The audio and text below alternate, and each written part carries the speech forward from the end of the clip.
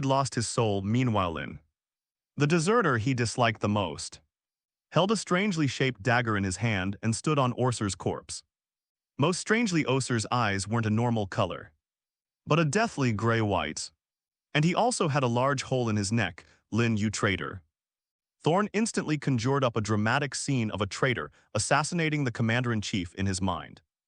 He drew his longsword almost reflexively. the tip pointing directly at Lynn. How dare you? You actually plotted to assassinate the commander-in-chief. His roar caused the Night's Watchmen behind him, who were still confused about the situation, to draw their weapons in an instant. More than a dozen longswords were all pointed at Lynn. The atmosphere in the room instantly became extremely tense. Stop! A powerful roar brought everyone to a halt. It's Giorgio's Mormont. He leaned against the wall and struggled to stand up straight. Put all your swords away. Anger burned in the old bear's eyes. The overwhelming aura emanating from the commander-in-chief silenced Thorn and the others, preventing them from making any further moves. Commander-in-chief, but he... Thorn wanted to argue further. I told you to put your sword away. Don't you understand, Sir Thorn? Mormont's voice carried an unquestionable command. Thorn's face turned a deep purplish red. He glared at Lynn fiercely, but ultimately reluctantly sheathed his longsword. The other Night's Watchmen also put away their weapons. Just now, Oser, he came back to life. Mormont's voice was deep, and every word seemed to be squeezed out from between his teeth. He wanted to kill me, Lynn and John saved me, these words, like a boulder thrown into a calm lake, stirred up a storm in the hearts of all the Night's Watchmen. Did it come back to life? Has Oser's corpse truly come back to life? Everyone's gaze instinctively turned to the corpse on the ground. The expressions on their faces changed from surprise and doubt to horror, and finally to undisguised fear. How is this possible? A young night watchman, his voice trembling. How could a dead person be? I saw it with my own eyes. Mormont interrupted him, his voice trembling with lingering fear. He's impervious to swords and spears. Possesses immense strength, is not human, he's a monster. Thorn's face turned pale, then flushed.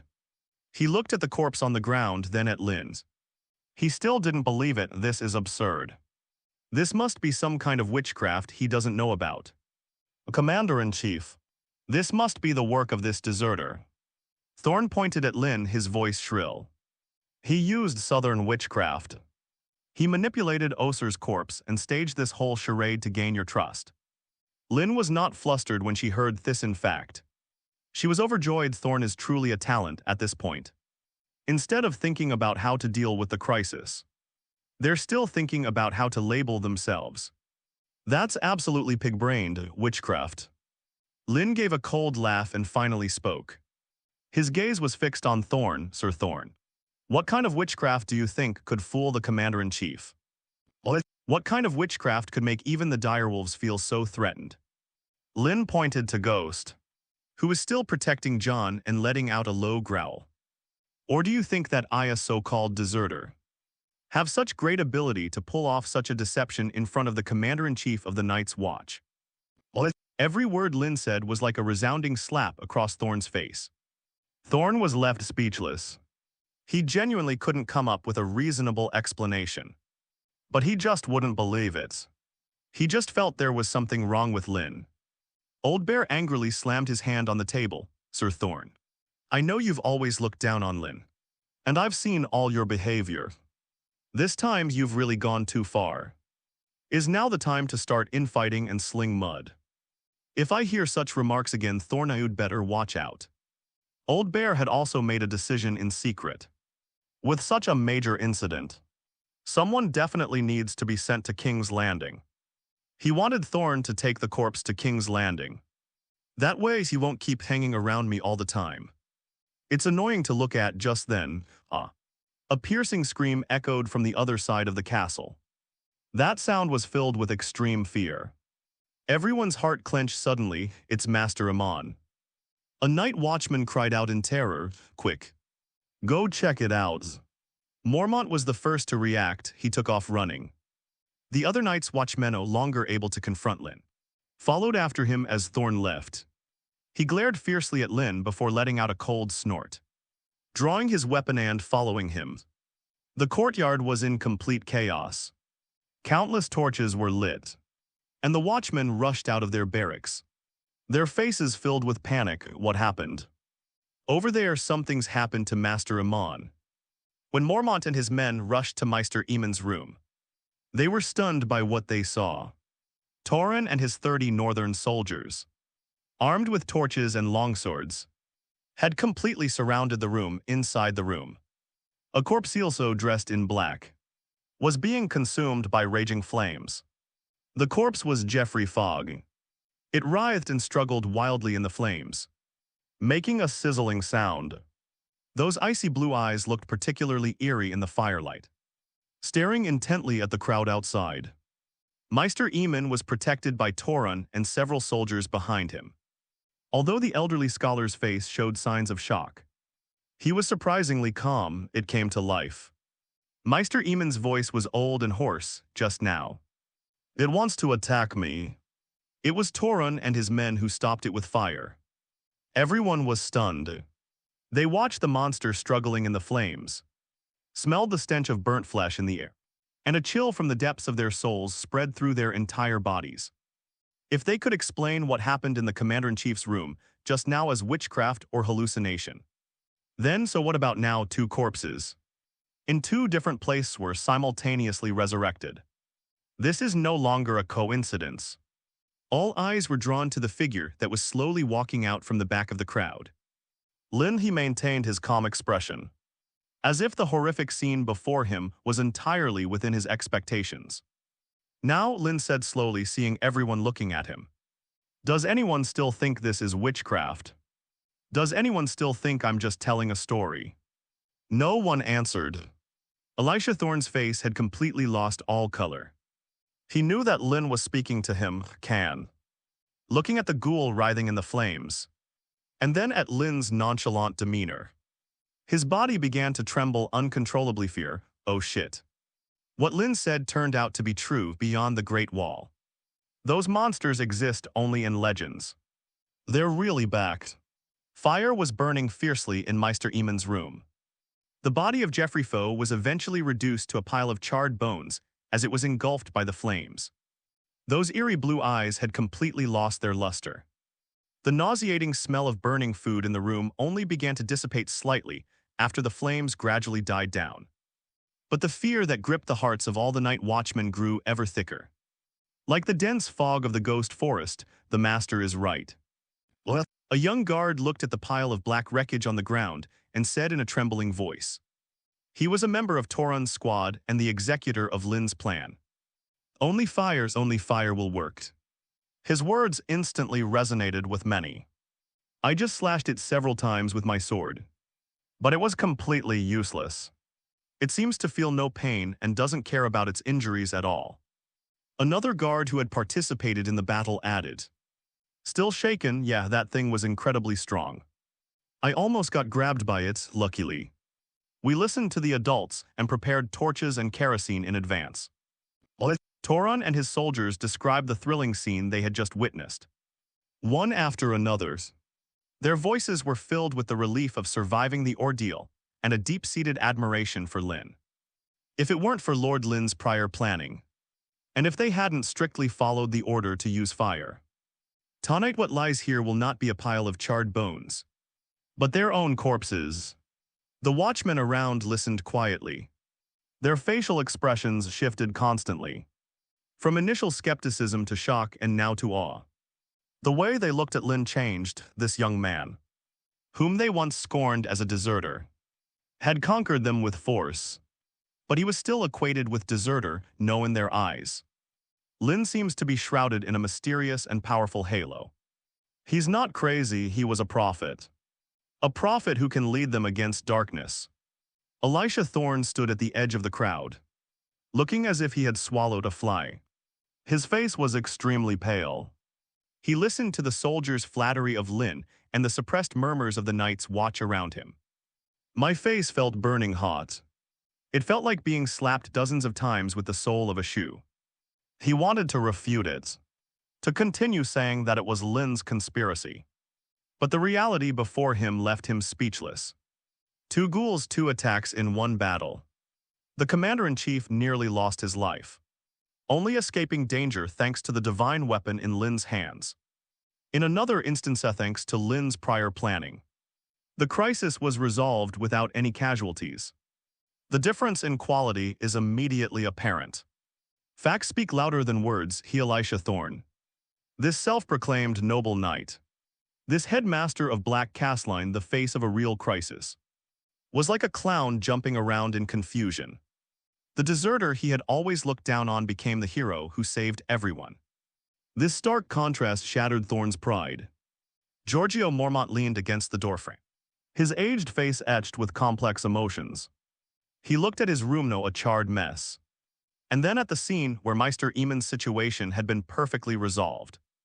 He knew that if it weren't for his momentary lapse of judgment, he wouldn't have completely heeded Lynn's advice. He even simply tied up the two corpses.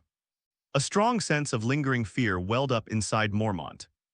His eyes were filled with gratitude as he looked at Lynn. That's no longer the appreciation a superior has for their subordinate. It was a survivor pulled back from the brink of death expressing heartfelt gratitude to his savior. Lynn Mormont walked up to Lynn. You saved me once. It also saved the entire Black Castle. This is what I owe you, Lynn shook her head slightly. I only did what I was supposed to do, Commander-in-Chief. No, Mormont's tone was extremely solemn. This is not something that should be done. You went against everyone's wishes. The responsibility lies with me. I didn't listen to you. Mormont's words were etched deeply into the hearts of every Night's Watchman present. The Commander-in-Chief has approved Lynn. No one dared to question Lynn anymore. No one dared to call him a deserter anymore. Lynn used 2 undeniable victories, and 2 ghouls burned to ashes to completely wash away all the stains on his reputation. Clean this place, Mormont gave the order to Thorne. His tone was cold and devoid of any emotion. He now dislikes Thorne very much. Clean all of this up. I will call an emergency meeting after dawn. Go and inform all officers that they must be present. After saying that, Mormont looked away from everyone and turned to walk towards his room. His back was somewhat hunched, but his steps were exceptionally firm. Everything that happened tonight made him realize one thing completely. The long night is truly coming. However, the Night's Watch was not yet ready. The crowd gradually dispersed, filled with fear and shock. The watchmen returned to their barracks. But everyone knows that tonight no one will be able to sleep. Jon Snow walked over to Lynn. He looked at Lynn. His gray eyes filled with admiration and a hint of dependence that he himself was unaware of. Lynn, thank you. Jon's voice was low. He was thanking Lynn not only for saving the Commander-in-Chief and Castle Black. It was Shirl who made him face reality. There really are those legendary White Walkers. Jon smiled bitterly. That's when I realized we weren't facing savages at all. We're actually facing these undead monsters. And my father almost beheaded you. On behalf of my father, I apologize to you. Lynn patted Jon on the shoulder. Don't worry, I'm not a petty person. Your father is responsible and is acting according to the rules. And aren't I still alive? Go and rest, there's a lot to do tomorrow.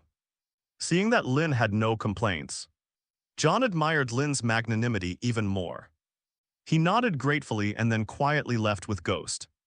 Lynn watched his retreating figure. He knew that this future Lord Commander of the Night's Watch would only truly grow up after tonight.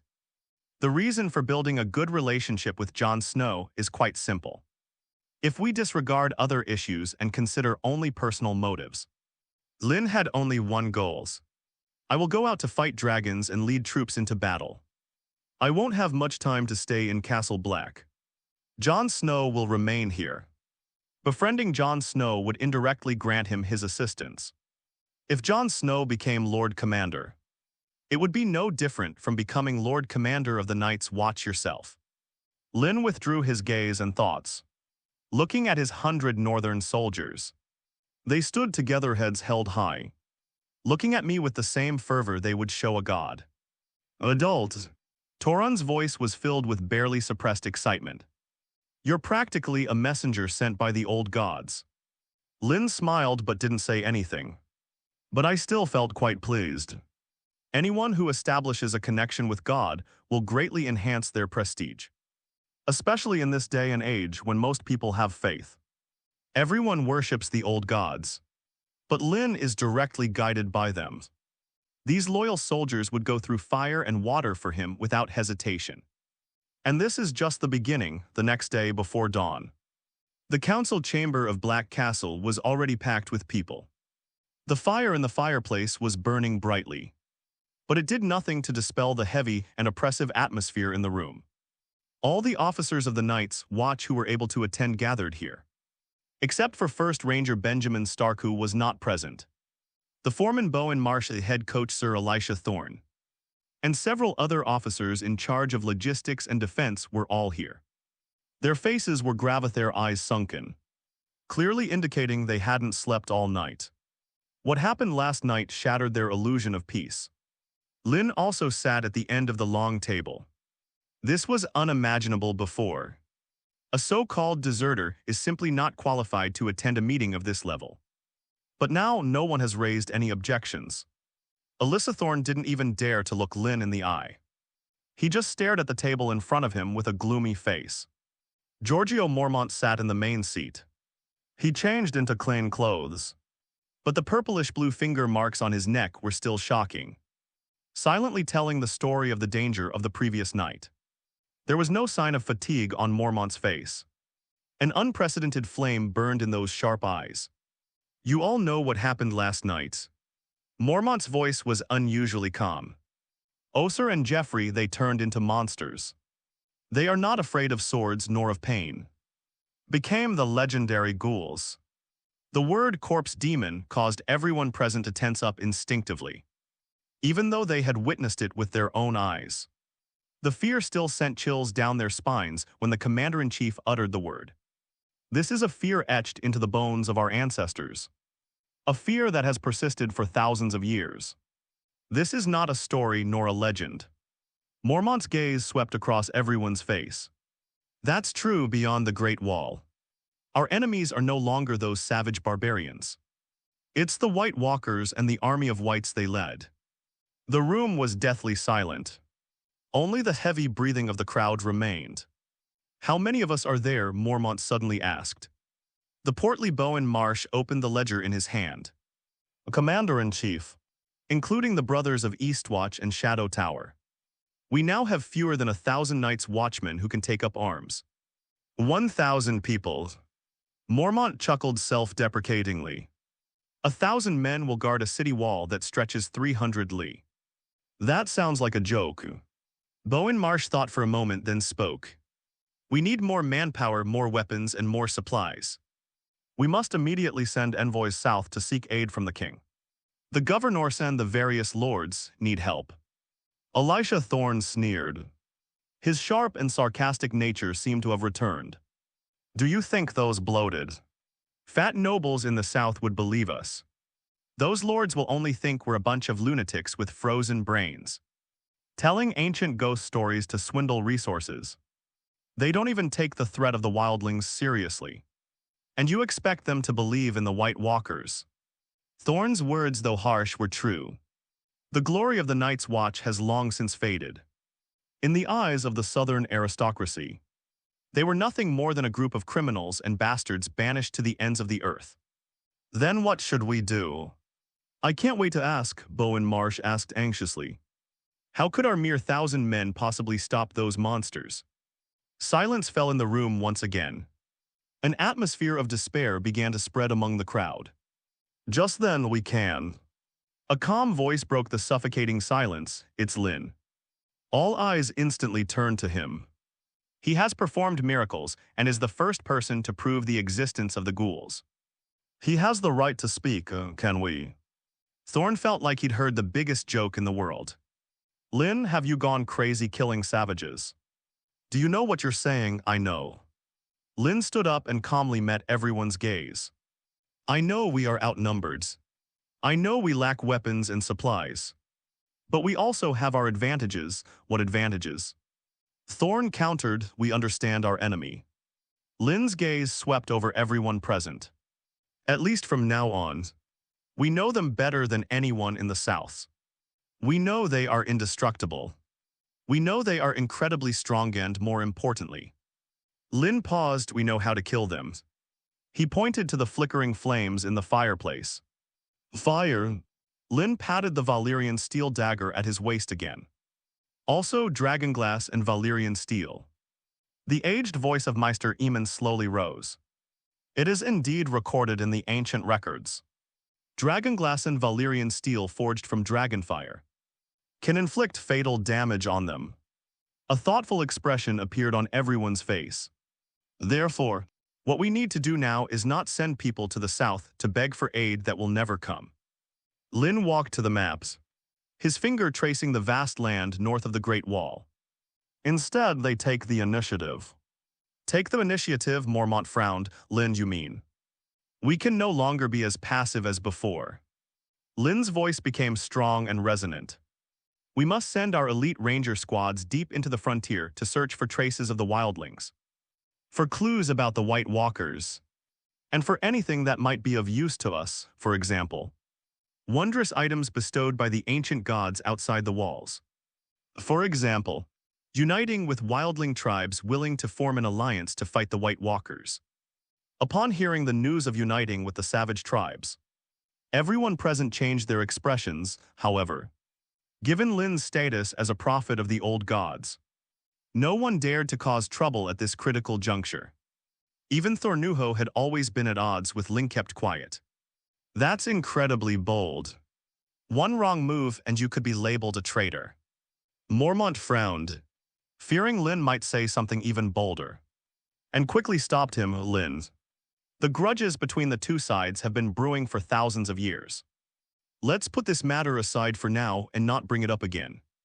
Lynn knew Mormont was acting out of kindness to protect her, and she wasn't discouraged, simply nodded. It will be perfectly feasible to form an alliance when the Night King marches south. He was just giving everyone a heads up, and didn't expect to convince them all at once. Lynn's gaze finally settled on the area marked Ghost Forest. He was carefully choosing his words and hesitated to speak. The others remained silent, waiting quietly for Lynn to continue. Combining the Frostheart grass he had previously acquired with the human skin map from the savage leader. Perhaps that marked point on the map is the place where the ancient gods bestowed the magical plant. However, Master Aemon said that Frostheart grass only has a strong effect on the first use.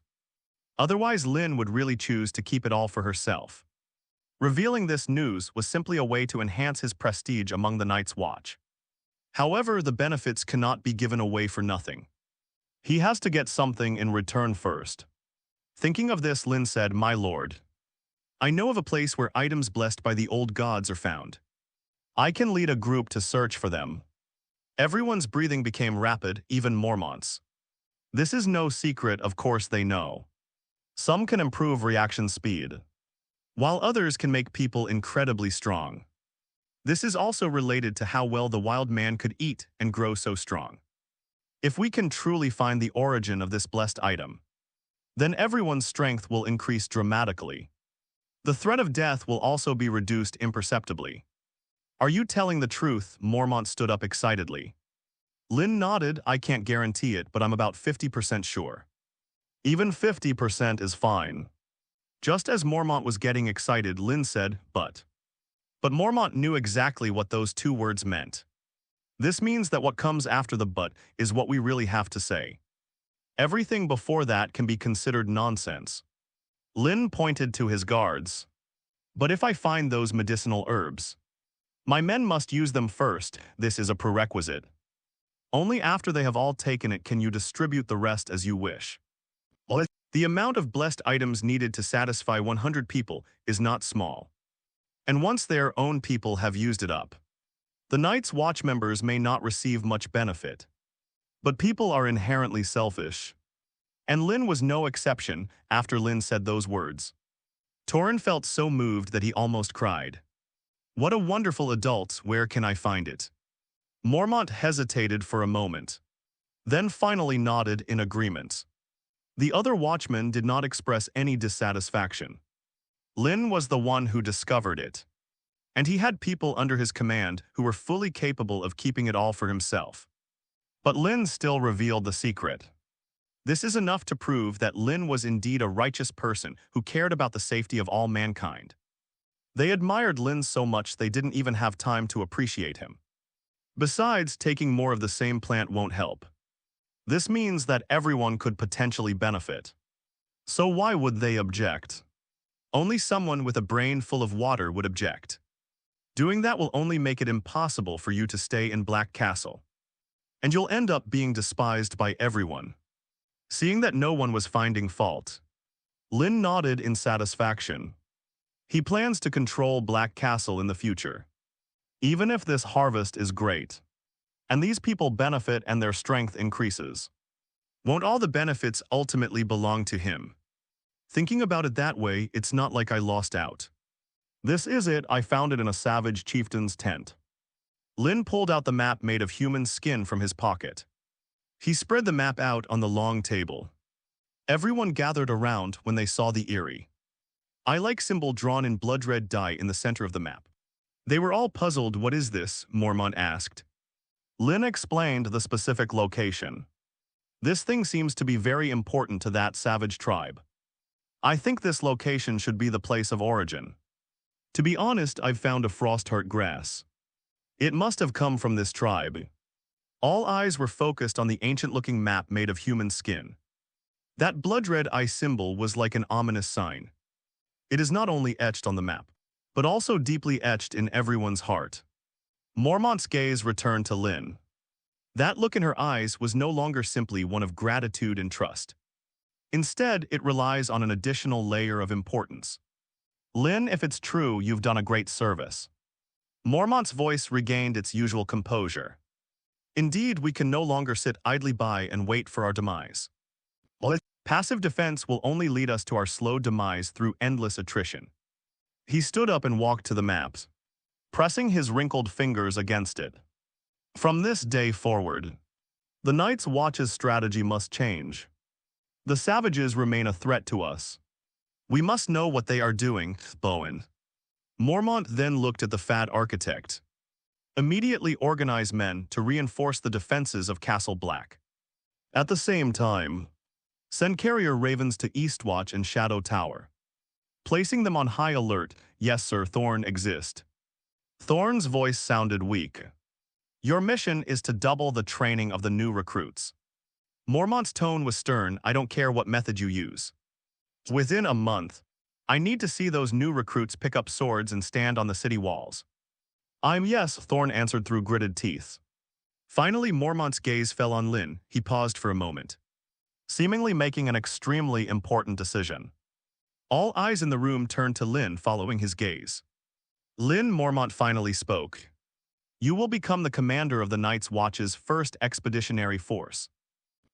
These words exploded in everyone's ears like a thunderclap.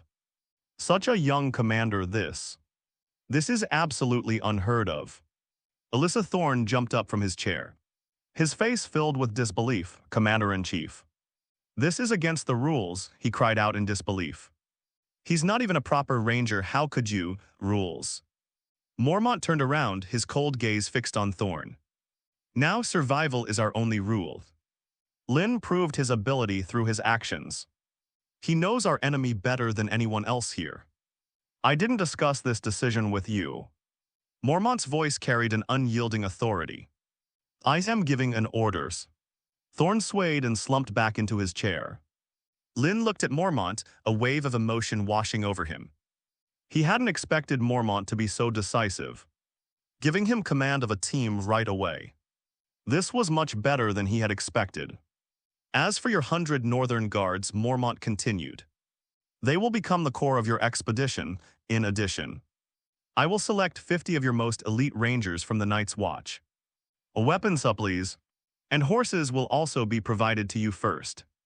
Mormont walked up to Lynn, his sharp eyes fixed on him. I have only one request, find that place on the map. Lynn met his gaze and nodded solemnly. Yes, Commander-in-Chief. The meeting has adjourned. The officers, each with their own concerns, left the council chamber one after another. Mormont was the only one left in the room. He sat back wearily in the main seat, rubbing his throbbing temples. The decision he just made had almost exhausted all his energy. He knew how controversial this decision would be, but he had no other choice. Faced with the threat of the White Walkers, All the old rules must be broken. He needs someone like Lynn, who doesn't play by the rules but always manages to create miracles, to pave a way out for the Night's Watch. But if you want Lynn to do her best. Mormont slowly stood up and walked to the corner of the room. There was a wooden box covered in a thick layer of dust. He blew the dust off the box and opened the rusty brass lock. Inside the box, a long sword lay quietly. The scabbard was made of black leather and inlaid with silver ornaments. At the end of the sword hilt is a bear head carved in silver. The bear's eyes are two tiny dragon crystals, Longclaws. The Mormont family's heirloom sword. A divine weapon forged entirely from Valyrian steel. Mormont reached out and gently stroked the cold scabbard. The image of a young man appeared in his mind, golden hair. Handsome face always carrying a hint of melancholy, Jorah. His son, the son who once made him incredibly proud, but ultimately brought him the greatest shame. Jorah was willing to sell slaves to satisfy a woman's insatiable desires. When the verdict was delivered, Eddard chose to flee, escaping to the free city-state across the narrow sea. He betrayed his family, betrayed his honor, and became an exile. Mormont's heart ached as if it were being cut by a knife. He donned a black cloak and came to the Great Wall. Attempting to wash away the shame his son had brought upon the family with this cold wasteland. Jorah still has some conscience. He didn't sell the sword, he kept it. There were no letters, no words spoken. Only this Valyrian steel sword, representing the glory of House Mormont's long claws. At least he has some conscience, Mormont muttered to himself, a hint of bitterness in his voice. He knew that his son's relinquishing of the sword meant that he had completely relinquished his right to the inheritance. He also relinquished his status as a member of the Mormont family. From then on, he kept the sword locked in this box. It shouldn't be gathering dust here. An idea became increasingly clear in Mormont's mind. It should belong to a true warrior, a brave, fearless person who understands honor and responsibility. A person who can wield it to fight against the coming long night. Another young face appeared in his mind, calm, decisive, with an inextinguishable flame always burning in his eyes. Lynn Mormont's eyes became incredibly determined. He closed the box, hugged it, and walked out of the council chamber. Lynn was in his room, studying the roll of human skin map. The map is made of a very special material.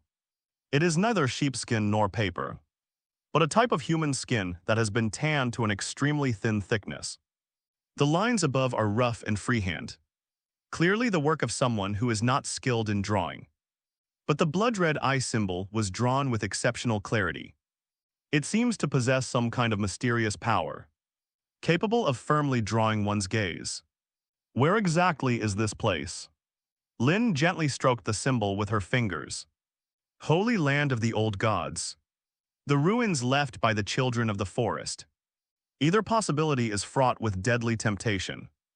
He knew that Commander-in-Chief Mormont's order for him to find this place was a test, but also a huge gamble if they win the gamble. The Night's Watch might become stronger overall, which is key to fighting the White Walkers. If they lost the bet, the expedition would disappear forever into the icy wilderness beyond the Great Wall. Lynn enjoys this kind of gambling and clearly. He's not the only one, at least Mormont was the same. Instead of fear, Lynn felt a surge of intense excitement. He carefully rolled up the map and tucked it away close to his body. Then he picked up the Valyrian steel dagger. The cold, clay-like handle fit perfectly in his palm. He slowly drew his dagger strain. Flowing ripples on the blade shimmered with a mysterious light in the dim room. This is a perfect killing tool. Lightweight, sharp, and lethal against White Walkers. But it's too short on a real battlefield. Against enemies wielding long-handled weapons. The dagger is too limiting. I still need a real primary weapon, a longsword. Also forged from Valyrian steel. The image of Longclaws flashed through Lynn's mind. He knew that the sword was in Castle Black, in Mormont's hands. He also knew that he had paved the way for obtaining that sword last night. Now all he can do is wait, tap tap. A steady knock sounded on the door, come in. Lynn sheathed the dagger and looked up. The door was pushed open. Giorgio Mormont came in carrying a long, rectangular wooden crate. Lynn's heart skipped a beat. "It's here." His face remained expressionless as he stood up from the bed and bowed slightly. "Commander-in-Chief." Mormont placed the wooden box he was carrying on the only table in the room. The wooden crate having remained untouched for years made a dull thud, stirring up a cloud of dust. Mormont didn't speak, he just watched Lynn quietly. Those sharp eyes held a complex emotion that Lynn had never seen before. There was appreciation, gratitude, a reliance, seemed a hint of a father's expectation of his son. The atmosphere in the room was somewhat somber. "Lynn." After a long silence, Mormont finally spoke, breaking the stillness. "I know my decision last night put you at a great risk." He was referring to the fact that the body was not burned directly, but rather taken back to the castle. "You are the commander-in-chief. Your decisions do not require explanation to me." Lynn answered calmly, "No." Mormont shook his head. "A good leader not only needs to be able to give orders, but also needs to know how to admit their mistakes." He took a deep breath, as if to exhale all the pent-up frustration in his chest. "If I had followed your advice completely last night, perhaps none of this would have happened. Almost got myself killed, but in the end, you took the most correct precaution, didn't you?" Lynn looked at him and spoke. "You will keep the bodies separate and guard them carefully, and ensure everyone keeps their weapons at all times. This has minimized casualties to the greatest extent possible." A bitter smile appeared on Mormont's face. "You don't need to comfort me, child. I know I'm bound by those damn rules and traditions. And you showed me how utterly vulnerable those so-called traditions are in the face of true darkness." Mormont turned to the side. He reached out and gently stroked the dusty wooden box on the table. "I thought about it for a long time last night." Mormont's voice echoed slowly in the quiet room, carrying a sense of relief. "I'm wondering, why did I put on this black outfit and come to this godforsaken place?" He didn't look at Lynn's. His gaze seemed to pierce through the thick stone wall, looking towards the distant south, to the home he could never return to. "Bear Island, that's my home. Although it is small and not wealthy, the people there are brave and loyal. The women of the Mormont family, like the men, are born warriors. They will defend their homeland with their lives." Lynn listened quietly without interrupting. He knew that the old man needed a listener. "I once had a son, Jorah." Mormont's voice became somewhat hoarse. "He is my son and the rightful heir to Bear Island. I had high hopes for him, believing he could carry on the glory of the Mormont family. I passed this sword on to him." Mormont slammed his hand heavily on the wooden crate. "This is our family's Valyrian steel sword, Longclaw, passed down through generations. I thought he would wield it like I did, like all our ancestors, to defend the North, to defend our homeland. But he disappointed me." Mormont clenched his fist on the wooden crate. "He abandoned everything for a woman who only loved money and vanity. He sold slaves, violating the kingdom's harshest laws. When the verdict was delivered to Bear Island, he acted like a coward and actually ran away. He fled to the other side of the narrow sea, leaving shame upon the entire Mormont family." At this point, Mormont's body trembled slightly. Those aged eyes were filled with pain and anger. As for Bear Island, with his departure, two women, Meg Mormont and Lyanna Mormont, were left to uphold the orthodoxy. Everyone says the women of the Mormont family are no less capable than men. But he knows all too well how difficult that is. Perhaps he shouldn't have come here in the first place. Mormont's thoughts returned, and he took a deep breath to calm himself. Later, he kept the sword. He didn't say anything, but I knew he had given up. He gave up Bear Island, gave up the Mormont names, and he gave up his right to be my son." Mormont unlocked the wooden crate. With a creak, it made a sound. The lid of the box was slowly lifted. An ancient yet ornate longsword lay quietly on a dark red velvet cushion. At the end of the sword hilt, the silver-carved bear head still gleamed with a cold luster in the dim light. "I've kept it locked here ever since. I no longer deserve it." What right does a father who can't even teach his own son, a coward who fled to the Great Wall because of his son's disgrace, have to wear this sword that represents honor? It belongs to a true warrior.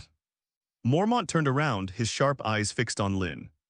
That gaze was as intense as the flames in a fireplace. Lynn, last night you saved my life. Today, you have once again shown the way for the entire Night's Watch. You are brave, fearless, calm, and possess the determination to fight against darkness. You are 100 times, 1,000 times better than my good-for-nothing son. Mormont's voice became firm and resolute, filled with unquestionable determination. This sword shouldn't be gathering dust here. It should be in the hands of someone who can make it shine again. Mormont stretched out his hands. He solemnly took the longsword out of the box.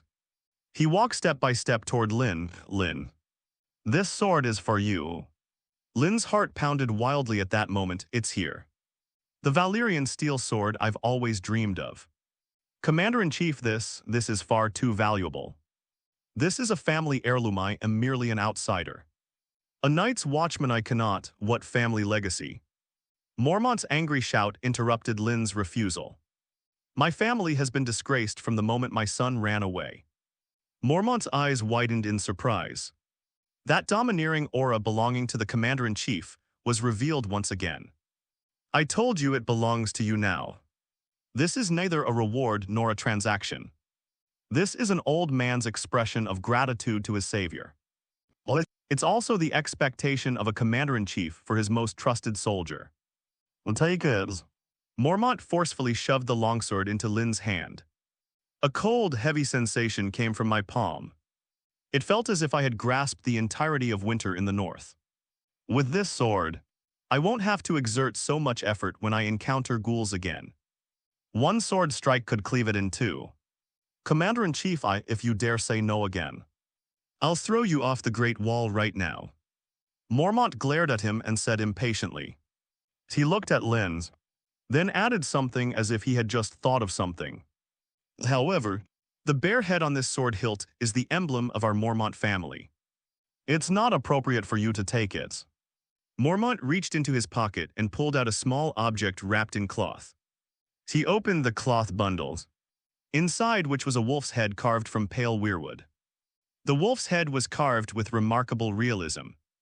2 red garnets were set in the place where the eyes were, shimmering with a blood-red light under the light. This was carved for you by Meister Aemon, whom I asked to have someone carve it overnight. You saved the Stark children and now you serve the Starks. So you're practically half a Stark yourself. Put this on instead, a direwolf just right. Mormont placed the wolf's head in Lynn's palm. Lynn looked at the weirwood wolf head in his palms, then at Mormont's aged face, which was filled with sincerity. He knew that the old man truly saw him as his hope. They also regarded him as an heir to whom they could entrust everything. This profound trust is far more valuable than the Valyrian steel sword itself. Lynn opened his mouth, but all his words ultimately boiled down to just 2 words. Thank you. He originally thought all the natives of this world were NPCs. Acquiring treasures or learning skills is simply a way to improve oneself. After obtaining the steel sword, the joy gradually faded. He had already felt the responsibility that came with the steel sword. Lynn did not refuse again and carefully put away the wolf's head. Then he bowed deeply to Mormont. Commander-in-Chief, I assure you, this sword will never be disgraced in my hands. I will use it to bring dawn to the Night's Watch to the north. Mormont looked at Lynn and nodded with satisfaction. Wells, he patted Lynn on the shoulder heavily. He turned around without a second thought and strode out of the room. That not-so-robust figure appeared incredibly tall at that moment. The next day at noon, the Black Castle's canteen became unusually lively. The fear from last night hasn't completely subsided, but those who are alive still need to eat. The watchmen gathered in 2s and 3s, munching on hard black bread and whispering about what had happened the night before. Have you heard? In the Commander-in-Chief's room, Oser's body has really come back to life. Of course I've heard. I was outside at the time, and the noise was like a house being demolished, and then What happened next? It's Lynn that Lynn rushed in. And John that B ***** D. I heard that the monster was impervious to blades and spears. And Lynn killed it with a single dagger, really. That amazing, absolutely true, later. Master Aemon's place also caught fire. And Jeff's body came back to life. It was Lynn's men who burned him to death. The discussions were filled with awe and curiosity towards Lynn. This former deserter became a legendary hero overnight. Elisha Thorne sat alone in the corner. His face was grim and he remained silent. He could sense that the Night's Watchmen who had once treated him with utmost respect were now looking at him with a subtle air of distance and disdain. When Lynn walked into the cafeteria, the entire cafeteria fell silent instantly. All eyes turned to him. Lynn ignored the stares. He was given the same black bread and meat soup as everyone else. Then carrying his tray, he walked toward the table where Jon Snow was. Sitting next to Jon were several new recruits, including Glenn Piperand's Sam. Since Lynn helped them resolve their misunderstandings last time, their relationship has improved considerably, and they are currently having a lively conversation. It seems Jon is doing quite well these days. He's doing quite well among these new recruits, at least. Seeing Lynn approach, they all instinctively stood up, their faces showing a mixture of unease and respect. Lord Lynn Gran even used honorifics. Don't be nervous, have a seat. Lynn gestured for them to sit down, and then sat down next to Jon. The newly replaced longsword at his waist gently tapped against the table leg as he sat down, producing a clear melodious sound. Everyone's attention was drawn to the sword. A black scabbard with silver trim and, at the end of the hilt, a lifelike white wolf head carved from weirwood. The wolf's eyes are two blood-red garnets. This is. The Night's Watchmen's eyes widened in surprise. They stared intently at the sword, their breathing becoming rapid. They recognized the sword. I've also seen Commander-in-Chief Mormont wear it. That's the Mormont family's heirloom sword Longclaw. Why is it here? Why did it end up on Lynn's waist? Furthermore, why did the bear's head on the sword hilt turn into a wolf's head? All the Night's Watchmen who recognized the sword were stunned. Bowen Marsh gaped, completely unaware that the bread in his hand had fallen into the soup. Elisha Thorne's face turned deathly pale the instant he saw the sword. He suddenly stood up from his chair, pointing at Lynn and spouting nonsense. Longclaws. The Valyrian steel sword of House Mormont. How did it get here with you, you thief? You shameless thief. You actually stole the Commander-in-Chief's sword. Thorne's roar echoed through the silent dining hall. Everyone was stunned by this sudden turn of events. Stealing a sword. Lynn stole the Commander-in-Chief's family heirloom sword. How is that possible? Lynn raised his head. Calmly looking at Thornuho was acting like a madman. A mocking smile playing on his lips, he didn't speak. Because he knew that he didn't need to explain at all. Would a thief bring stolen goods out into the open? Thorne regretted saying those words immediately afterward. The constant setbacks he suffered at Lynn's hands completely changed him. Thorne really dislikes Mehas like a leech. I can't get rid of him no matter what I do. A third time is not enough. A fourth time is also not acceptable. Lynn began to plot how to kill this troublemaker without anyone noticing. It's difficult to do this at Castle Black. A sudden inspiration flashed through Lynn's mind. He recalled the attack he had been subjected to. That assassin is a perfect entry point. Just as Lynn was pondering, a loud and authoritative voice came from the entrance of the cafeteria. Mormont entered, surrounded by a group of quartermasters. His gaze swept coldly across Thorne's face. I gave it to him, what? Thorne stared at Mormont in disbelief. Commander-in-Chief, what did you say? I said Longclaw was a gift I gave to Lynn. Mormont walked over to Lynn and placed his hand heavily on his shoulder. Then, he looked around the room and announced to everyone in an unquestionable tone. Lynn saved my life, saved the entire Black Castle. He proved his loyalty and courage through his actions. From this day forward, he is not only a benefactor of the Night's Watch, but also a warrior recognized by Major Mormont. He deserves this sword. The entire cafeteria was completely silent. Everyone was stunned by Commander-in-Chief Mormont's words, their minds reeling to give away a Valyrian steel sword, a family heirloom passed down for hundreds of years. To a stranger, this is just too against the rules. It's important to know that Valyrian steel swords are family heirlooms, usually held by the current head of the family. That's more than just a Valyrian steel sword. It has a rich and moving history behind it, and its significance to the entire family is self-evident. This is no longer a simple reward. This is a form of recognition. It's more than just a request, it's a trust.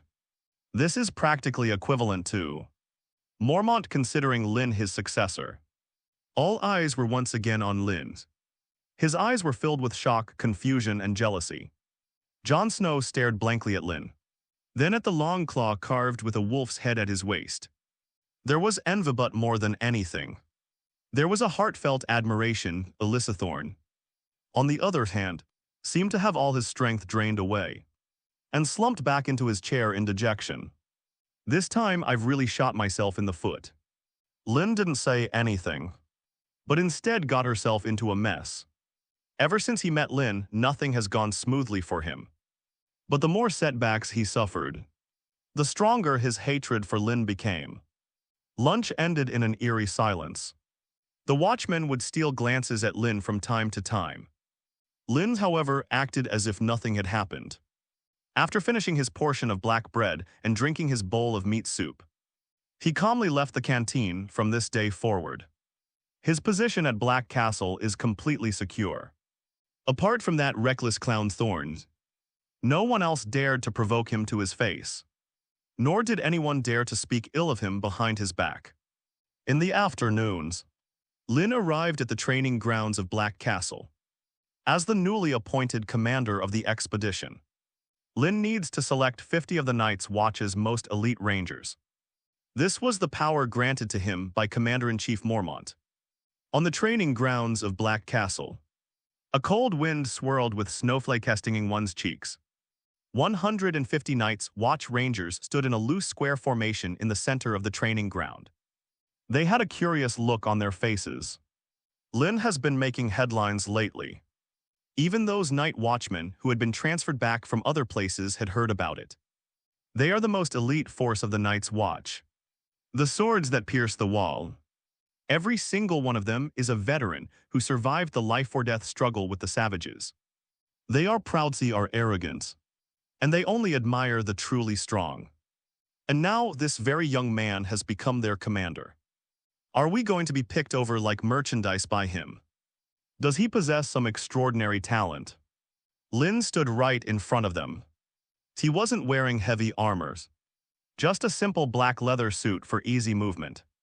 The hilt of the sword had been replaced with a long claw made of a wolf's head from the weirwood tree, which hung quietly at his waist. Behind him stood his 100 battle-hardened northern guards. They were like a pack of silent wolves, their eyes fixed on the Night's Watchmen dressed in black in the arena. Giorgio Mormont stood on a high platform beside the training field. His aged face was expressionless, but those sharp eyes were fixed on Lynn in the arena. This is Lynn's first day as a commander. This was also the first step he took in truly taking control of the expedition team. I saw it, many of you look down on me, Lynn spoke up. You all think I'm just a greenhorn who climbed to this position by luck and the commander-in-chief's favor. You think I'm not qualified to command you. The training ground was deathly silent, no one objected. But that silence itself was a tacit agreement.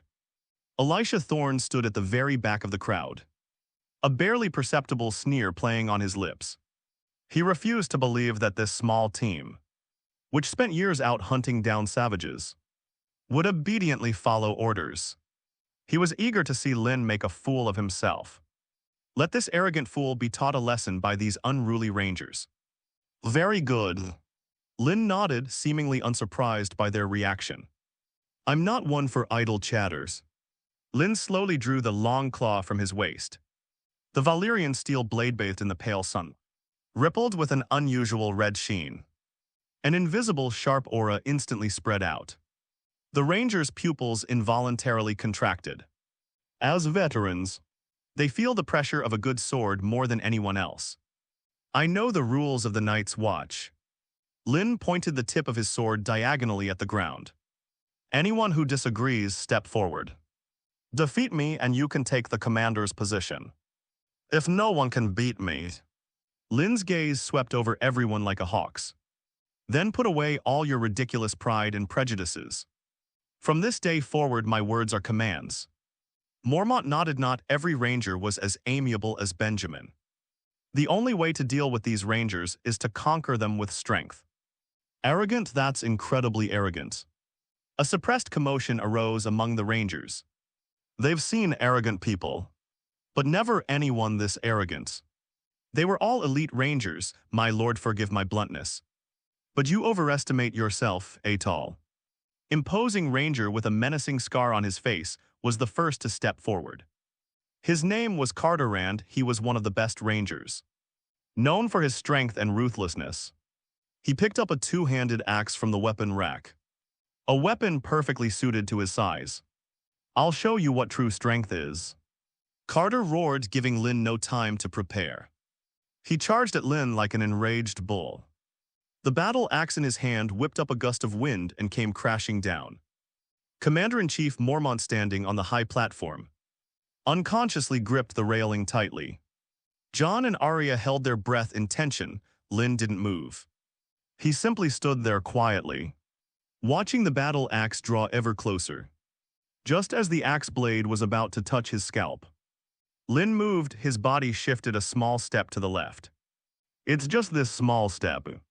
The battle axe grazed the tip of his nose and slammed heavily onto the spot where he had just been standing. That's the only drawback of heavy weapons. If the enemy is not fully armored, it is almost impossible to hit them effectively. Boom. Frozen mud splashed everywhere. Carter's body stiffened briefly due to the excessive force he exerted. But for Lynn, an expert swordsman, this opening was enough. The Longclaws moved. A white lightning bolt flashed and disappeared in the air. Quick, it's almost at its limit. Carter only felt a blur before his eyes, and a long claw was already pressed against his throat. If Lynn had taken one more step, would have died on the spot. Carter gave a wry smile and dropped his weapon. My lord, I admit my mistake. I was very rude just now. Lynn sheathed his sword and Chanka nodded. His gaze then fell upon the rangers, who were completely stunned. Next, the mere word calm conveyed an invisible pressure to them. Sold out instantly, a clean and swift kill. Carter, the strongest among them, couldn't even withstand a single blow from his opponent before his vital points were blocked. What terrifying power! Why is his sword so fast? Who could beat him in a one-on-one fight? Elisha Thorne's sneer had already frozen this guy. Is he even human? He felt that Lynn's swordsmanship seemed to have improved considerably. If I were to spar with Lynn again, it probably wouldn't be long before I was completely overwhelmed by him. Can anyone tell him what the hell is going on? The remaining rangers looked at each other. The defiance and disdain on his face had long since vanished. They weren't fools. Lynn's sword was clearly far superior to theirs, and going up against him would only be humiliating.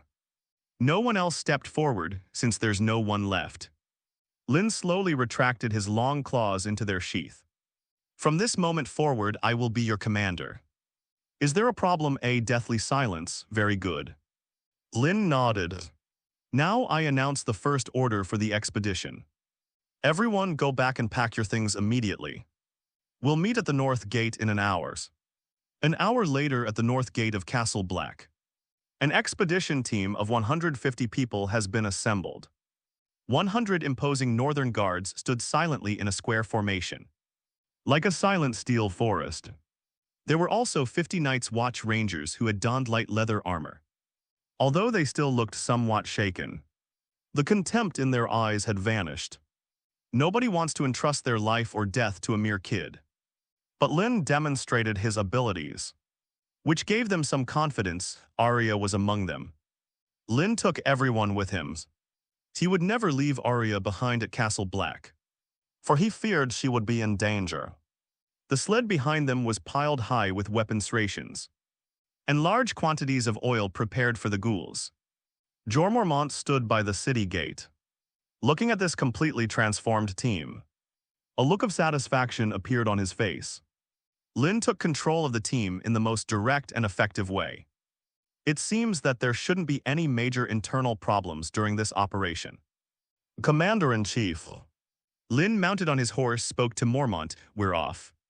Mormont nodded. "Be careful, Lynn." He looked at Lynn and added, "Come back alive."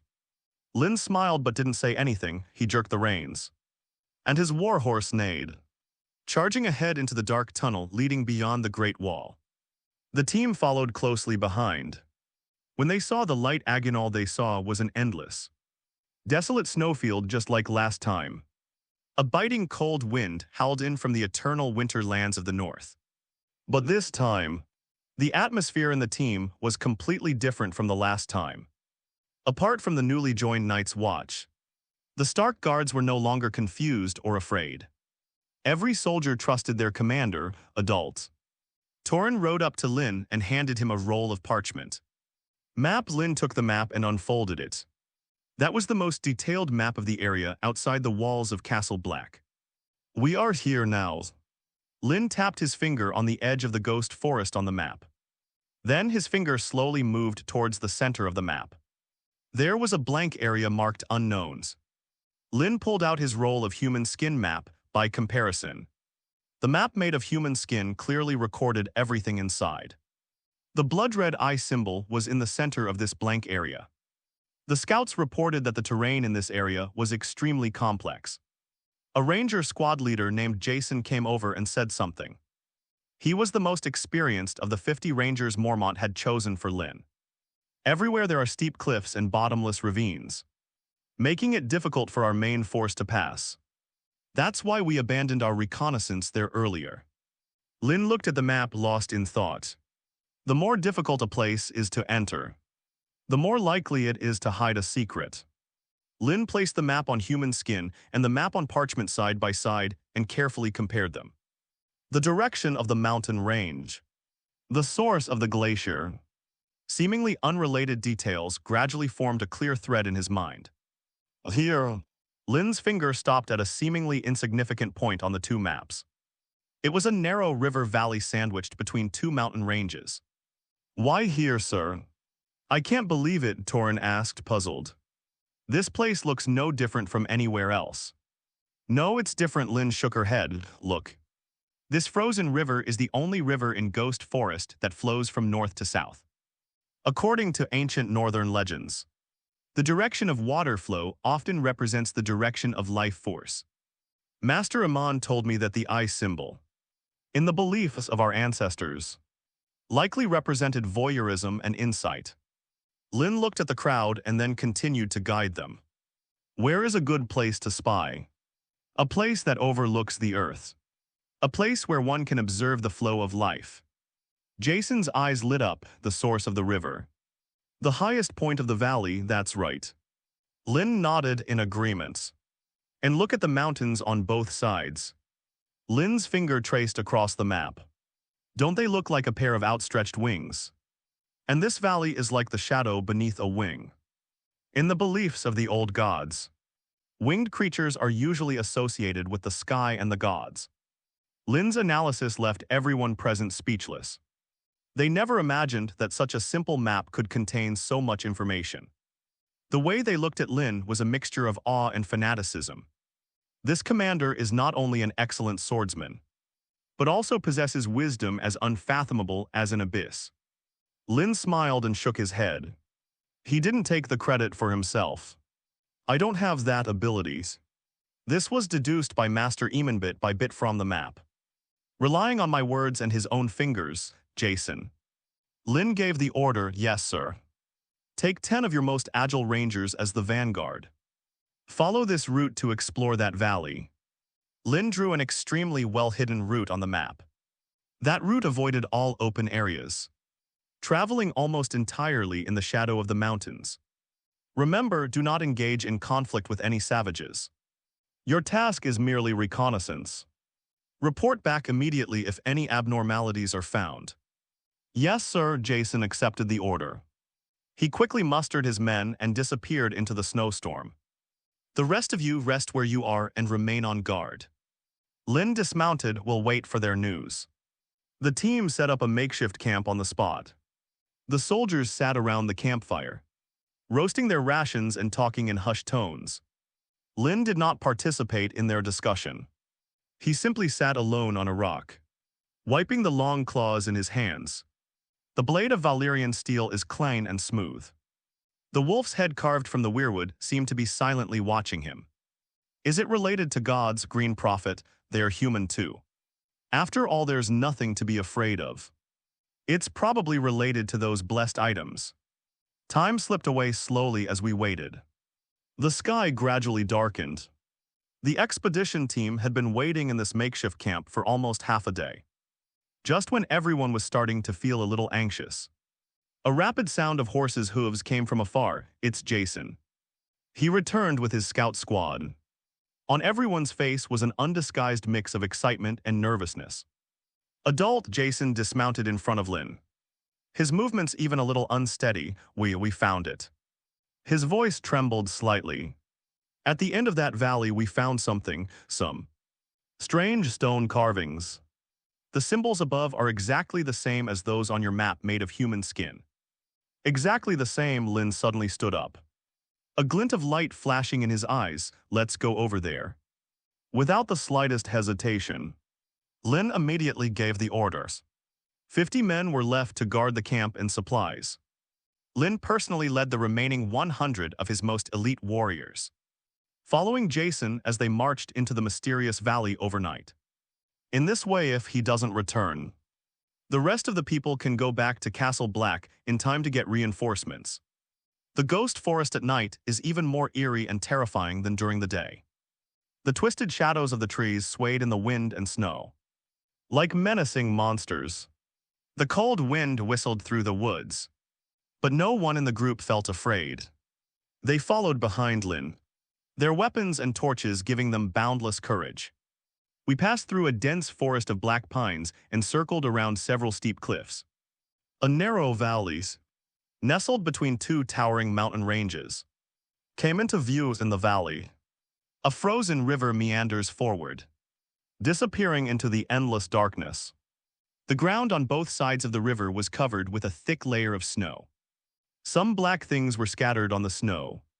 Lynn took a closer look, and his pupils involuntarily contracted. Those are bones. Human bones. Piles of human skeletons were carelessly discarded on both sides of the river. Some bones still bear the marks of being gnawed by wild animals. This is, Torin gasped, is this a slaughterhouse? No. Lynn shook his head, his expression grave. This is a warning. He pointed to the arrangement of the skeletons. They are not randoms, but deliberately arranged into bizarre spiral patterns. Lynn had seen that pattern in the original description. It is the symbol of the White Walkers. Have been here, Jason's voice was trembling. All the soldiers instinctively gripped their weapons tighter, scanning the surrounding darkness warily. It was as if countless pairs of icy blue eyes could burst forth at any moment from that endless darkness. Keep going, Lynn's voice broke the suffocating silence. There was no fear on his face. On the contrary, it was an almost fanatical excitement. The more dangerous and bizarre it is, the closer he is to that secret. The team carefully made their way along the frozen riverbed, heading deeper into the valley. Each step treads upon bones that have slumbered for countless years, producing a crunching sound. We walked for about an hour and a half. The valley has come to an end. Before them lay a massive cliff face, as if cleaved by a knife and axe. Below the cliff face is a naturally formed cave. Found it. That place on the human skin map. At the entrance to the cave stands a huge black rock that juts upwards like fangs. The rock was entirely black. With a surface as smooth as a mirror, it was dragon crystal. A huge dragon crystal, oh my god. Everyone was stunned by the unimaginable sight before them.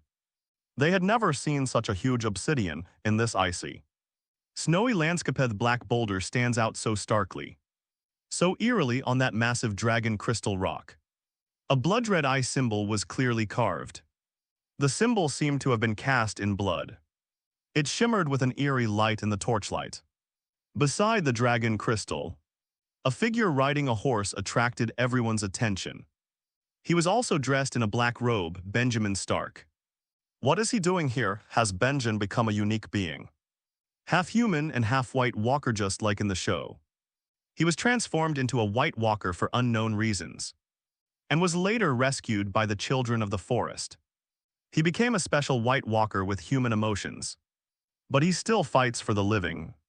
Could this be where Ban Yang met his end? Be careful. Lynn's hand unconsciously reached for the Longclaw at his waist. Previously, Banyan led his squad of rangers toward Frostfang in the northeast. Their purpose was to investigate the rumors surrounding the gathering of tribes by Mansred, the king of the frontier, but now he's here. And his teammates are nowhere to be found, forcing Lynn to be extremely cautious. Lynn led his men toward Ban Yang, getting closer and closer. Ban Yang turned around abruptly, noticing a commotion behind him. He was visibly taken aback when he saw Lynn. When Lynn got closer, he realized that Banyan's body was covered in wounds, clearly indicating that he had been through a major battle. But one thing is certain, he is not a White Walker. Lord Ban Yang, what brings you here? Lynn also voiced the question that had been bothering her.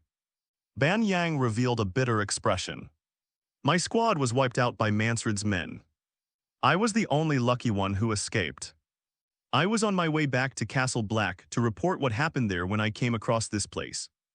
Banyan's words gradually relaxed Lynn's tense body. Lynn and the soldiers walked to Banyan's side and gathered around the huge dragon crystal. Do you know what this is? Ban Yang's voice was filled with awe for the unknown. It looks like an altar. Lynn walked around the dragon crystal once and spoke slowly. An altar, that's right. Lynn's gaze was fixed on the blood-red eye symbol. An altar used for sacrificial rites. He could feel a sense of unease just looking at the dragon crystal. Is this place a shrine to the god of cold? Is it a place used by those savage people who worship the god of cold to communicate with their god? Lynn first had his men take Ban Yang away to treat his injuries, and then carefully searched the huge dragon crystal with his eyes. Soon, he discovered a cleverly concealed indentation at the bottom of the altar. The recess shape resembled a small niche. The entrance to the niche was sealed off by a black stone slab of the same material. On the stone slab, some twisted and ancient runes were carved. It is the writing system of our ancestors. Although Lynn couldn't understand it, he could guess what it meant. That was probably some kind of warning or curse. Sir, look here. A guard pointed to the ground around the altar. Scattered on the ground were some dried bloodstains. There were also some fresh footprints. The footprints were messy, extending into the snow in front of the altar before disappearing. There were also some human skeletons on top, with the flesh completely shaved off. They were here not long ago, Lynn frowned. Those savages who worshipped the god of cold have been here. They held some kind of ceremony here. Then where did they go? A sense of foreboding welled up in Lynn's heart. He no longer hesitated. Torrin Harvey, exist.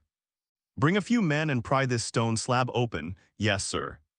Several strong guards immediately stepped forward. They used their longswords and battle axes as crowbars, inserting them into the cracks in the stone slabs. 1, 2, 3, go, with a loud shout from Torrin. Several guards exerted force simultaneously. The heavy stone slab emitted a teeth-grinding scraping sound. Then a crack was slowly pried open, and even colder. More ancient aura surged forth from the crevice. Everyone instinctively took a step back. Only Lynn, instead of retreating, advanced. His eyes were fixed on the dark slit. It was as if they wanted to see through all the secrets inside. Push harder, the guards exerted their strength again. Boom! The stone slab was finally pried open completely and slammed heavily to the side. A pitch-black hole appeared before everyone. Inside the cave, there was utter silence. It felt like a connection to another world. Lynn raised his torch and was the first to go inside. The cave was much more spacious than I had imagined. A stench mixed with dust and millennia-old ice wafted, making one's nose sting. The torchlight flickered in the narrow passageway, stretching and distorting the mottled shadows on the walls. As if they had come alive, the walls are covered with murals. The style is bold and the lines are simple. Yet it exudes a primal and unsettling feeling. After just a few glances, all the northern soldiers felt a chill run from the soles of their feet to the back of their heads. The first mural depicts a group of humans wearing animal skins. They knelt on the snow, bowing in worship toward a red eye burning with flames in the sky. In the second mural, another blue eye descends upon the earth. Wherever it passes, forests turn into ice sculptures. Rivers freeze and the earth is covered with ice and snow. The third mural depicts humans dressed in animal skins felling a sacred tree. The children of the forest appear, and they fight against these humans, leaving corpses strewn across the land. The fourth mural appears to have been erased, leaving only the image of a child of the forest plunging a dagger into a human's chest. The dagger emitted a faint blue lighthand in the sky. A giant blue eye was watching all of this. The fifth mural depicts countless fallen corpses rising again from the snow. Their empty eye sockets gleamed with the same blue light as the dagger, coalescing into an endless army of the dead. The last mural depicts the surviving ancestors fleeing south in panic as they are pursued by an army of the dead. Behind them lay an overwhelming mass of white bones and despair. The Long Night. This is the legendary Long Night. An elderly ranger's voice trembled, and he could barely hold his sword. Legends are, after all, not stories. These murals are the most direct and bloodiest record of that catastrophe that nearly destroyed all living beings. Lynn's gaze did not linger on the murals for long. His gaze traveled through the narrow passageway, landing directly at the deepest part of the cave. There is a platform sculpted from ice crystals. On the platform, something seemed to be reflecting a faint light in the firelight. What is that? Lynn's heart skipped a beat without warning, and then began to pound violently. He quickened his pace and walked over. As the distance closed, the outline of the object became clearer. It's an egg. One is about the size of a melon, a stone egg, entirely ice blue in color with a surface covered in fine, scaly patterns. It lay there quietly on the ice crystal platform, as if it had been asleep for millions of years, merging with the surrounding millennia-old ice. But Lynn knew this was no ordinary stone. That perfect oval shape, that scaly pattern covering the surface, everything about it told him of a crazy possibility. Dragon eggs, a completely petrified dragon egg. Dragon egg. Following behind Lynn, Torrin also saw what it was. His throat felt like it was blocked by something, and he managed to squeeze out 2 dry words. His voice sounded particularly abrupt in the deathly silent cave. Everyone gathered around, their eyes fixed intently on the stone egg. Their expressions were a mixture of curiosity and a hint of fear stemming from their bloodline dragon. Those magical creatures that only exist on the coat of arms of the Targaryen family. They had disappeared from this continent for over 100 years. Why are its eggs here? It appeared outside the Great Wall, in this savage altar dedicated to an unknown deity. Lynn had assumed that there was treasure hidden inside, or perhaps a blessing even with the worst luck. At most, they might find some ancient artifacts like those of the children of the forest, or some clues about the White Walkers. Who would have thought that there was a dragon egg hidden inside? Although it appears petrified, it is still a dragon egg. As long as it's a dragon egg, there's a chance it will hatch. Daenerys Targaryen's little dragoness. Didn't she just create 3 real dragons from 3 fossilized eggs? As long as a dragon can be hatched, Robert's throne, the Lannister gold mines, or the so-called honor of the North.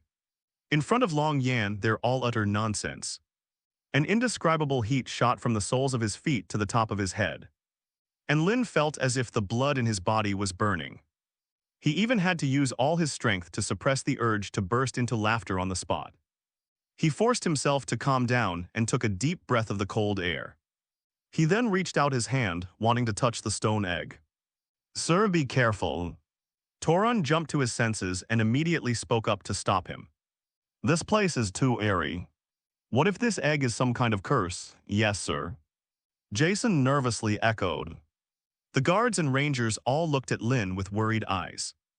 They'd rather fight a whole band of savages to the death than let their commander touch this strange, unknown creature. Lynn glanced back at them, forcing a reassuring smile. Rest assured, he knew what they were worried about. They also knew that Ban Yang might have fallen for this trick. This thing was off limits. But he knew even better what this dragon egg truly meant. This is the biggest and strongest trump card he can play in this game called power. How could I live up to my identity as a transmigrator without taking a gamble?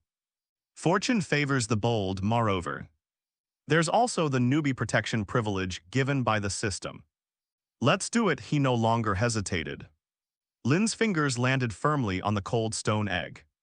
The touch from my fingertips was cold, hard, and heavy. It's no different from an ordinary polished stone. A flicker of disappointment crossed Lynn's mind. Could it really just be a fossil without any signs of life? Just as he was about to pick up the dragon egg, an unexpected change has occurred. The icy blue stone egg seemed startled by the warmth of his palm.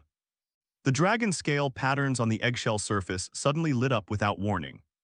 Fine. Spiderweb-like cracks spread rapidly from where Lynn's fingers touched the eggshell to the entire shell. Click-a-slick. A faint yet undeniably real pulse of life emanated from within the stone egg and was clearly transmitted to Lynn's palm. It is still alive. Lynn's pupils suddenly shrank to pinpoints, and the ecstasy in his heart was reignited, more intense than ever before. However, his joy didn't even last 3 seconds. An indescribable terrifying will, seemingly from the heavens, surged into his mind along his arm without any resistance. What is that? Lynn's consciousness was forcibly pulled from his body by an irresistible force and thrown into absolute nothingness. There was no light, no sound, no time. Immediately afterwards, a will descended, cold grand, and imbued with an extreme hatred for all living beings. It was like a mountain range formed from millennia-old ice, crushing down relentlessly on Lynn's insignificant consciousness. The Night King, or the so-called God of Cold. Lynn had only one thought left in his mind: this altar. This dragon egg, it's a trap from beginning to end. My own touch awakened this terrifying being that had slumbered for countless years. Lynn felt his very soul trembling violently.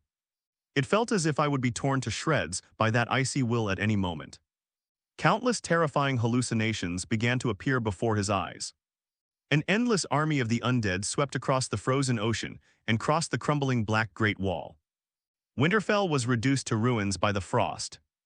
The enormous heart tree he had once seen was frozen into a pale statue. King's Landing was shrouded in eternal night, and icicles hung from the spires of the Red Keep. On the Iron Throne sat a figure wearing an ice crystal crown and with blue flames burning in his eyes. The entirety of Westeros was transformed into a desolate, frozen wasteland. All life, all warmth, all hope were utterly wiped out. Only the silence of eternal death remains. No. Lynn's consciousness struggled frantically. But he couldn't make a sound. He wanted to rebel. But he found his will to be ridiculously fragile in the face of that godlike power. That chilling will was slowly seeping into his soul, freezing his thoughts and erasing his memories. He felt he was being assimilated. The longing for warmth and the attachment to life are rapidly fading away. Instead, there is a longing for death and a surrender to eternal silence. This seems like a good idea. No worries, no pain, no strife. Everything returns to nothingness. To die in such a godforsaken place is a disgrace to time travelers. Lynn's consciousness began to blur, and he was almost about to give up the fight just then. A stubborn little face suddenly flashed through his mind. Those gray eyes filled with dependence and adoration for him. And there's Daenerys Margaery, the Red Priestess. No. I can't give up like this. I want to be the master of this world, my time traveler. How could you die such a pathetic death here? The most primal instinct for survival erupted. Lynn's consciousness was like a spark thrown into the deep sea. Just as it was about to be extinguished, it reignited into a raging fire. He began to frantically recall. He recalled everything from his past life, skyscrapers, bustling traffic, online games, food movies, recalling everything that happened after he came into this world. The executioner's block at Winterfell, Ned Stark's complex Gazeth bloody battle with the bandits, the treachery and intrigue at Castle Blackend, that Valyrian steel sword he had just acquired. These memoirs, these emotions, these unique imprints belonging to the individual Lynn, converged into a powerful spiritual torrent, beginning to fiercely resist the erosion of that cold will. "Who the hell are you? Get out of my head." Lynn let out a silent roar in his own mental world. That cold will seemed to be enraged by Lynn's fierce resistance. It no longer attempts assimilation, but instead turns to the purest form of destruction. An even more terrifying, immense pressure swept in like a tsunami. Lynn's consciousness was like a small boat that could capsize at any moment in the face of this power. Are we going to lose? Just as Lynn's consciousness was about to be completely crushed. Inside the cave, everyone watched in horror as what was happening before their eyes unfolded.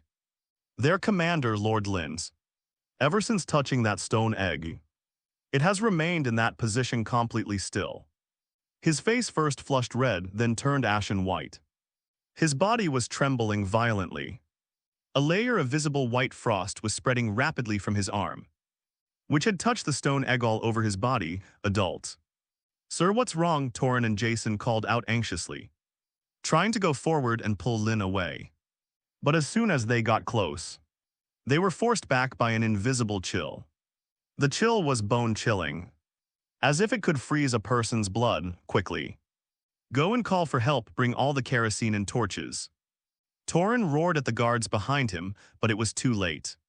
The frost had spread to Lynn's neck and was about to cover his entire head. Lynn's body is turning into an ice sculpture. Despair was written on everyone's face. Arya was so frightened that her face turned pale. She stood there helplessly, tears welling up in her eyes. Just then Nymeria, who had been quietly sitting at Arya's feet, suddenly let out a low growl. The direwolf seemed to sense its master's deep-seated fear, as well as the deadly chill emanating from Lynn. The direwolf, which usually only carried moleskin gloves, suddenly darted out, circled behind Lynn, and bit the hilt of the longsword at his waist, Longclaws. That Valyrian steel sword forged from dragonfire and magic. Nymeria bit the wolf's head and pulled it outwards with all her might. Clang, a clear, resonant sword cry. The longsword was drawn half a foot from its sheath, and the dark ripples on its blade began to swirl with a faint, blood-red light, an equally ancient and powerful force, yet brimming with heat and life erupted from the sword.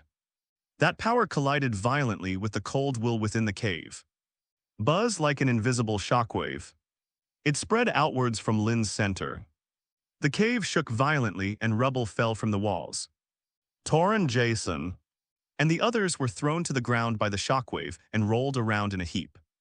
To their horror, they saw that the Longclaw was emitting an increasingly intense red light. The light was warm and intense like the rising sun. Its dragonfire and magic. It was engaged in a silent but fierce battle with the icy chill emanating from Lynn.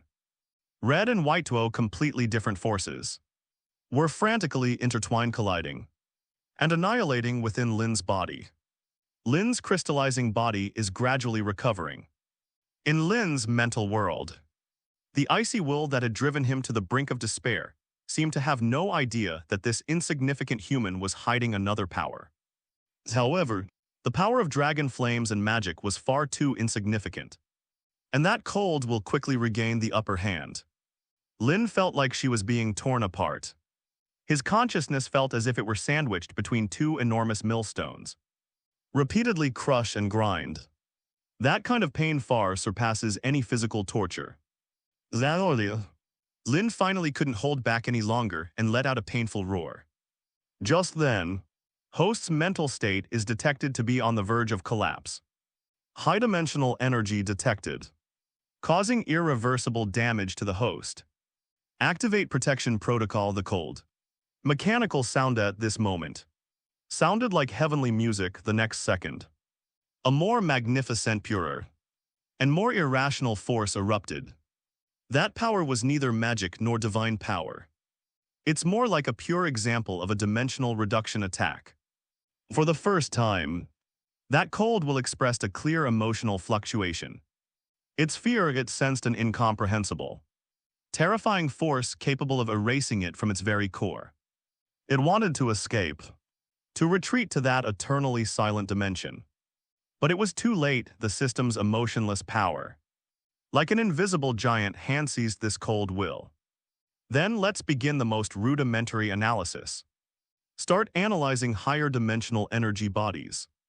Analysis progress 1%, 5%, 15%, warning. Energy level too high will cause irreversible damage. Abandon analysis, forcibly remove data fragments. That cold will was forcibly torn off a large chunk, then, filled with resentment and bitterness, it fled in a sorry state, never daring to show its face again. The magical power emanating from the Longclaws gradually subsided after losing its opponent. Lynn's mental world finally returned to peace. Congratulations, host. You have acquired a new skill, Ice Magic. Protection agreement has expired. A system notification sounded in Lynn's mind. Magic. Lynn hadn't had time to examine it closely yet. A pure, cold energy was brutally injected into his body by the system. It is the power of ice. It is no longer as violent and malicious as before. Instead, they become docile and controllable. It flowed through Lynn's limbs and bones, forming a delicate balance with his own strength. Inside the cave, Torrin, Jason, and the others stared in disbelief at what was happening before their eyes. Just now, after that Longclaw unleashed its last dazzling red light, the terrifying frost on Lynn's body vanished as if it had encountered its nemesis. Lynn's body stopped trembling. His face gradually regained some color from its deathly paleness. Adult Torrin was the first to react, and he scrambled over to get there. Arya rushed over and hugged Lynn tightly. She cried, her face streaked with tears. Lynn's appearance just now really frightened her. Nymeria was wagging her tail obsequiously nearby, but it seemed everyone was ignoring it. Lynn slowly opened her eyes. He felt as if he had died once. Every part of my body aches. There is also mental fatigue. But he could feel something different inside his body. A cold yet completely obedient force. Lynn had a sudden thought. A wisp of pale blue chill appeared out of thin air in his clasped palm. The chill swirled around his palm. The surrounding temperature suddenly dropped. Torrin and the others were shivering from the cold. This place is really airy. Even with all these clothes on, it's still cold. Lynn comforted Aryaho was clinging to him. But his thoughts drifted away. If I mastered ice magic, could I become like the Night King? And turn corpses into ghouls? Or perhaps transforming the living into even more powerful White Walkers? Lynn was startled by his own thought. But more than Thaith was excited. This secret must never be revealed. After calming Arya and her men down, Lynn's gaze returned to the dragon egg on the ice crystal platform. The dragon egg, entirely ice blue, lay quietly on the ice crystal platform. The surface cracks appear to be more numerous and deeper than before. But that faint life force seemed to have vanished. It was as if that thrilling clash had exhausted its last vestige of life. Lynn's heart sank. No way I risked my life. So you G ruin me. No, you can try to hold on a little longer, undeterred. Lynn reached out again and carefully touched the stone egg. It still feels cold and hard to the touch. But this time Lynn sensed something was different. Beneath that deathly cold silencer there seemed to be a faint, almost imperceptible warmth, like an indomitable spark buried deep beneath layers of ice. Lynn slowly channeled ice magic into his palm. He wanted to see if it would produce any reaction. However, nothing happened. The dragon egg was like a stubborn rock, completely unresponsive to his power. Oh shit. Lynn couldn't help but mutter a curse under her breath. Is there really no hope? Lynn recalled what had just happened. It seemed that the dragon fire and magic within the Valyrian steel sword saved his life. Thinking about this, Lynn placed the steel sword on the dragon egg this time. He not only used ice magic, but also infused it with dragon fire energy, ice and fire. Two completely opposite forces were simultaneously injected into the petrified dragon egg. At this very moment, an anomaly has occurred again. The icy blue stone egg trembled violently. Immediately afterwards, the dragon scale patterns on its surface began to emit a dazzling light. It was no longer the faint, intermittent light it had been before. Instead, it was a fiery, golden-red light that seemed to illuminate the entire cave. Buzz! A powerful pulse of life erupted from within the stone egg. That pulse was filled with unparalleled majesty. The temperature inside the cave began to rise at an alarming rate. The platform sculpted from ice crystals began to melt. The frost on the wall turned into water droplets, dripping onto the ground. Torrin, Jason, and the others were so startled by this sudden change that they retreated repeatedly. They stared in horror at the glowing stone egg. It felt like I was facing a volcano about to erupt. Only Lynn stood still, motionless. His face was filled with ecstasy. He could feel it. The inside of that stone egg. That life that had been dormant for millions of years. Awakening, he succeeded. He successfully activated the petrified dragon egg. By a twist of fate, the ice and fire conditions required to activate the legendary dragon egg were simulated. Although the dragon egg has not yet truly hatched, it is no longer a lifeless stone, it's alive. As long as it lives, it will hatch one day. However, Lynn now has a headache. The conditions for hatching a true dragon are even more demanding. It requires blood, and specifically, a different kind of blood. Daenerys needs the blood of a sage Miri, the blood of a king's Khal Drogo, or the blood of a true dragon herself or her unborn child to hatch a dragon. Who should I contact if I want to incubate it myself? Go find Daenerys and hitch a ride. Good idea. However, Daenerys was too far away. Whose blood should be used for the sage's blood? I think I can just pick anyone from the university campus. Robert Baratheon is definitely a match for King of the Hill. He's a true king, but unfortunately it's quite difficult. However, his son Joffrey should be able to do it too. As for the blood of a true dragon, Lynn's first thought was Jon Snow. Currently, the only people who still carry the ancient Valyrian bloodline are Maester Aemon, Jon Snow, Daenerys Targaryen, and Viserys. But can it really work? After all, Daenerys is a rare unburnt bloodline. It seems we need to take a longer-term approach. The light gradually faded. The dragon egg regained its ice blue color. But it's no longer cold. Lynn could clearly feel from his palm that a strong and powerful heartbeat was constantly emanating from within it. And a feeling of intimacy filled with affection and dependence. It mistook itself for its mother. The same applies to chickens and ducks. That's actually quite possible. Lynn's expression turned somewhat strange. Since I don't have Targaryen blood, I'm afraid I wouldn't be able to command this dragon after it hatches. Well, for now, we can only take it one step at a time. Thinking about this, Lynn's anxiety lessened considerably after calming down. Arya also curiously examined the dragon egg. She didn't notice, however, that Nymeria's tail was tucked between her legs, adult. Torrin's trembling voice pulled Lynn back to reality. This a dragon egg. Lynn withdrew his hand and carefully lifted the now warm dragon egg from the ice crystal platform. He looked at Torrin and the other soldiers whose faces were filled with horror, and took a deep breath. He knew that this secret could no longer be kept hidden. Moreover, he needed these people to keep this secret that could potentially overturn the entire world. That's right, it came back to life. Lynn held up the dragon egg in his hand.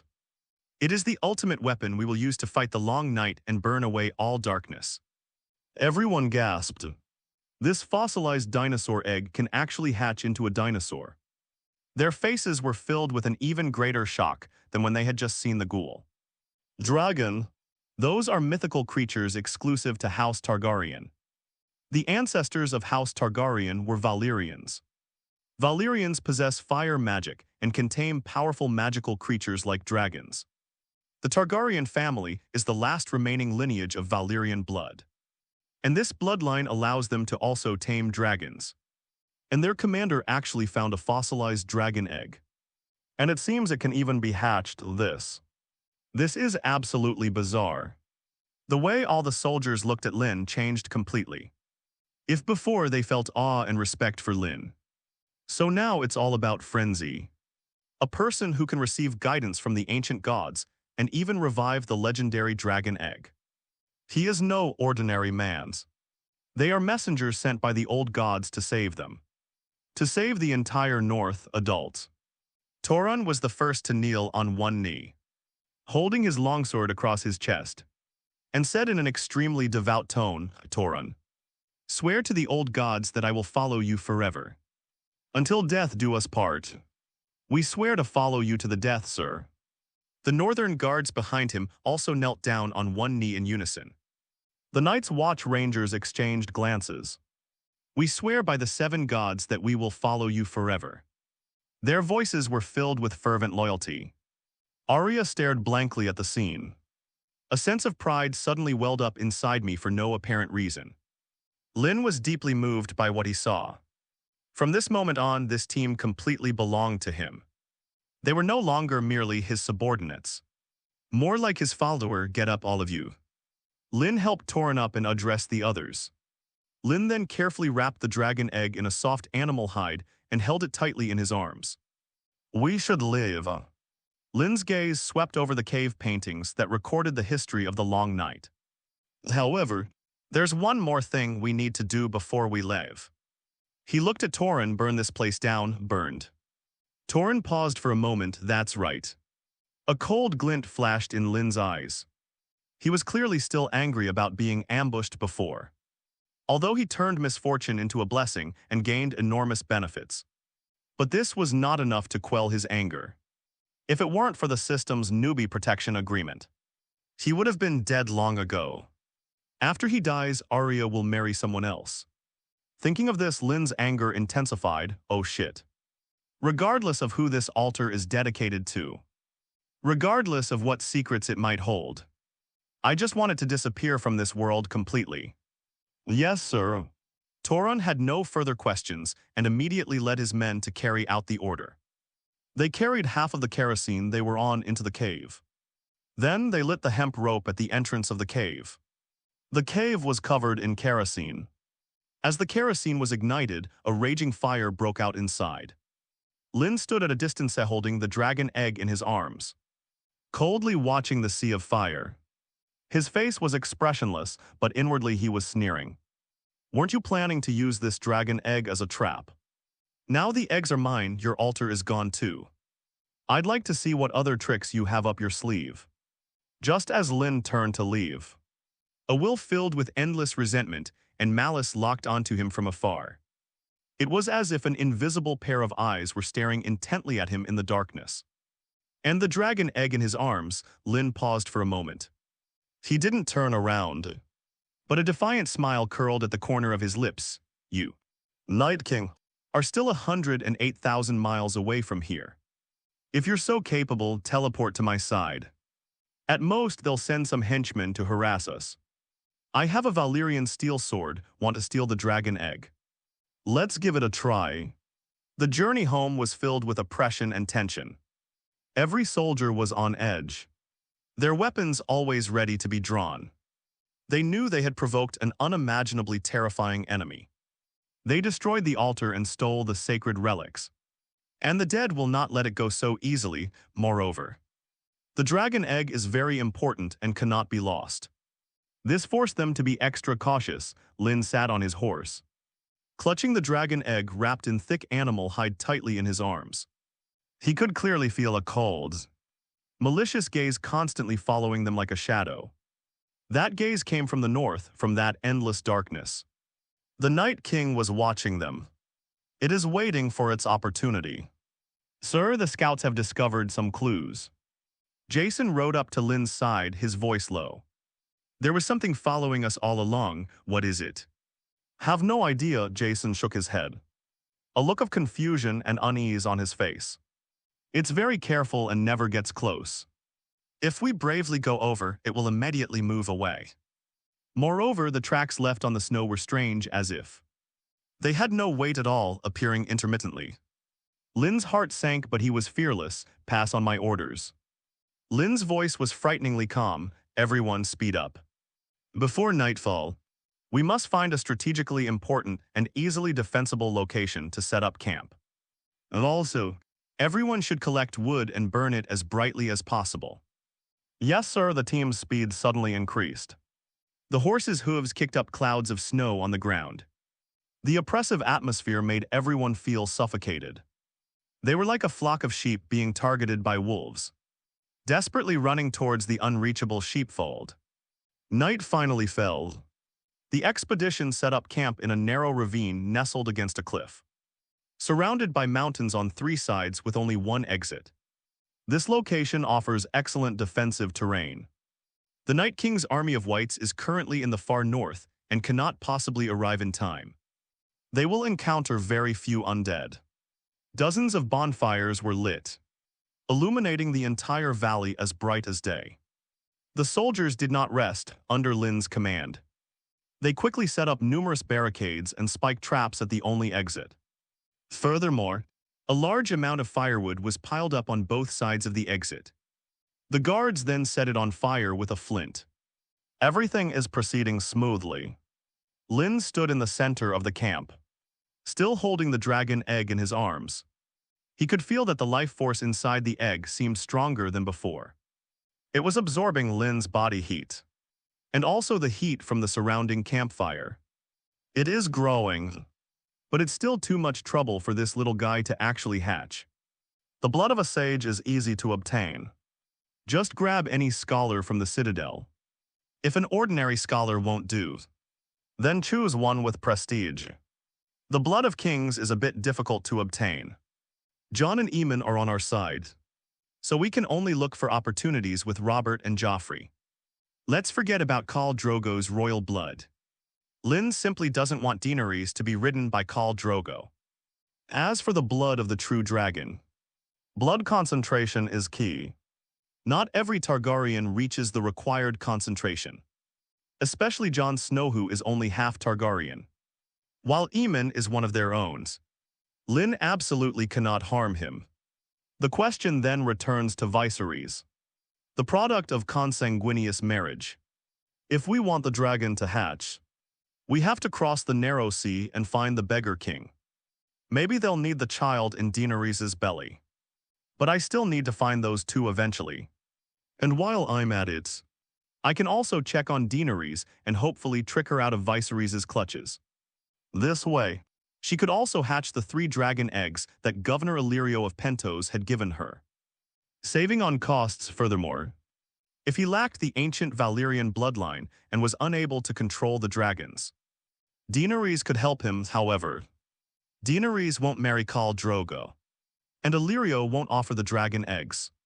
So this is a bit tricky. Lynn secretly made his own calculations. My lord, everything is ready. Torrhen's voice interrupted Lynn's thoughts. He walked up to Lynn, a hint of nervousness on his face. Lynn nodded. He gazed into the deep darkness beyond the mountain valley. It's coming, the words had barely left his mouth. The deep darkness beyond the mountain valley grew even more intense. The wind has stopped, the snow has stopped, a suffocating, deathly silence enveloped the entire world. The flames of the dozens of bonfires that had been burning fiercely began to flicker erratically, and their light quickly dimmed. The temperature was dropping at an illogical rate. The soldier's breath froze into frost almost instantly. They're here. Jason's jaw was chattering uncontrollably from the cold. Everyone gripped their weapons tightly, their hearts pounding, their eyes fixed on the only entrance to the ravine. In the darkness, there was no roar or howl of the thousands of ghouls that had been expected. There was only deathly silence. Then a figure emerged silently from the darkness. Its tall and elegant form resembles a work of art sculpted from ice crystals. His skin was as pale as ice that had never melted, and it emitted a faint blue fluorescence, its armor, with its ancient design, shimmered with an eerie luster in the dim firelight, as if it were breathing. What's most striking is its pair of eyes. Those were eyes burning with blue flames. It contains no emotions belonging to any living being. Only contempt and hatred for all life, White Walkers. Not those slow-moving grotting ghouls, or even just skeletons. Rather, it is the legendary ruler of the Long Night. The Night King himself transformed an infant into a White Walker. "Oh my God," a young ranger let out a desperate groan. Fear spread through the ranks like a plague. The scene before them was beyond their comprehension. Despite their fear, everyone gripped their weapons tightly. Not one wanted to back down. The White Walkers ignored the humans' panic. Holding an ice spear, it walked with elegant and composed steps toward the camp. "Release the arrows." Torrin was the first to react, letting out a hoarse roar. The arrow, trailing a long fury tail, pierced the night sky and shot towards the uninvited guest. However, a bizarre scene unfolded. The arrow's flame extinguished instantly when it was still several feet away from the White Walker's body. The arrow struck it but didn't leave a single mark. It completely ignores ordinary weapons, and his magic can extinguish ordinary flames instantly. The White Walkers did not pause in their steps. It walked up to the trap it had set. He simply raised his hands casually. A visible cold front swept across. The barricades and traps, made of thick logs and sharp iron spikes, were instantly covered by a thick layer of solid ice. Then, with a teeth-grinding crack, it shattered into countless ice shards. The defenses were as fragile as paper in their presence. For the adults, for the north, a guard with a full beard roared like a wild beast, brandishing his battle axe, and was the first to charge forward. Courage triumphed over fear. As the humans charged towards them, the leader of the White Walkers seemed to reveal a mocking expression on his face. It slowly raised the ice crystal spear in its hand when the bearded guard's battle axe collided heavily with the ice spear. There were no sparks flying. The battle axe, crafted from the finest steel, instantly developed icy blue patterns along its blade the moment it came into contact with the ice spear. The next second, bang, the entire battle axe, along with the guard's half-arm that was gripping the axe handle, shattered into countless ice crystals. A piercing scream finally shattered the deathly silence. The White Walker retaliated with a shot, piercing through the guard's body. It was incredibly brutal. Humans were completely powerless against the White Walkers. They were pierced through by the ice spear with just one strike. Despair, their weapons, their courage, were utterly insignificant before these White Walkers. Lynn frowned while watching the show. "I didn't have a direct sense of the White Walkers' strength. I never imagined they were this powerful. These battle-hardened northern guards couldn't even withstand a single blow." Just then, more and more people are preparing to charge against the White Walkers. Lynn stopped them. "You can't handle him, I'll do it." Lynn knew that his men might be able to put up a fight against the ghouls. But facing the White Walkers, there's only death to be awaited. "I'm the strongest among them. I have to make a move." Lynn walked to the front of the lines. The White Walkers stopped moving and simply watched Lynn walk forward step by step. Lynn handed the dragon egg tightly wrapped in animal hide. To Ariaho was trembling with fear beside him. "I have high hopes for it." Lynn's voice was soft, yet carried an undeniable power, miraculously calming the little girl's fear. Arya nodded vigorously with her small body. She held the warm dragon egg tightly in her arms, as if it were the most precious treasure in the world. After doing all this, Lynn turned around, alone. He faced the otherworldly being that approached like the Grim Reaper. The White Walker's gaze shifted from the dragon egg back to Lynn. Adult Torrin quickly tried to dissuade him. "You can't go." "Yes, sir, we'll cover your retreat," Jason shouted along. He would rather die here than see their superiors go to their deaths. Lynn did not turn around, alone facing the others who were like the Grim Reaper. There was no fear or tension on his face. Clang. Longclaws slowly drawn from their sheaths, the blade, forged from Valyrian steel, gleamed with a dark red light in the cold air. A scorching and ancient aura spread out. For the first time, the White Walker stopped in its tracks. Their eyes burning with blue ghostly flames. Landed on the Longclaws in Lynn's hand for the first time. A flicker of emotion appeared in those eyes, its disgust. Lynn pointed his long claws diagonally at the ground and beckoned to the White Walker. This blatant provocation thoroughly enraged the arrogant White Walker. As a being far superior to the ghouls, it possesses independent thought and will. Faced with Lynn's provocation, it was no longer at ease. He raised his ice spear, quickened his pace, and charged straight at Lynn with life hanging by a thread. Lynn's expert-level swordsmanship transformed into pure physical instinct. Twist your waist and turn to the side. The long claw in his hand drew an extremely tricky arc from bottom to top, precisely meeting the incoming ice crystal spear. Ding. A crisp sound like ice shattering exploded in the deathly silent mountain valley. An unimaginable force surged through the sword, instantly numbing Lynn's entire arm. The skin and flesh at the base of the thumb tore open on the spot. Warm blood gushed down the hilt of the sword. Damn, that's some real strength, Lynn cursed inwardly. Using the force of the recoil, he quickly retreated, creating several steps in the distance. He glanced quickly at his sword, the long claws, forged from Valyrian steel, were completely unharmed. The dark ripples on the sword were still flowing. Then look at the White Walker's seemingly indestructible ice crystal spear. A tiny crack had appeared on the tip of the spear. It works.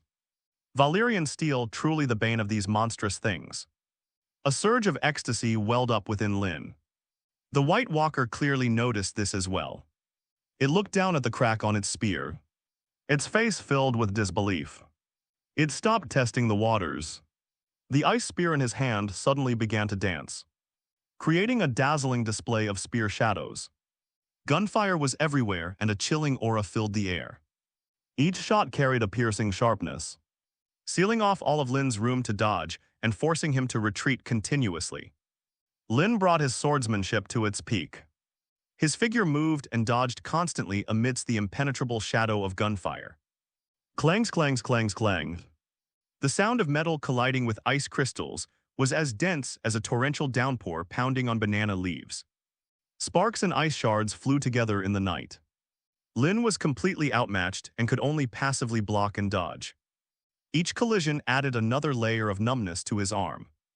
Each dodge brought him one step closer to death. Damn it. This guy's fighting skills are so perfect. It's as if he's practiced for thousands of years. There's not a single flaw to be found. As creations of the Night King himself, they possess extremely high combat skills. The power boost from Frostheart Grass is utterly insignificant compared to this. If this continues, he'll be shocked to death before the other party even gets to expose him. We have to find a way. We must find its fault. Just as Lynn was struggling to hold on, his mind racing to find a way out of the predicament, the White Walker seemed to have lost patience. Its ice spear suddenly changed its attack strategy. It's no longer the flashy and deadly gunplay, but has been transformed into the simplest and most direct sweeping attacks. This sweep carried an unparalleled and terrifying power. The area is too large, there's no escaping it. Lynn's pupils suddenly contracted to their maximum size. Oh shit, let's give it our all at that critical moment. A flash of madness crossed Lynn's mind. A flash of blue light appeared in his eyes, and he silently infused a pure and concealed power of ice magic into the snow beneath his feet. Ice magic. As the new energy within his body was completely drained, the patch of snow in front of Lynn suddenly became even more slippery than the surrounding area. All of this happened in the blink of an eye. Apart from Lynn herself, no one else noticed this subtle change. The Otherworlder too was unaware in its eyes. The stubborn human before it was already a dead man. In its understanding, apart from the Great Night King and itself, no other being could master this strange and unpredictable ice magic. Its elegant yet swift footsteps landed heavily on the snow that Lynn had tampered with. Then its foot suddenly slipped. Although it adjusted its balance in an instant, the fatal sweep still showed a slight, Almost imperceptible deviation and delay now. Lynn's eyes shone with an unprecedented light. Instead of retreating, he took a step forward to meet the sweeping ice spear. His body in an unbelievable posture, almost pressed against the cold barrel of the gun, forcefully squeezed into the White Walker's embrace. The distance is too close. Lynn was so close that he could even see the ancient runes on the White Walker's armor. He was so close that he could feel the absolute zero emanating from the other person. A temperature that could freeze flesh. The White Walker's eyes were filled with clear shock. It wanted to retreat, intending to pierce this audacious human with its spear. But it was too late. Lynn's sword moved. With long claws, the sword slashed upwards. He gathered all the strength in his body, PFFT. There were no obstacles encountered. The Valyrian steel blade, like a red-hot knife slicing through butter, easily cut through the White Walker's seemingly indestructible ice crystal armor.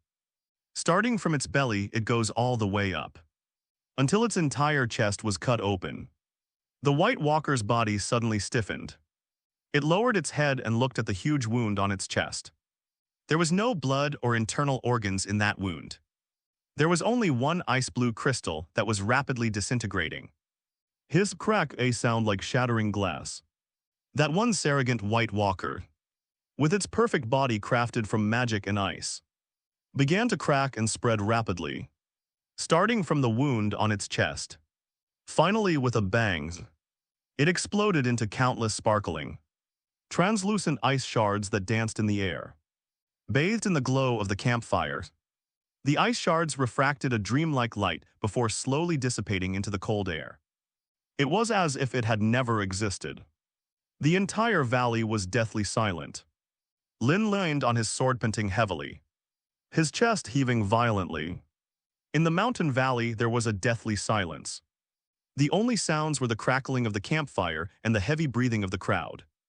Everyone seemed frozen in place, staring blankly at the figure standing in the center of the field. Lynn held the Longclaw in his hand, his body covered in glistening ice shards that shimmered in the firelight.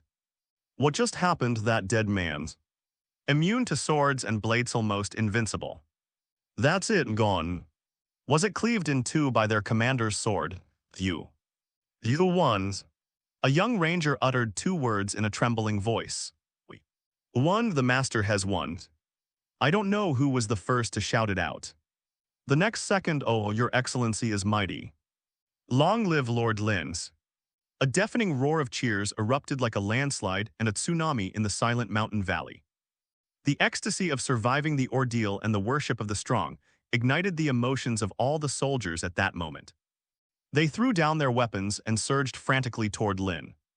By the old gods, incredible. Torrin and Jason's faces were also filled with fanaticism. They looked at Lynn as he was tossed into the air by the crowd, their eyes filled with undisguised adoration. This battle completely overturned their understanding. This also solidified Lynn's godlike status in their hearts. They witnessed firsthand how vulnerable the warriors were to the terrifying others. Yet this terrifying creature was cleaved in two by Lynn's single sword strike. That's incredibly powerful. Arya held the warm dragon egg in her arms, watching Lynn surrounded by the crowd. His gray eyes shone as brightly as if they held the entire starry sky. Her little face was full of pride and joy. Look. That's my Lynn. He's more powerful than any hero in the story. After Lynn was put down by the crowd, his chest was still heaving violently. That battle just now almost exhausted all his physical and mental strength. Especially that last move, which seemed effortless but was actually extremely dangerous. If only that White Walker had reacted a fraction faster. Or if my rudimentary understanding of ice magic had been even slightly flawed. Sohet's lying on the ground now is his own corpse. Split in two, that's still too much of a stretch. With my current strength, I'm only adequate for dealing with ghouls. They're still a bit lacking when it comes to dealing with the White Walkers. Lynn's gaze fell on his own attribute panel. Slay one White Walker, gain 100 experience points. 100 experience points. A White Walker actually gave me 100 experience points. They made a killing high risk, high reward. A bold idea also formed in Lynn's mind. If only I could mass-produce White Walkers myself. Whether used for shady activities or to gain experience with White Walkers created by oneself. It seems like a good choice, however. The system explicitly states that it is a hostile creature. This path may not be viable, but we should still give it a try. Lynn decided to put all her experience points into ice magic from now on. Let's see if any earth-shattering changes will occur. Lin and Qiang suppressed his inner elation, but his face returned to its usual calm. He raised his long claws and shouted, "Clean up the battlefields. Collect the bodies of our fallen brothers, cremate them, and sever them from the dead.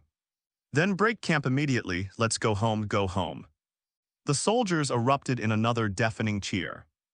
The journey home was no longer filled with the oppression and tension of before. Instead, there was a surge of high morale and a deep sense of pride. They were part of an expedition of 150 people. They killed a legendary White Walker, even though they didn't put in much effort. But this glorious record made each of them stand tall with pride. And the way they looked at their commander grew increasingly fanatical. Lin ignored the fanatical looks in his men's eyes. He spent most of his time studying the dragon egg in his arms. The dragon egg, ever since absorbing the power of ice and fire, has remained warm. Lin could clearly feel its internal heartbeat growing stronger and stronger. That feeling of deep affection for one's children grew clearer and clearer. It is growing, it longs to hatch. We need to figure out a way to find a suitable birthing room for it. Moreover, feeding the dragons is also a problem. Although dragons can go to the ocean to fish or go to the grasslands to hunt livestock. But the north is sparsely populated, and livestock are the lifeblood of every fiefdom. He couldn't very well do anything under the nose of his superior. If you used gold coins to buy livestock to feed the dragon, given its enormous size, it would probably eat the dragon out of house and home. Lin's gaze deepened. It seems that the location of his fiefdom is of paramount importance. At the very least, we must ensure the acquisition of wealth. Time passed as Lin pondered. When that familiar black silhouette reappeared on the horizon, the entire team erupted in cheers. On the city walls, the night watchmen also spotted them. Lin is back quickly. Go and report to the commander-in-chief. The news spread like wildfire throughout the entire Black Castle. When Lin led his men through the dark tunnel and into the castle courtyard, almost all the night's watchmen had gathered there. Gior Mormont, Meister Aemon, Jon Snow. Everyone was standing there. Lin's Commander-in-Chief Mormont was the first to greet him. He looked Lin up and down, and only when he saw that Lin was unharmed did a look of relief appear on his aged face. "You are back." "Yes, Commander-in-Chief." Lin dismounted and bowed slightly to Mormont. "As you can see, we're back." Mormont's gaze swept over the spirited and high-spirited soldiers behind Lin. His heart was filled with doubt. He's only been gone a few days. This team's vibe seems to have undergone a complete transformation. "How's the situation?" Mormont asked in a low voice. "Have you found that place?" "Found it," Lin nodded then. What about the key to fighting the White Walkers mentioned on the map of human skin? The blessed item of the old gods. Mormont's voice carried a hint of barely concealed anticipation. Lin hadn't had a chance to answer. A sharp, sarcastic voice rang out from the side, "HMPH. Judging by his empty hands, I know." He returned empty-handed.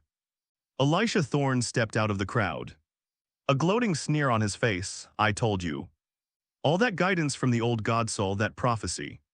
It's all just a bunch of lies. Commander-in-Chief, you shouldn't have trusted him. Let him take 150 brothers to their deaths." Thorne spoke loudly, deliberately making sure everyone around could hear him. He wanted to expose Lin's lie in front of everyone and embarrass him. But the other watchmen remained silent. "It's just a temporary setback. Besides, didn't everyone Lin took out come back alive? Just go look for it again." Torrin Jason and the others were enraged when they heard Thorne's criticism. He was about to draw his sword on the spot. Lin raised his hand to stop them. He watched Thorne jumping around like he was watching a comical clown. Sir Thorne, Lynn's voice was calm. Who told you I went home empty-handed, so? Thorne raised an eyebrow, feigning surprise. So what did you find? A few glowing stones? Or a talking twig? His trusted confidant behind him burst into laughter. Lynn ignored him. He simply turned around and carefully took the object wrapped in thick animal hide from Arya's arms. Then, in front of everyone, he peeled back the layers of animal skin that covered him. Hiding the dragons. There was no need to hide anything from these Night's Watchmen. Even if you wanted to hide it, you couldn't. The only variable is Tyrion. When the last layer of animal hide was peeled off, a crystal, entirely ice blue with a surface covered in fine dragon scale patterns, lay quietly in Lynn's palms, like a work of art sculpted from ice and stars. It came into everyone's view. The entire courtyard instantly fell into an eerie, deathly silence. The wind has stopped. The snow seemed to have stopped. Everyone's eyes were fixed on the dragon egg in Lynn's hand. Their mouths opened involuntarily, but no sound came out of their throats. Even breathing felt frozen by the bone-chilling cold. What is that perfect oval shape? Those dragon scale patterns covering the surface. Even from dozens of steps away, Aemon could sense the vast, desolate aura emanating from that magical creature. Dragon egg, a night watchman. In a trembling voice that sounded almost like a dream. Squeezed out those two words, boom, these two words. Like a spark thrown into boiling oil. Instantly ignited the entire courtyard. Oh my god. It's a dragon egg. Am I seeing things? That really is a dragon egg, by the ancient gods. Lord Lynn has found a dragon egg, a miracle. This is absolutely a miracle, exclamations, whispers. And gasps of shock rose and fell, merging into a massive wave of sound that nearly overturned the Black Castle. All the watchmen rushed forward like madmen, disregarding everything else. Everyone wants to see things more clearly. They wanted to witness this magnificent magical creature with their own eyes. Torrun and his northern guards reacted swiftly, immediately forming a solid human wall that firmly kept the excited crowd outside. Tyrion, lurking at the back of the crowd, was frantically scratching his head in frustration. He strained to stand on tiptoe, but could only see countless black backs. Damn it, couldn't you big northerners leave me a crack? As he was complaining, suddenly felt his body lighten, and he was lifted up by a pair of strong arms. It's Jon Snow. Do you need a better view, Lord Lannister? Jon had a mischievous smile on his face. Be careful, Lord Jon Snow. Tyrion was sharp-tongued, but his asymmetrical eyes had already peered through the crowd, fixing their gaze on the dragon egg in Lynn's hand.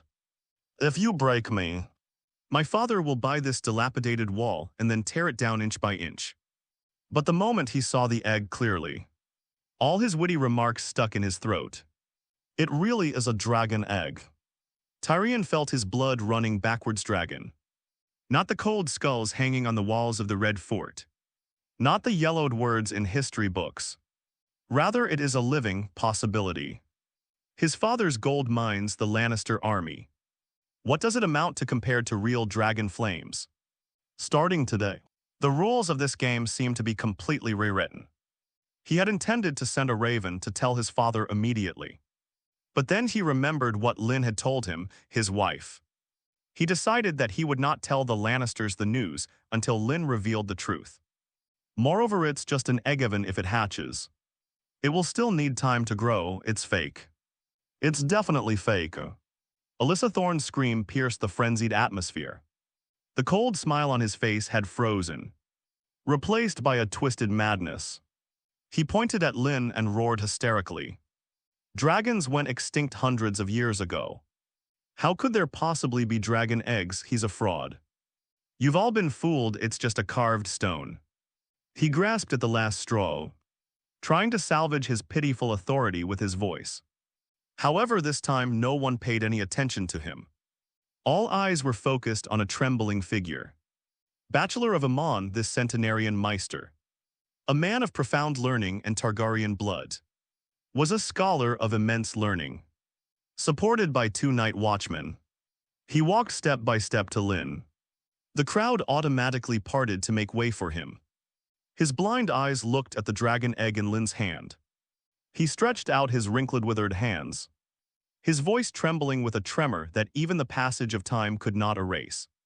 Can I touch it?" Lynn nodded then, seemingly remembering that Aemon couldn't see Eddard. Before carefully handing over the dragon egg, Maester Aemon stroked the icy blue eggshell with his rough fingertips. With utmost piety and tenderness, from that perfect curve to the intricate dragon scale pattern sand, then to that faint yet real pulse as if emanating from life itself. He felt it with his fingertips beneath that cold, deathly silence. A warm, faint, yet incredibly resilient heartbeat is beating, buzz. As if sensing that shared bloodline, the ice-blue dragon egg emitted an extremely faint buzzing sound. A faint blue halo visible to the naked eye flashed across the eggshell. Maester Aemon's body trembled violently, as if struck by lightning. Two streams of turbid tears flowed uncontrollably. It rolled down his wrinkled cheeks. He let go, and as if all his strength had been drained, he collapsed backward. Fortunately, he was caught in time by the watchman behind him. "It's true. It's true. It's alive. This little guy is alive." Maester Aemon looked up to the sky and sighed, his voice filled with indescribable excitement and sorrow. "The Prince of Prophecy, the one who will end the long night," he mumbled incoherently, a near-mad light flickering in his cloudy eyes. "It's..." Lynn. Aemon fell into deep thought, seemingly pondering something. Maester Aemon's reaction is the most irrefutable evidence. The courtyard fell silent once again. Everyone looked at Lynn as if he were a god. Elisha Thorne's face had completely lost all color. He looked at Lynn, at the dragon egg, and at Maester Aemon's, who had fallen into madness. "I felt dizzy and disoriented. Completion. Everything is over." Jeor Mormont, the Lord Commander of the Night's Watch, stood frozen in place. His mind was also completely blank. Dragon eggs. Lynn actually brought back a live dragon egg. He remembered what Lynn had said in his study before he left. The key to defeating the White Walkers lies there. So this is the key, using dragon fire to fight against ice. Fighting death with lives. Old Bear's body trembled slightly with excitement. He looked at Lynn, and his eyes, which had been filled with worry and exhaustion for years, suddenly shone with an unprecedented light, hope. In that desperate moment when the Great Wall was about to crumble and the long night was about to fall, he saw that one glimmer of hope. And the one who brought all of this to light is this young man right in front of us. He believed he lacked the ability to end the long night. The future may belong only to this young man. Mormont took a deep breath, forcibly calming his turbulent emotions. He walked quickly to Lynn. He didn't speak. He simply bowed deeply to Lynn in front of everyone, placing his hand on his chest. A commander-in-chief performing this grand gesture to his subordinates. This has never happened before in the thousands of years of the Night's Watch's history. "Commander-in-chief, what are you doing?" Lynn was shocked and quickly stepped forward to help him up. But Mormont stubbornly maintained his bent-over posture. "Lynn," Mormont's voice carried a hint of barely concealed sob. "From today onwards, you are no longer my subordinate." He slowly straightened up, his sharp and wise eyes filled with an unprecedented solemnity and entrustment. "You are the future of the Night's Watch. It is the only hope for the entire North, and indeed the entire Seven Kingdoms. Against the long night, I, Jeor Mormont, swear this oath to both the old and the new gods. As long as I have a breath left, all the resources and manpower of the Night's Watch will be at your disposal. Your will is my will. Your command is the highest order of Black Castle." Mormont knew what his words implied, but he understood even more clearly what a giant dragon represented. That wasn't an armoner, was it, money? It was an absolute power capable of rewriting the rules. With dragons, they will no longer fear the dead. Commander-in-Chief Mormont's words were like a boulder thrown into a calm lake, stirring up towering waves in the courtyard of Castle Black. Before plunging into a deathly silence, all the Night's Watchmen stared at the scene before them with almost blank expressions. The commander-in-chief actually said such a thing in front of everyone. Is your will the same as my will? Your command is the highest order of the Night's Watch. This is no longer decentralization. This is practically tantamount to abdicating. Elisha Thorne's body trembled violently. He felt his knees go weak and he almost couldn't stand up. He also understood what the dragon represented. With the dragon, Lynn was able to easily gather a vast force. They even coveted that chair forged from swords. He looked at Mormont, then at Lynn's. The last vestige of pride in his eyes shattered, leaving only endless despair and madness completion. He knew he was completely finished. Lynn, the guy he had always considered a thorn in his side, had at this moment become someone he could never reach. He became the de facto uncrowned king of Castle Black, and indeed the entire Night's Watch. Commander-in-Chief Yu. Lynn hadn't expected Old Bear to be so resolute. Saying those words in public, "You can handle it." Mormont waved his hand, interrupting Lynn's refusal. "I'm not senile yet, I know what I'm talking about. And I know what the dragon means." Mormont turned around, his gaze sharp as lightning sweeping over everyone present, his voice carrying an undeniable authority. "From this day forward, Commander Lynn's status is equal to mine.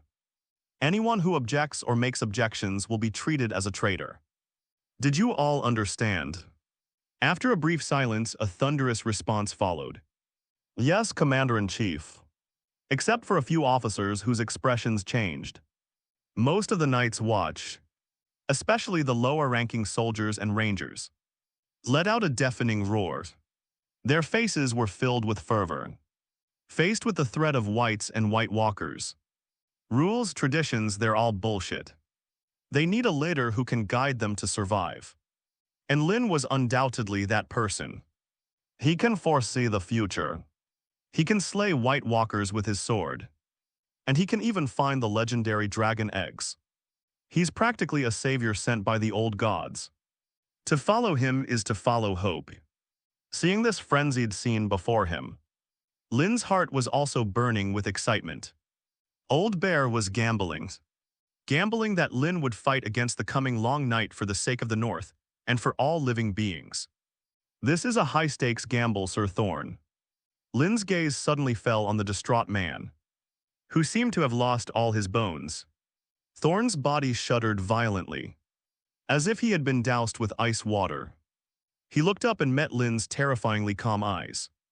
"You seem to have a problem with what I found." Lynn's voice wasn't loud, but it instantly cooled down the frenzied atmosphere in the courtyard. All eyes were fixed on Thorne, filled with scrutiny and hostility. Nobody's a fool. Everyone knows that Thorne has been targeting Lynn, both openly and secretly. Thorne's face turned deathly pale instantly. He recalled his previous sarcastic and cutting remarks about Lynn. He knew that Lynn was preparing to harm him. He felt that Lynn couldn't do anything about him. But who could have imagined that Lynn would find a dragon egg? Moreover, Commander-in-Chief Mormont's reaction also surprised him. Commander-in-Chief Mormont is going all out to groom Lynn. And they even considered Lynn as their successor. "It's fake, it's definitely fake, he's a liar. You've all been fooled by him." These words felt like resounding slaps to my face. I didn't. Thorne's voice was trembling as he tried to explain. "No." Lynn smiled, but there was no warmth in that smile. "You mean we all misheard?" Thorne's lips trembled, and he couldn't utter a single word. Lynn walked towards him step by step. Every step felt like stepping on Thorne's heart. Heavy and oppressive. "Sir Thorne, you seem to have always disliked me. From the moment I returned to Castle Black. You insulted my background, questioned my abilities, called me a deserter and a traitor, and even..." Lynn stopped in front of Thorne. At this point his voice turned icy cold. "Sent someone to assassinate me," boom. This statement once again caused an uproar in the entire courtyard. Assassination. It turns out that Sir Thorne sent assassins to kill Lord Lynn when he was in danger. "You're talking nonsense." Thorne jumped up like a cat whose tail had been stepped on. He shrieked, "You're spouting nonsense. When did I send anyone to assassinate you?" "Yeah. Lynn waved his hand, and Torrin immediately pulled a dagger from his pocket. It was a very ordinary Night's Watch standard dagger, still stained with dread-blackened blood. This dagger was found on the body of the assassin who tried to break into my room in the dead of night. Lynn's gaze slowly swept over several new recruits in the crowd. Those new recruits were none other than Glenn and Piper, who had been taught a lesson by Jon before and later went to cause him trouble. Their faces turned deathly pale under Lynn's gaze. I think they should know each other. Lynn had already made up her mind. Thorn is a menace if left alive previously. I didn't have enough power or excuse to touch him. But now things are different. The appearance of the dragon egg Mormont's full support, and the fanatical worship of his soldiers. All of this gave Lynn the confidence to remove this obstacle. He wanted to make an example of someone. He wanted to use Thorn's blood to completely solidify his unshakable position in the Black Castle. He wanted everyone to know. Going against Lynn will only lead to one outcome. That's death. The dagger in Lynn's hand gleamed with a cold, eerie light in the grayish-white daylights. All eyes followed Lynn's gaze and fell on Glenn Piper and the other recruits. The faces of those young people instantly turned as white as snow. Their bodies were trembling uncontrollably. Lan. Lynn's voice was calm, yet carried an irresistible air of authority. The burly boy, who had once tried to teach Jon a lesson with his fists, suddenly shuddered. He looked up and met Lynn's unfathomable eyes. Do you recognize this dagger? Glenn's lips trembled. He wanted to shake his head to say he didn't know him. But Lynn's gaze, like two sharp knives, pierced through all his lies. He knew that all he had to do was say no the next second. The Valyrian steel sword called Longclaw would mercilessly sever his head. In the face of absolute strength and power, any wishful thinking is laughable. I sigh. Lan couldn't utter a single complete word. Pipor. Lynn then turned to another tall, thin boy. Piper was even worse than Glenn. His legs buckled and he collapsed to his knees with a thud. My lords, Lord Lynn, it's not my fault. He cried out, tears streaming down his face. It's Sir Thorn. He forced us recruits to do this. This statement caused a huge uproar. The entire courtyard erupted in an uproar. You're talking nonsense. Alicia Thorne's eyes instantly turned red. He charged at Piper like a mad beast, raising his foot to kick him. You lowly biddy. How dare you slander me? However, he hadn't gotten close yet. Two burly figures were already blocking his way. It's Torrin and Jason. They stood like two iron towers, protecting Piper from the left and right. The longsword in his hand was already drawn, its cold blade pointing directly at Sir Thorn. Torrin's voice was as cold as the northern wind. Please show some respect. Here Lord Lynn is now interrogating you. Thorn abruptly stopped in his tracks. He looked at the two longswords pointing at him, and at the undisguised killing intent in Torrin and Jason's eyes. A chill ran from the soles of my feet straight up to the top of my head. He then discovered this in horror, unbeknownst to him. This deserter he had always looked down upon had acquired the power to easily crush him. No, he probably would have killed himself long ago. It's all his fault for constantly provoking Lynn. Lynn's 100 northern guards were completely obedient to him. Those unruly Night's Watch Rangers were easily subdued by his sword. Even the commander-in-chief became his staunchest supporter. And what about myself? All that's left around him are a few equally disliked, useless people who only know how to cheer and shout slogans. The tide has turned. These 4 words remained in Thorn's mind perhaps. He never gained significant power. Paper continue. Lynn ignored Thorn's outburst. His voice remained calm. Piper knelt on the ground, his body trembling violently. He glanced at Thornuho's face was ashen, then at Lynn, who remained calm and composed, and finally mustered all his courage. It's Sir Thorn. Sir Thorn is very mean. He always humiliates us newcomers on the training field. And he even hits us. That night Sir Thorn summoned us new recruits. Piper's voice was choked with sobs as she recounted the story in broken sentences. He said you're a dangerous person. A restless deserter. and that staying at Castle Black will only bring trouble sooner or later. He told us to go to your room that night. He said that if any one of us could kill you, he would make us official members of the Night's Watch, and even recommend us for the Rangers. The person who died, we didn't know him. He was out of his mind at the time, so he agreed. Thorne gave him the silver deer coin right in front of us. Glenn also knelt down and loudly defended himself. It's Thorne, he's the one who forced us into this. He also said that after it's done, he'll throw your body off the city wall.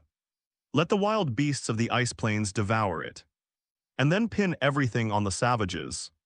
He said he had everything arranged perfectly, and there was absolutely no chance of anything going wrong. We originally intended to inform the Commander-in-Chief about this. But Thorne's account is only verbal. There's no concrete evidence. He'll only turn the tables and accuse us. Besides, he's the head drill instructor for new recruits. If the report fails, he'll definitely retaliate even more severely. Mormont, standing in the crowd, turned ashen-faced upon hearing this. Thorne is a complete beast. They dared to assassinate a colleague right under my nose. This is absolutely outrageous. The truth has come to light. All the Night's Watchmen looked at Elisha Thorne with disdain and anger. Instigating infighting among new recruits. Hiring someone to assassinate a comrade. Frame the innocent.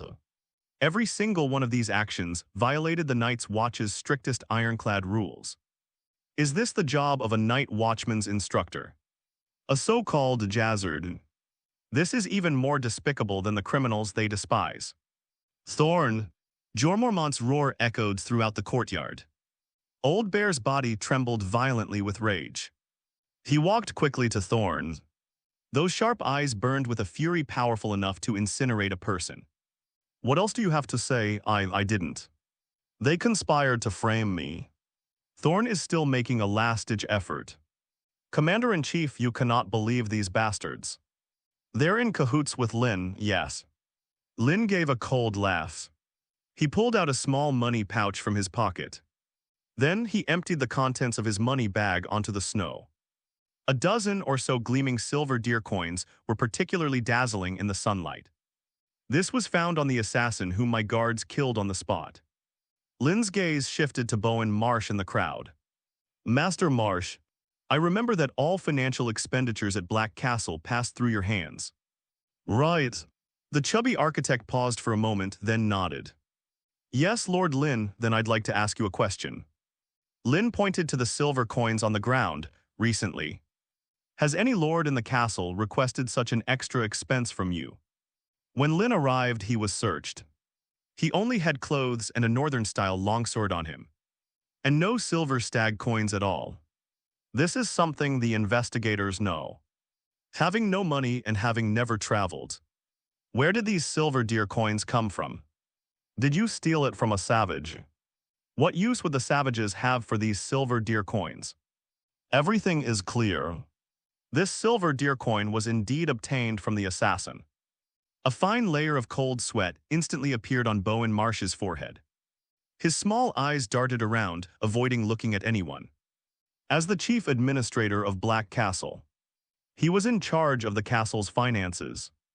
Every purchase of supplies and every penny spent was recorded in his thick ledger. Of course, he remembers not long ago.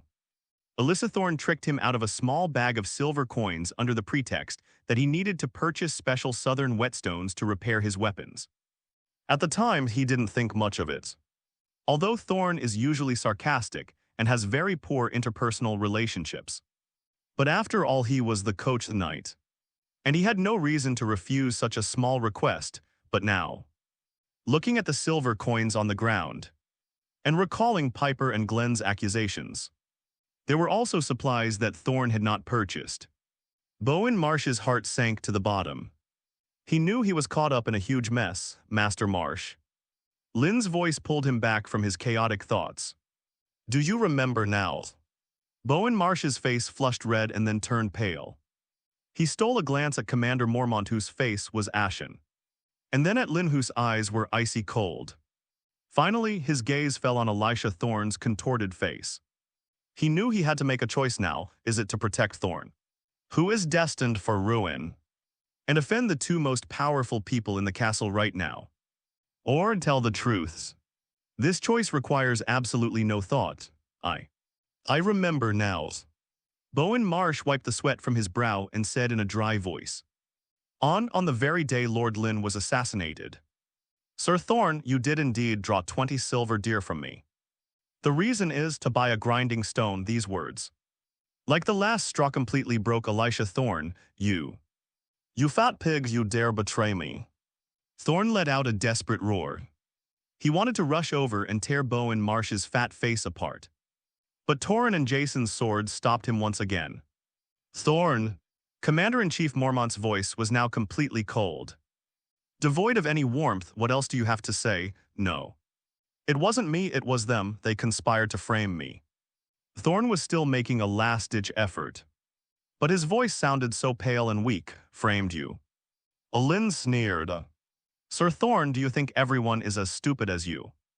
It's a fact that you instigated internal strife and tried to provoke conflict. You hired someone to kill Matriang to get rid of me. A thorn in your side, that's also a fact.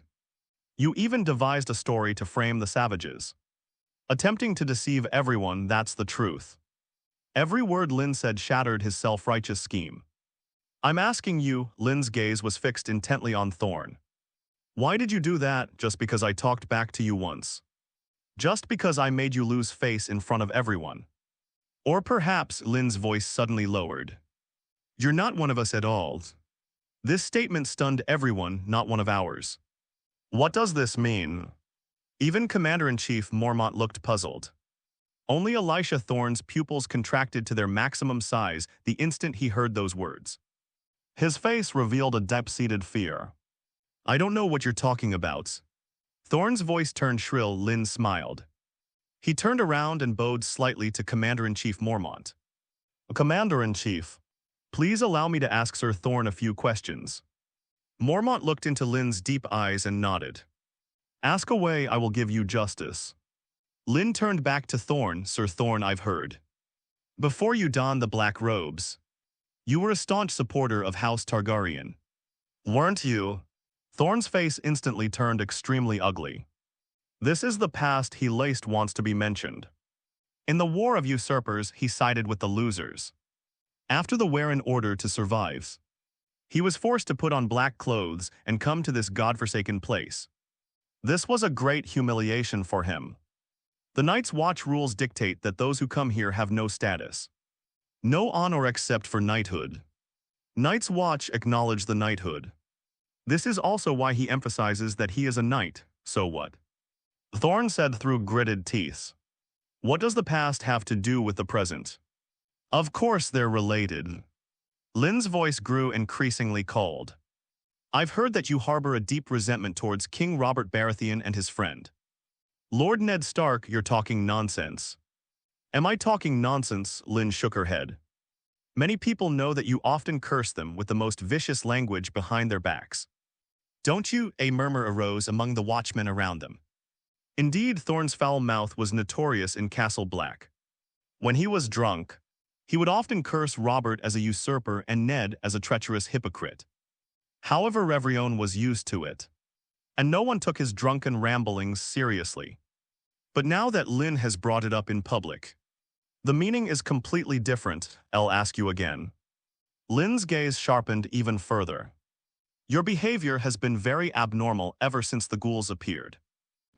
Don't you think the appearance of the White Walkers and Whites is a disaster for the Night's Watch? But for you, it's an opportunity to restore the Targaryens if the wall falls. If the Seven Kingdoms descend into chaos. If the White Walker armies march south, so do those Targaryen remnants hiding across the Narrow Sea have a chance to take advantage of the chaos and return to reclaim their Iron Throne. And you, Sir Elisha Thorne, as the Targaryens' most loyal henchman, will you suddenly become a founding hero? Lynn's words struck like a thunderbolt from a clear sky, exploding in everyone's minds. Everyone was looking at Lynn as if he were crazy. This is way too imaginative. Does this link the White Walker invasion to the Targaryen restoration? This is simply a fantasy. Even Commander-in-Chief Mormont found Lynn's reasoning somewhat absurd, however. Elisha Thorne's reaction left everyone speechless. He did not refute it, he didn't roar. He just stood there trembling violently. The way he looked at Lynn was more terrified than if he were seeing a ghoul. How could he have known? How could he know the deepest secret in my heart could it be? Could he really see through people's hearts, or is it?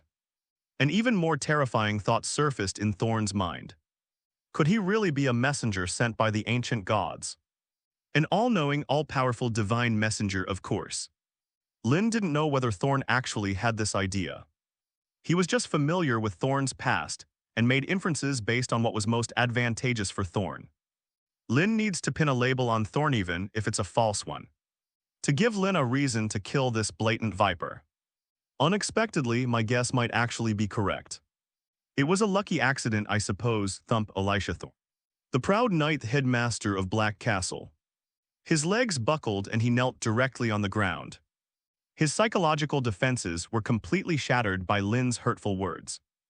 Elisha Thorne's knee slammed heavily into the snow with a dull thud. This sound is like a signal. Everyone in the courtyard stared at the scene before them with expressions of utter disbelief.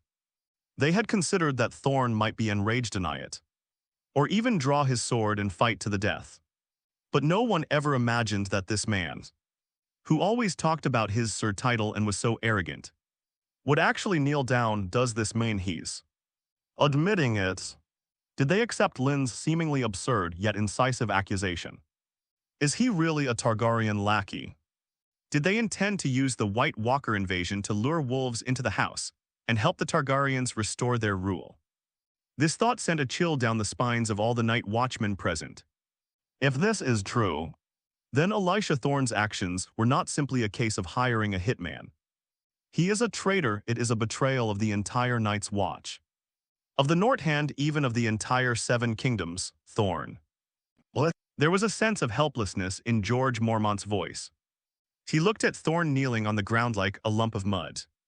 His aged eyes filled with utter disappointment and anger. He could tolerate Thorne's acerbic wit and his stubbornness, but he could not tolerate that a Night's Watchman, a brother in black who had sworn an oath to the death, harbored disloyalty. Lift your head and look at me. Mormont took a deep breath and roared. Thorne's body trembled violently, and he slowly raised his head. That face, once etched with arrogance and harshness, was now ashen. Is what Lynn said true? Every word Mormont uttered seemed to be squeezed out from between his teeth.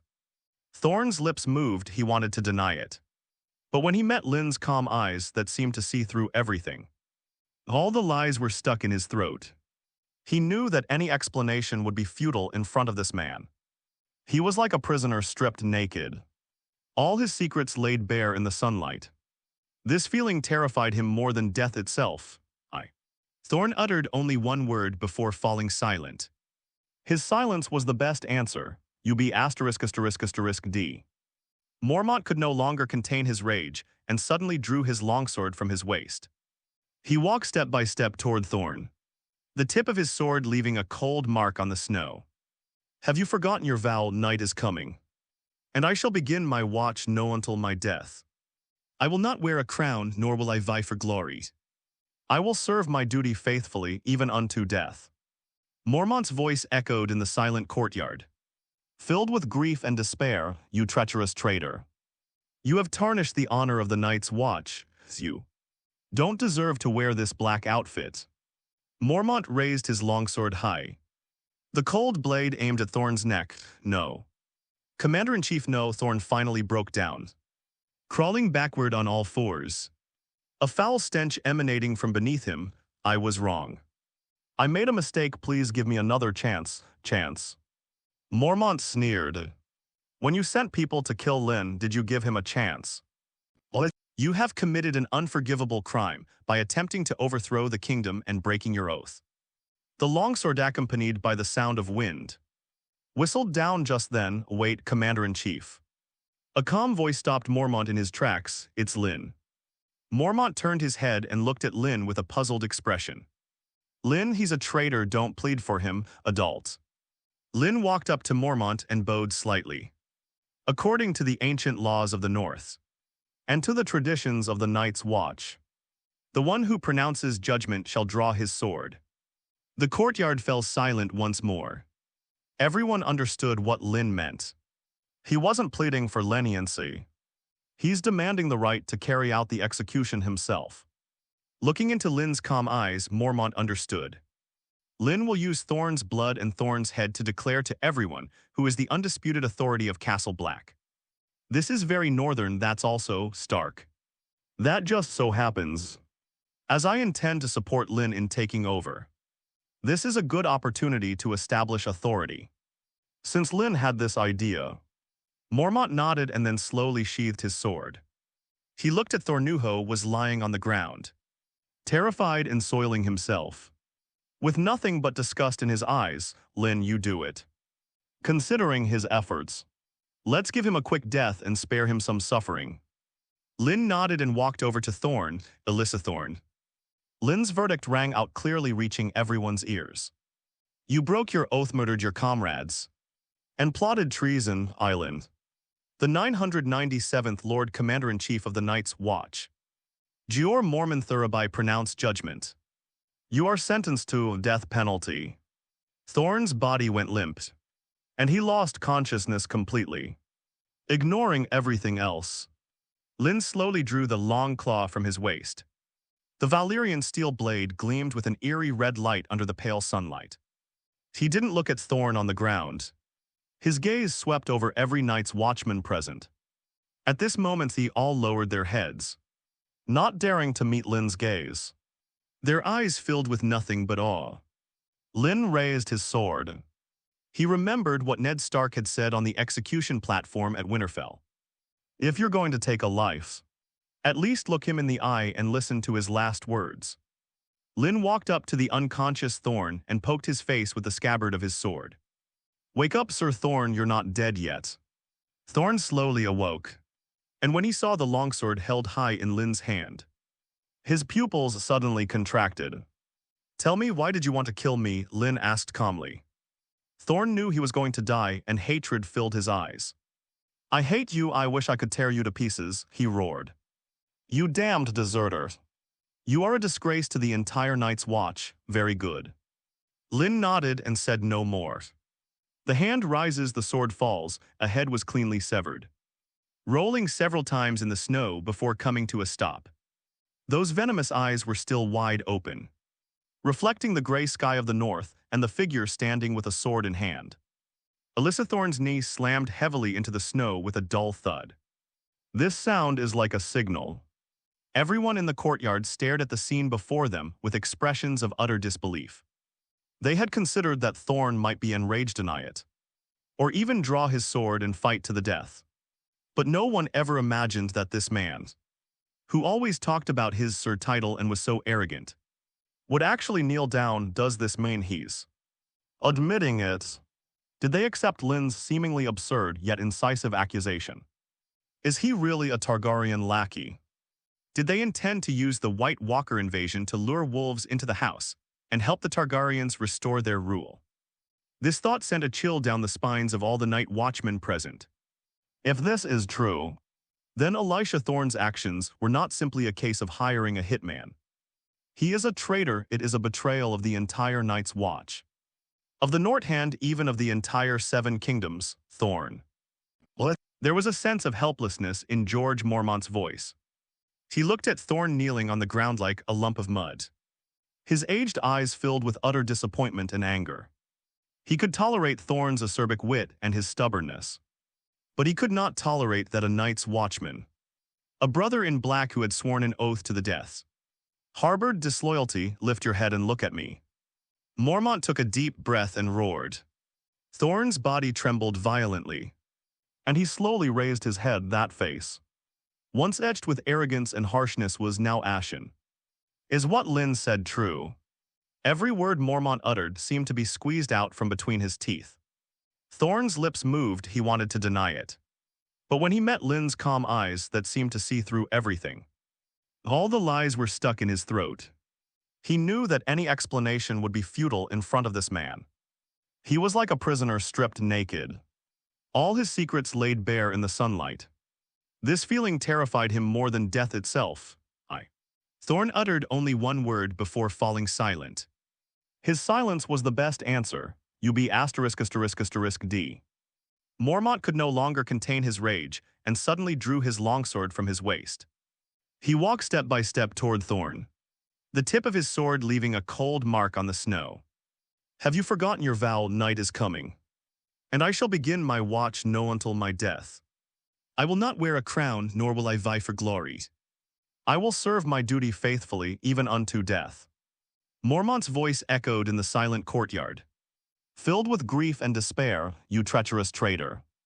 You have tarnished the honor of the night's watch. You don't deserve to wear this black outfit. Mormont raised his longsword high. The cold blade aimed at Thorn's neck. No. Commander-in-Chief, no. Thorn finally broke down, crawling backward on all fours, a foul stench emanating from beneath him. I was wrong. I made a mistake. Please give me another chance. Mormont sneered. When you sent people to kill Lynn, did you give him a chance? You have committed an unforgivable crime by attempting to overthrow the kingdom and breaking your oath. The longsword, accompanied by the sound of wind, whistled down just then. Wait, Commander-in-Chief. A calm voice stopped Mormont in his tracks. It's Lynn. Mormont turned his head and looked at Lynn with a puzzled expression. Lynn, he's a traitor. Don't plead for him, adult. Lynn walked up to Mormont and bowed slightly. According to the ancient laws of the North, and to the traditions of the Night's Watch, the one who pronounces judgment shall draw his sword. The courtyard fell silent once more. Everyone understood what Lynn meant. He wasn't pleading for leniency. He's demanding the right to carry out the execution himself. Looking into Lynn's calm eyes, Mormont understood. Lynn will use Thorn's blood and Thorn's head to declare to everyone who is the undisputed authority of Castle Black. This is very northern. That's also Stark. That just so happens, as I intend to support Lynn in taking over. This is a good opportunity to establish authority. Since Lynn had this idea, Mormont nodded and then slowly sheathed his sword. He looked at Thorn, who was lying on the ground, terrified and soiling himself. With nothing but disgust in his eyes. Lynn, you do it. Considering his efforts, let's give him a quick death and spare him some suffering. Lynn nodded and walked over to Thorn, Alyssa Thorn. Lynn's verdict rang out clearly, reaching everyone's ears.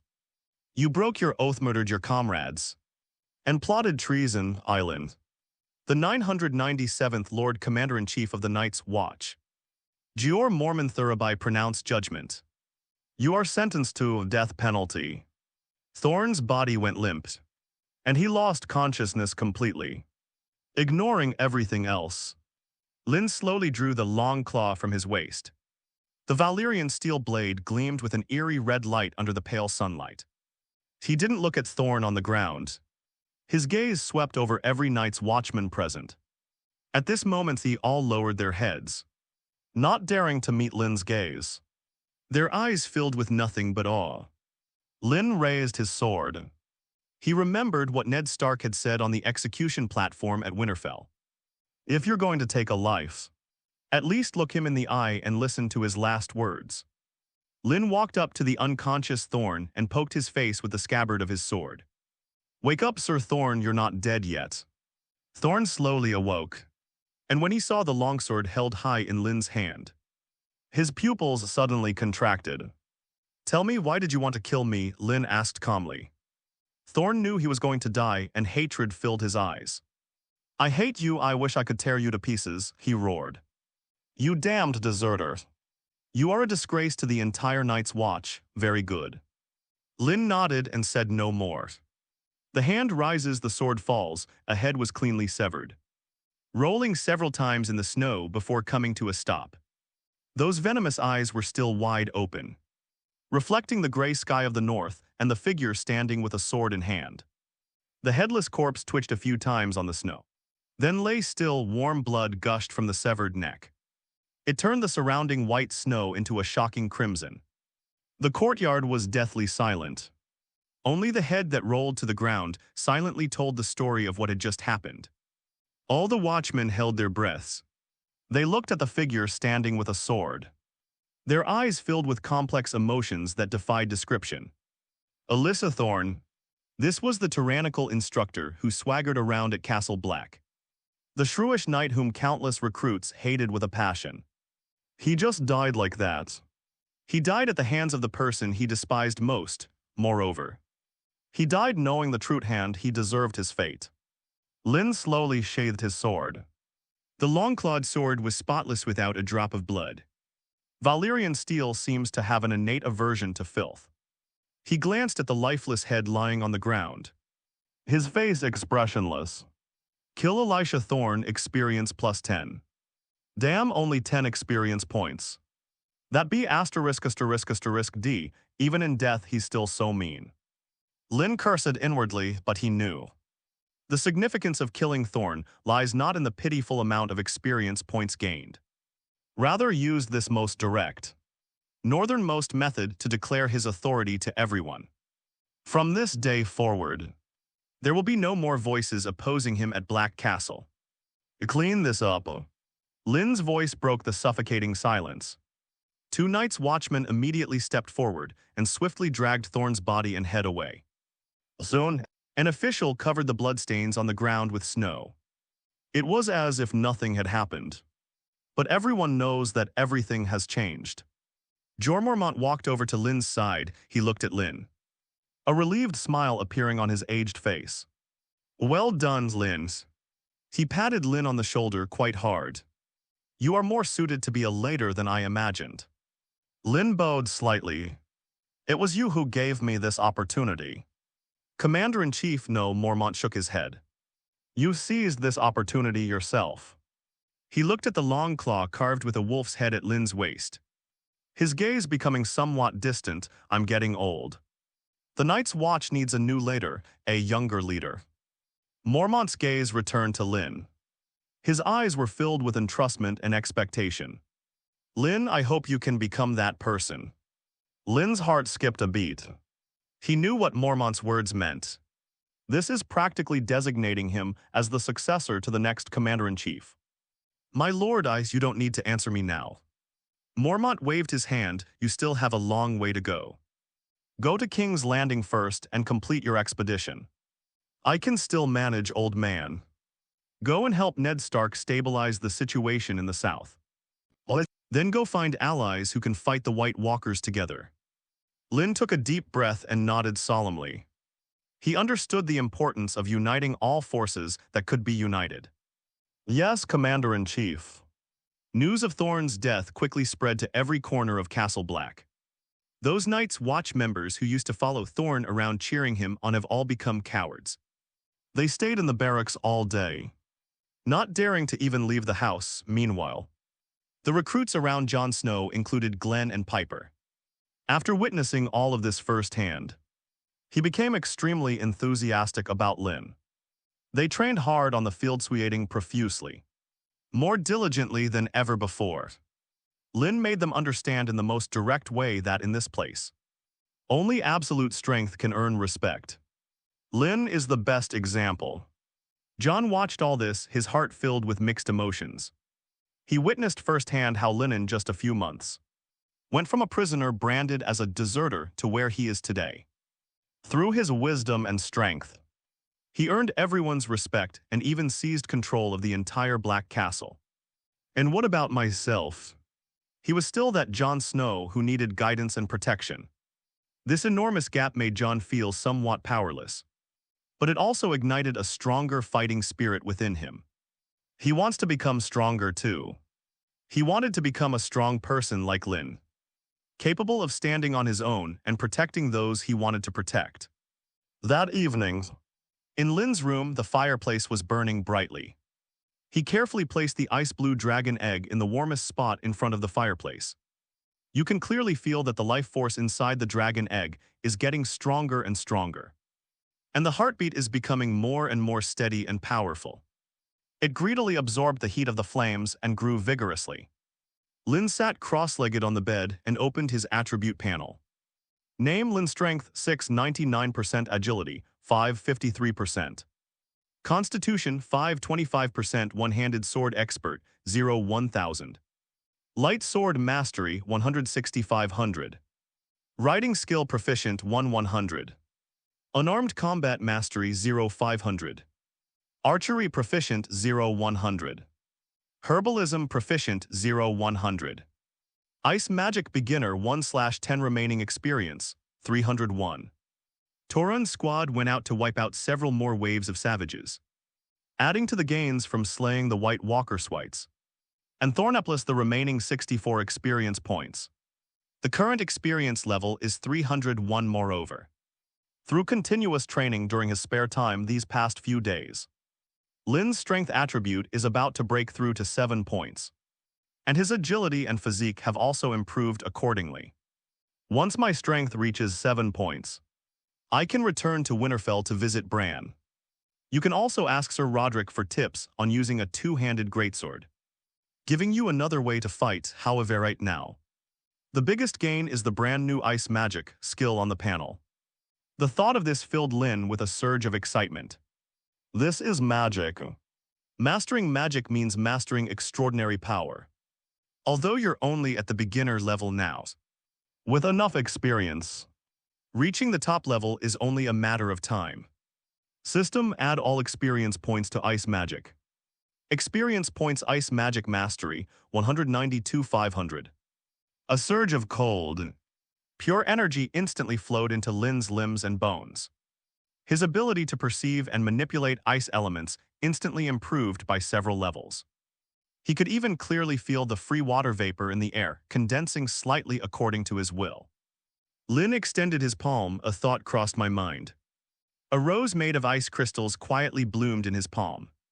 The petals are crystal clear, refracting a dreamlike brilliance under the firelight. This is just the most basic shaping technique. You can master it with practice. Lynn's eyes narrowed, and the rose in his palm instantly transformed into 3 slender ice needles. Hovering at his fingertips, go. The ice needle pierced the air and silently embedded itself in the wooden wall opposite. With 3 loud thuds, only 3 almost invisible tiny holes remained, surrounded by a thin layer of white frost. It's quite powerful, perfect for ambushing people. Lynn had a new idea. He mobilized the cold power within him and gathered it in his left arm. Crack! A thin layer of ice crystals, as thin as a cicada's wing, quickly emerged from beneath his skin, covering his entire arm and shimmering with a diamond-like luster in the firelight. He clenched his right fist and slammed it hard against his left arm. Bang! A muffled thud. His arm was as hard as steel, but his fist was jolted and ached. Such strong defense. If this could cover the entire body, wouldn't it be a mobile suit of ice crystal armor? Lynn became more and more excited as she thought about it.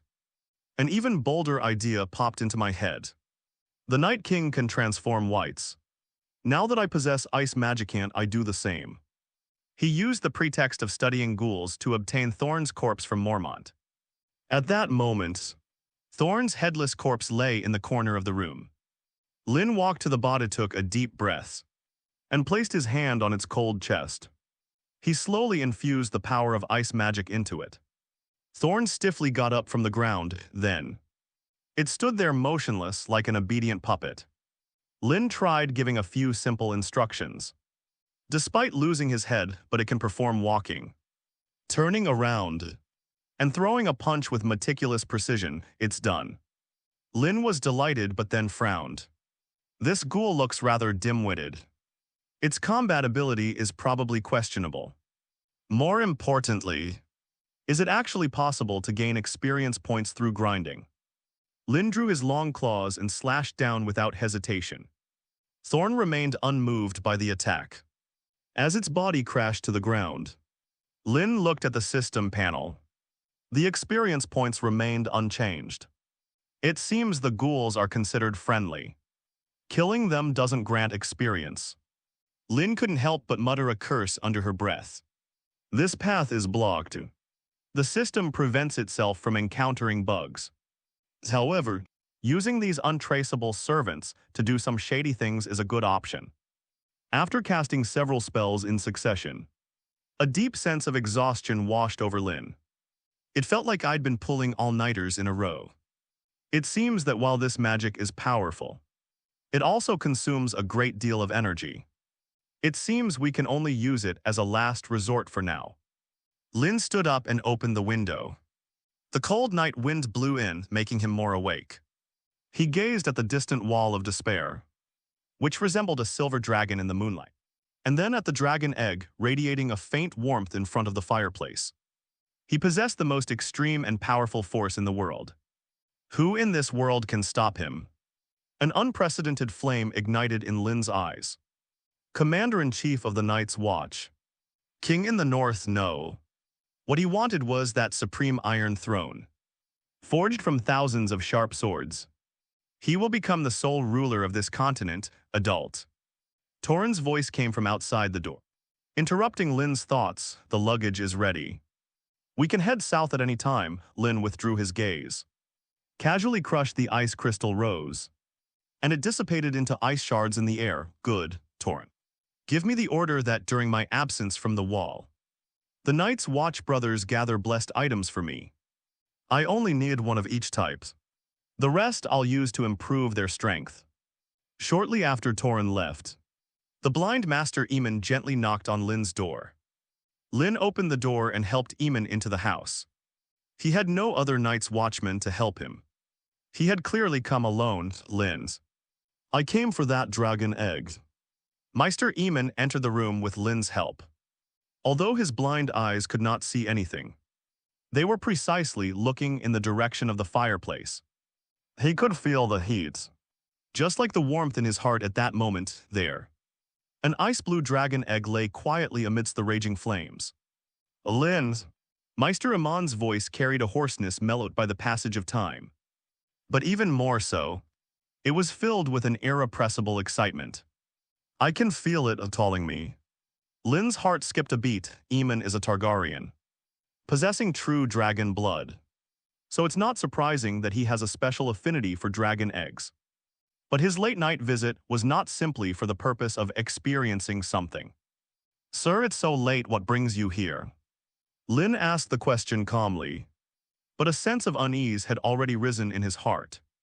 Maester Aemon did not answer. He shakily reached out his hand and groped towards the dragon egg. Lynn instinctively tried to stop him, but looking at the old man's wrinkled face, filled with piety and longing, stopped moving. Maester Aemon's fingertips finally touched the scalding hot eggshell. In that instant, the old man trembled violently. An invisible connection seemingly transcending time was established between him and the dragon egg. Maester Aemon's lips trembled, and two streams of murky tears rolled down his blind eyes. The prophecy is true. He turned his head sharply, staring at Lynn with his empty eyes.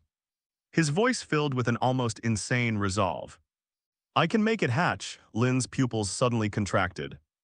Incubation, of course he wanted the dragon egg to hatch. I dream about it. Lynn knew better than anyone what it meant to own a dragon. That would be the ultimate weapon capable of overturning the entire continent of Westeros and allowing him to truly sit at the pinnacle of power. But, Your Excellency, what do you wish to do? Lin Enqiang suppressed his overwhelming joy and asked calmly. He knew that hatching dragon eggs would be no easy task.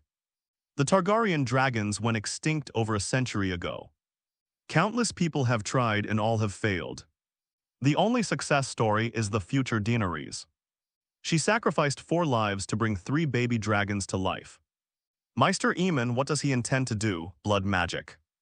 Maester Aemon uttered those 3 words through gritted teeth. Lynn's heart sank creally. It's recorded in the old files. Maester Aemon's voice became deep and mysterious. Dragons are the embodiment of magic, born from fire and blood. Ordinary flames cannot awaken the sleeping dragon soul. The blood magic tradition has now been severed, and we can only use 3 cumbersome methods to hatch dragon eggs. Maester Aemon stretched out his hands, which were like withered branches, and his voice carried a chilling fervor. These three methods are none other than the wisdom of a sage, the blood of a king, and the bloodline of a true dragon. As long as either of these conditions is met, the dragon egg can hatch. Lynn understood, of course. Aemon Targaryen, he was not merely a scholar of the Citadel, but possessed the wisdom of a sage. He was once one of the rightful heirs to the Iron Throne, possessing the blood of a king. He is also a member of House Targaryen, of true dragon blood. Aemon alone satisfies all three incubation methods simultaneously. In other words, if there are 3 dragon eggs in front of Lynn, Aemon can hatch all 3 eggs at the same time by himself. You mean to? Lynn's voice was a little hoarse. That's right, Meister. Aemon nodded. A smile that seemed almost like relief spread across his face. I will use my blood, my life to hatch it, Lynn. You have found this dragon egg with the guidance of the old gods. And I, Aemon Targaryens, will use my life to complete this final ritual. This is my destiny, no. Lynn blurted it out without even thinking. Are you kidding me? To trade Meister Aemon's life for a potentially uncontrollable dragon. This deal was a total ripoff. And if others find out, what will they think of Lynn? More importantly, his Targaryen identity is itself a huge trump card. How much influence can a living Targaryen prince with a legitimate right to inherit the throne have in future political maneuvering? Lynn simply couldn't believe it. Using his full support to gain one's own supreme position is entirely feasible. He's not crazy yet, I absolutely disagree. Lynn's attitude was absolutely firm. Master Aemon, you are far more important than this egg. Meister Aemon seemed to have anticipated Lynn's refusal. His wrinkled face showed no surprise. He simply shook his head, a bitter smile playing on his lips. Lynn, you don't understand. What's the point of a centenarian and a blind cripple clinging to life in this cold corner? I can feel that my life has already come to an end. If I could use this last glimmer of my light to nurture this young life, to ignite a flame bright enough to light up the entire long night, that would be the greatest honor of my life. Another damn honor. Lynn felt a surge of irritation. Can't people in this world think of anything other than honor? Ned Stark is like that, and so is this old Meister. Your Excellency, this is not a matter of honor. Lynn tried to calm him down while alive. You can always do far more than if you were dead. The Night's Watch needs your wisdom. Meister Aemon chuckled self-deprecatingly. Can my wisdom stop the army of White Walkers? Can my wisdom burn those undead ghouls to death? No, Lynn, none of these are possible, but dragons, yes. Meister Aemon gazed at the dragon egg. His eyes held an unwavering resolve. This is our only hope. Lynn wanted to persuade her further. Just then, squeak. The door was pushed open and George Mormont walked in. He had clearly heard the commotion, and a hint of confusion crossed his face. Master Aemon. Lynn, it's so late, what are you doing here? What? Mormont stopped speaking when he saw the resolute expression on Meister Aemon's face and Lynn's grim expression. The arrival of George Mormont added to the already heavy atmosphere in the room, making it even more oppressive. The Lord Commander of the Night's Watch glanced back and forth between Meister Aemon and Lynn. His sharp, bear-like eyes seemed to see right through people's hearts. Master Aemon. Mormont's voice was low, carrying a hint of barely perceptible tension. What is this? Meister Aemon did not turn around. He simply stared at the dragon egg in front of the fireplace with his blind eyes. His voice eerily calm. Jay, you've come at the perfect time. I need you to be my witness. Mormont's heart sank. His worst fears seemed to be coming true. Witness what? Mormont's voice was somewhat hoarse. Witness a Targaryen, offering his final loyalty to this world. It is Meister Aemon, he said slowly. Mormont's breath hitched for a moment. He glanced at Lynn, whose face was ashen, then at Aemon, whose expression was resolute, and finally let out a long sigh. Aemon, are you really decided? From the moment Lynn brought this egg back, I made up my mind. I didn't act on impulse.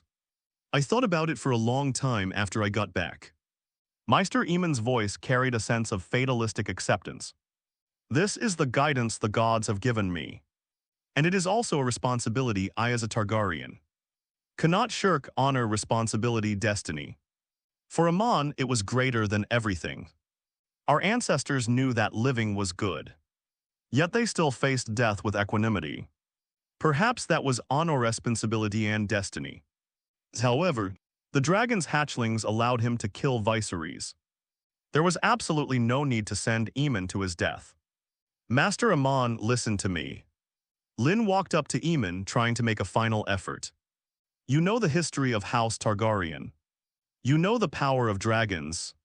But you should also know how risky it is to hatch a dragon egg.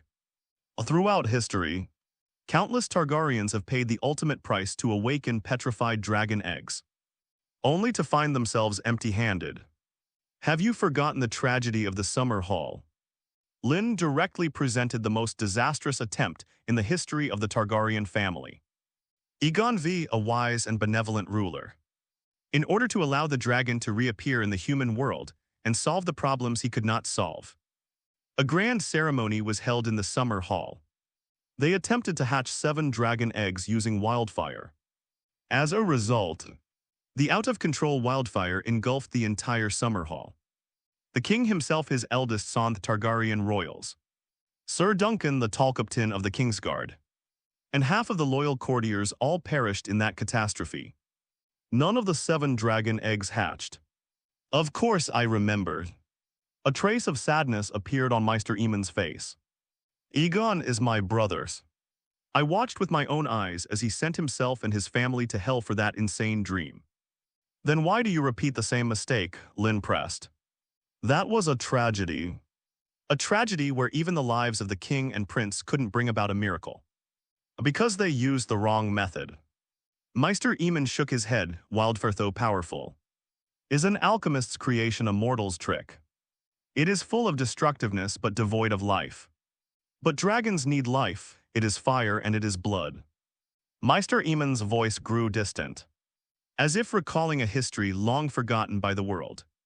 My brother Illian, have you heard his story? Lynn nodded. He certainly knew Illian Targaryen, known as the Brilliant Illians, a handsome, brave, yet extremely cruel and insane prince.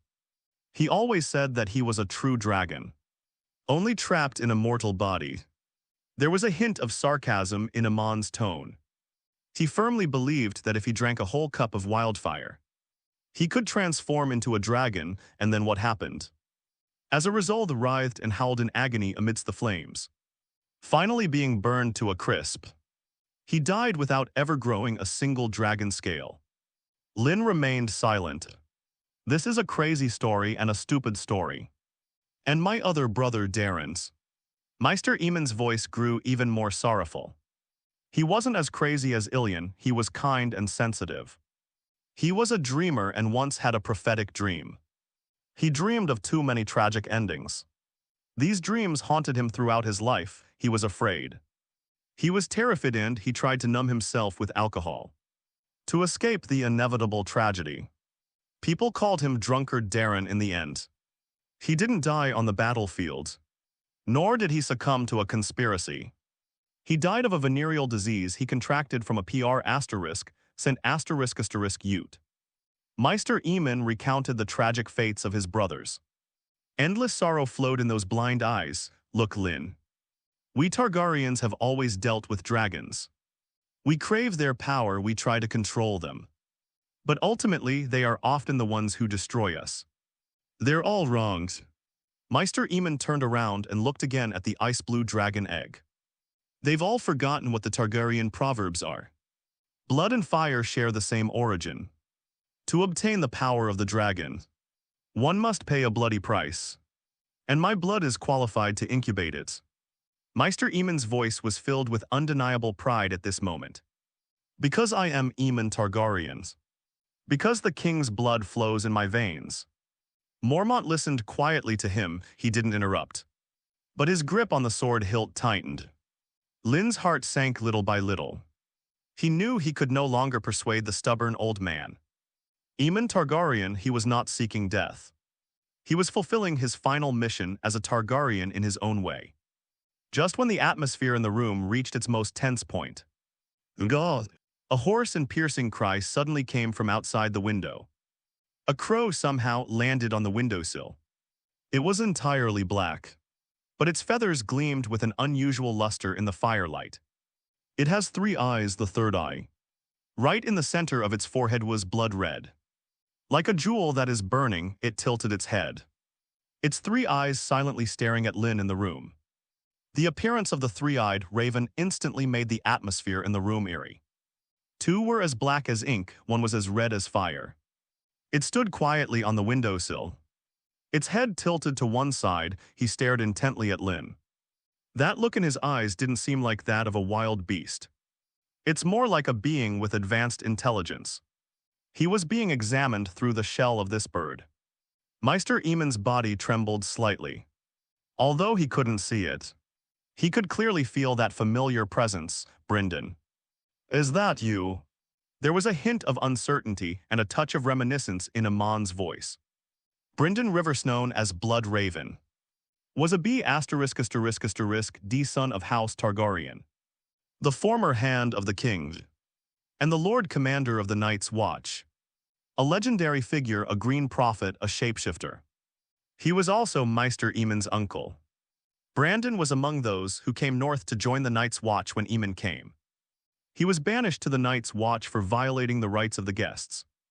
After one of his explorations, Brandon never returned.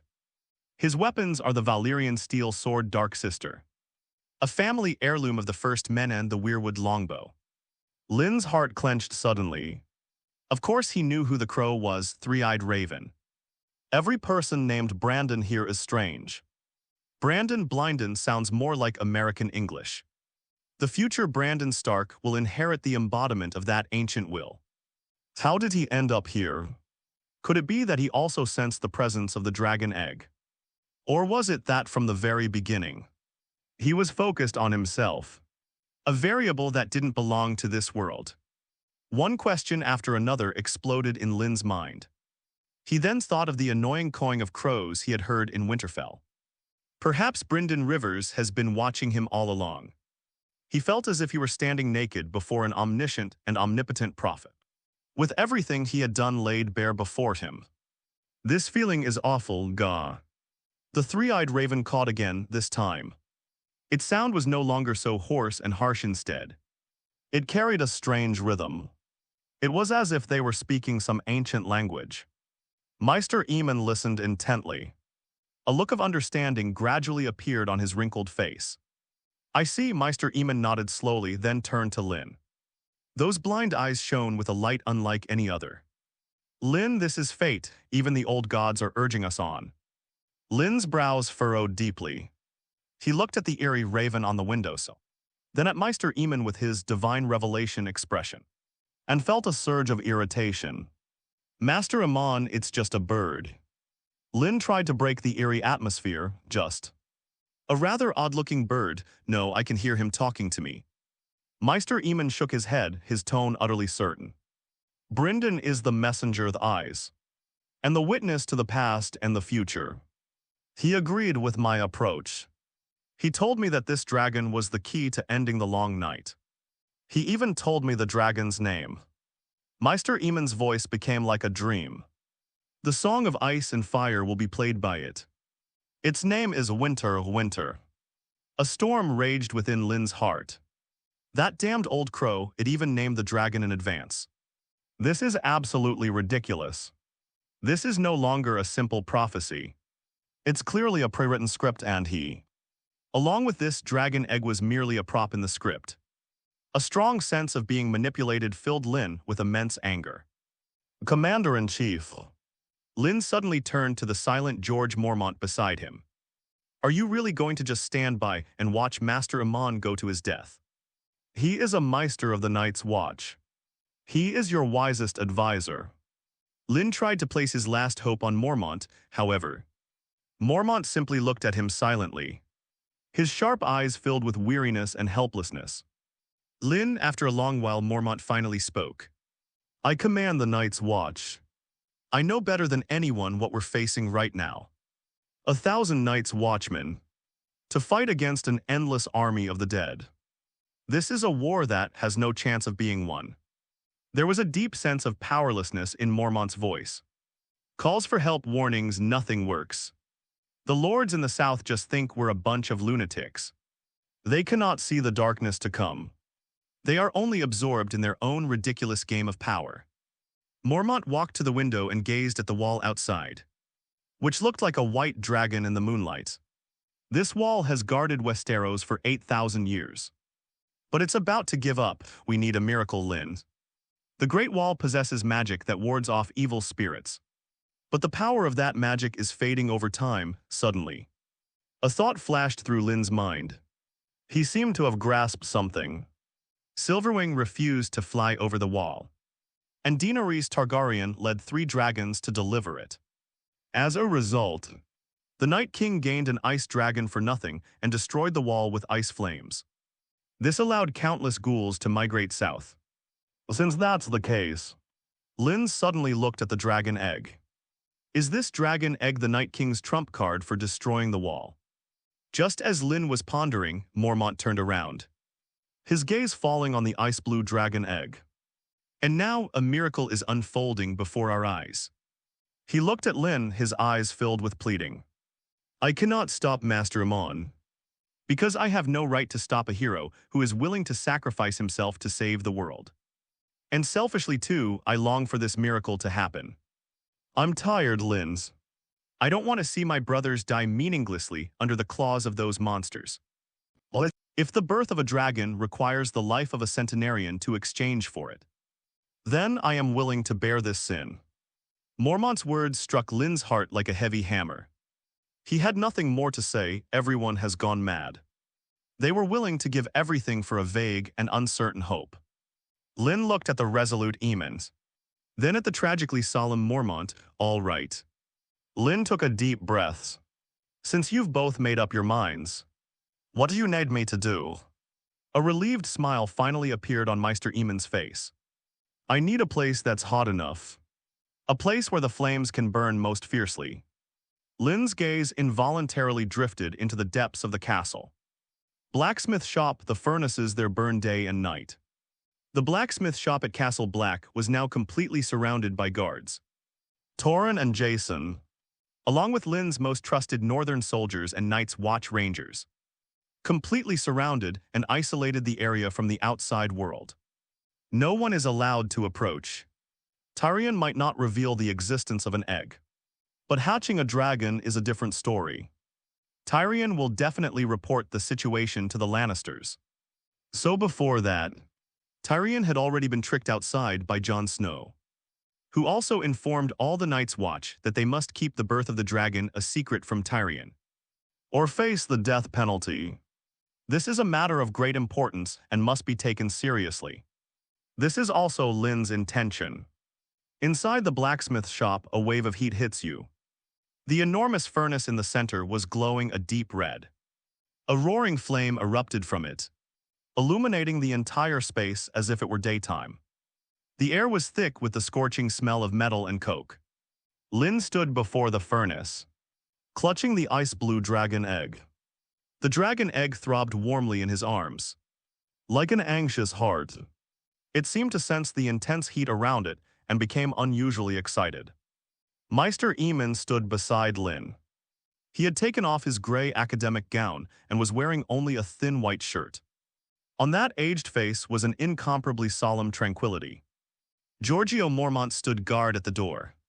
His hand gripped the sword hilt tightly, and his weathered face was filled with tension and anticipation. Lynn, Maester Aemon's voice rang out amidst the crackling of the flames. Put the eggs in the fire. Lynn's arm stiffened for a moment. Master Aemon, are you sure dragons are born of fire? Aemon's tone left no room for argument. No matter what kind of dragon it is, only the most intense flames can awaken its dormant bloodline. Lynn said no more. He took a deep breath and carefully placed the ice-blue dragon egg into the raging flames of the furnace. A bizarre scene unfolded. The dragon egg, instead of melting in flames powerful enough to molten steel, began to emit an increasingly brilliant blue light. The dragon scale patterns on the eggshell seemed to come alive. It shimmered with a mysterious glow under the licking of the flames. A clearer buzzing sound emanated from inside the dragon egg. A powerful life force spread out, the time has come. Maester Aemon murmured to himself, and pulled an exceptionally sharp silver dagger from his robes. Those were tools used by scholars for dissection and bloodletting. Without the slightest hesitation, he used the small knife to forcefully cut a deep gash into his wrist. Aemon, Mormont exclaimed. Fresh blood gushed out of the wound instantly. The blood wasn't ordinary reds. It was a color with a faint silver sheen. Almost purplish red true dragon blood. Maester Aemon ignored Mormont's exclamation. He raised his bleeding wrist and walked step by step toward the crimson furnace. A relieved smile on his face. He chanted ancient incantations in Valyrian. His voice solemn and mournful. Drakari Paikiros where it was found. A dragon in flames born of blood, Perses is here. The Sardrishan's bludgeons will be expensive. A flame without fire the dragon cannot recognize, then. He made his final vow to the dragon egg engulfed in flames. Ernagan Brosi Henkiri Jedri. With the wisdom of the sages guide the way forward. Darij Sisri Lur Gurani. By the blood of a king's decree and authority are granted. Drakari Sisri Sleepyhead.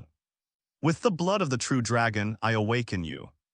Now Aemon Targaryen don't go frosting in the brow. I Aemon Targaryen offer this all, he reached his wrist, which was dripping with the blood of a true dragon. Towards the dragon egg in the flames.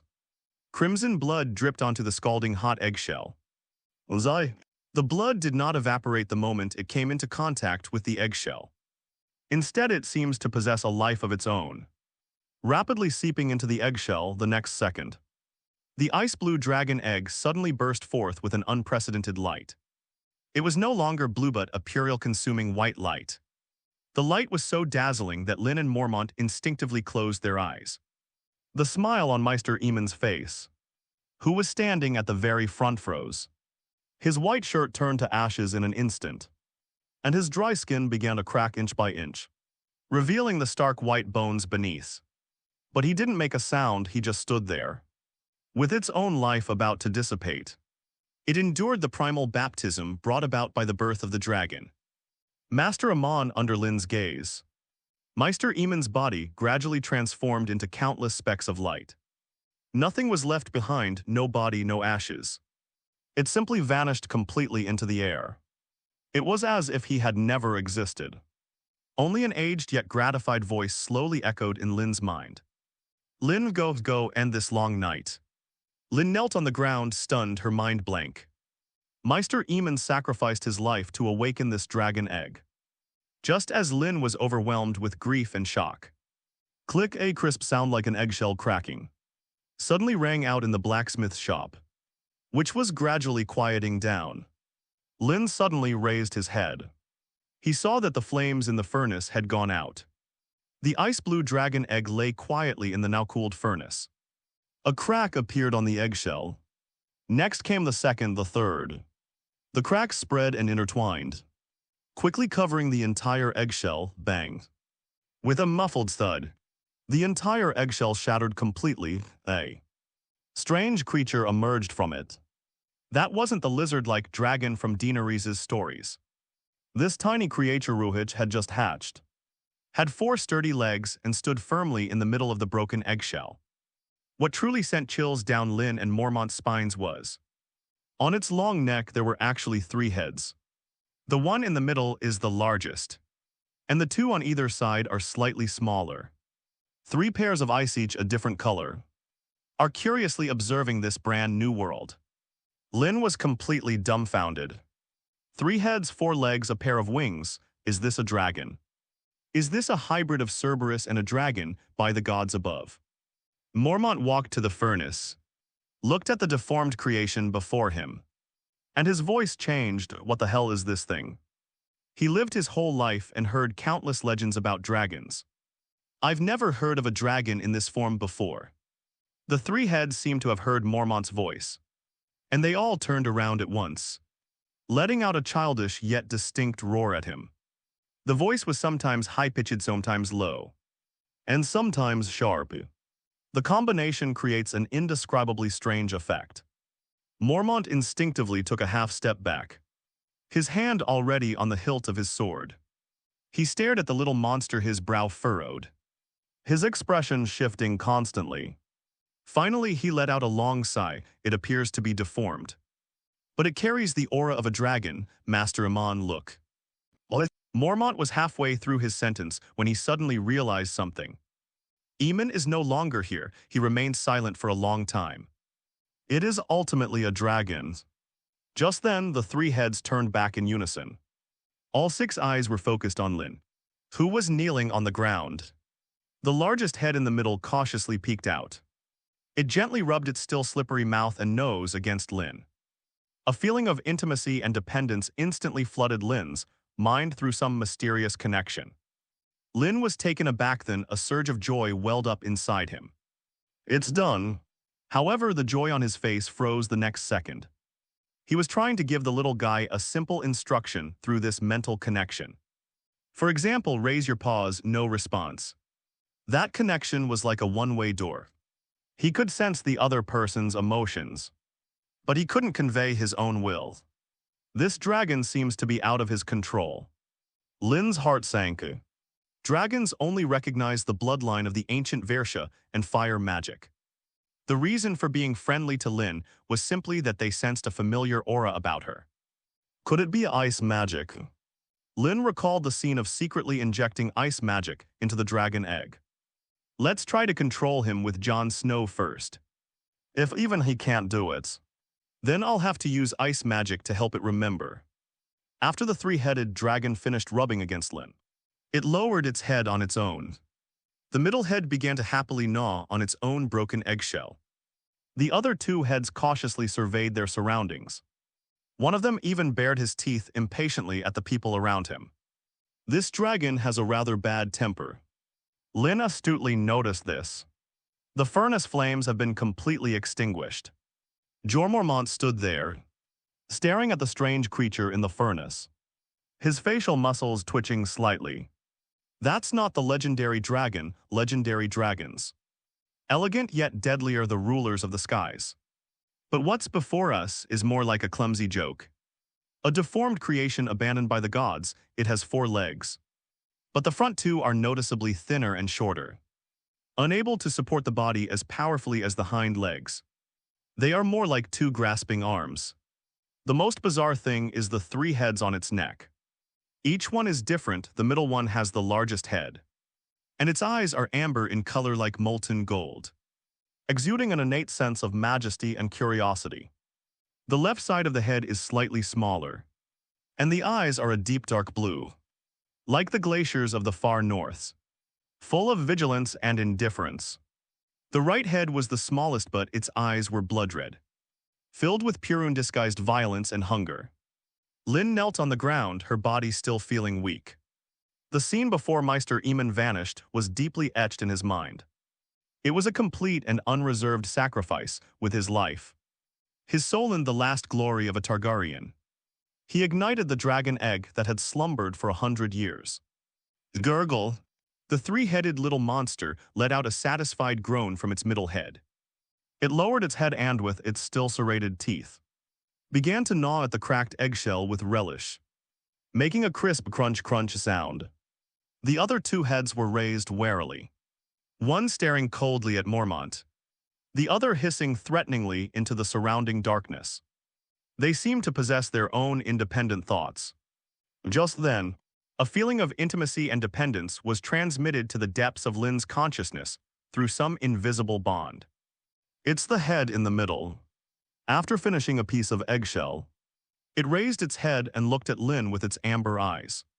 Lynn's heart skipped a beat. It's done. Controlling the dragon requires Valyrian language, which he doesn't know, so he has to resort to a makeshift method. Lynn and Qiang suppressed the turmoil in his heart, concentrated his mind, and formed a very simple instruction in his mind. Come over, however. The head with the amber eyes merely tilted slightly. Seemingly somewhat confused, it did not obey Lynn's will. The other 2 heads didn't even glance at him. That spiritual connection seemed to be a one-way street. Lynn could clearly sense its emotions, but he could not impose his will on it. This dragon won't obey his commands. Lynn's heart sank instantly. He thought of the blood of Maester Aemon, and of the Targaryen proverbs. Dragons only recognize masters who possess true dragon blood. Aemon awakened it with his own blood. But he himself was merely an observer who provided the incubation site. What about that feeling of intimacy just now? Did they mistake him for the first living thing a newly hatched chick has ever seen?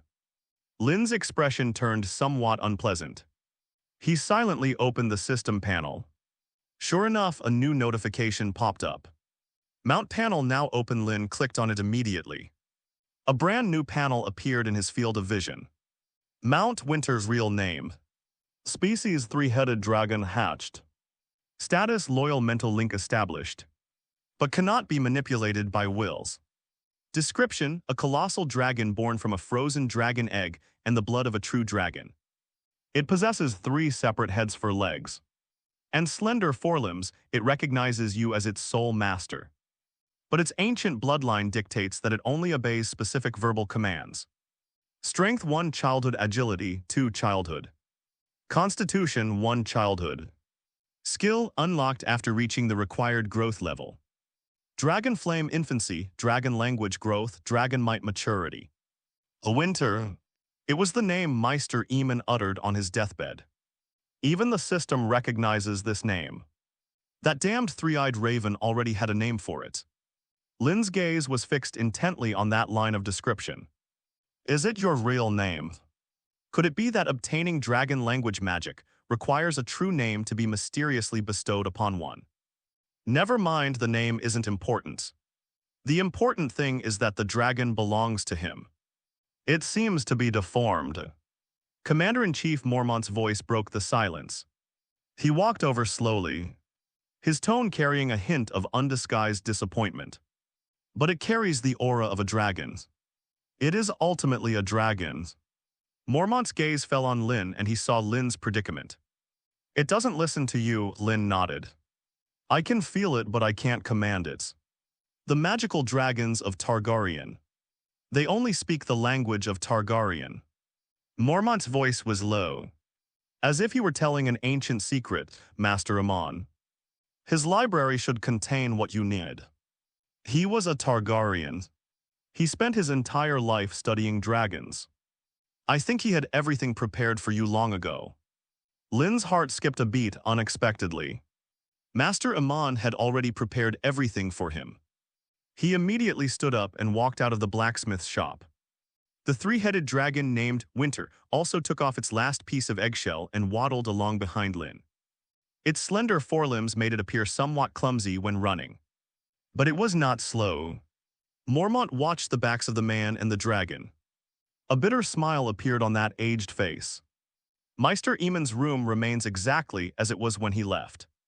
The books on the table were neatly arranged, and the air was filled with a lingering scent of parchment and herbs.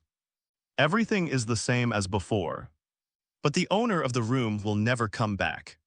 Lynn's gaze fell on the simple desk. A thick stack of books was neatly piled up in the corner of the table. On top of it there was a piece of parchment. Lynn walked over and picked up the paper. Above was Maester Aemon's slightly trembling handwriting. The handwriting was crooked and uneven, with some parts even overlapping. It's unimaginable how a blind old man could have written this. To Lynn, by the time you read this letter, the little one will have already woken up. Don't grieve for me. This is the most glorious end a centenarian could imagine. The bloodline of dragons requires a key to unlock. And in Valyrian language that key is.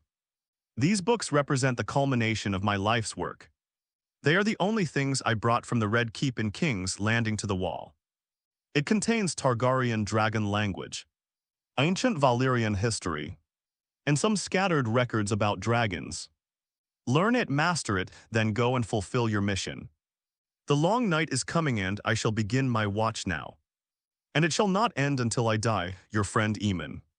The letter was not dated. It was as if he had known this day would come. Lynn gripped the thin parchment tightly, his fingers turning slightly white from the pressure.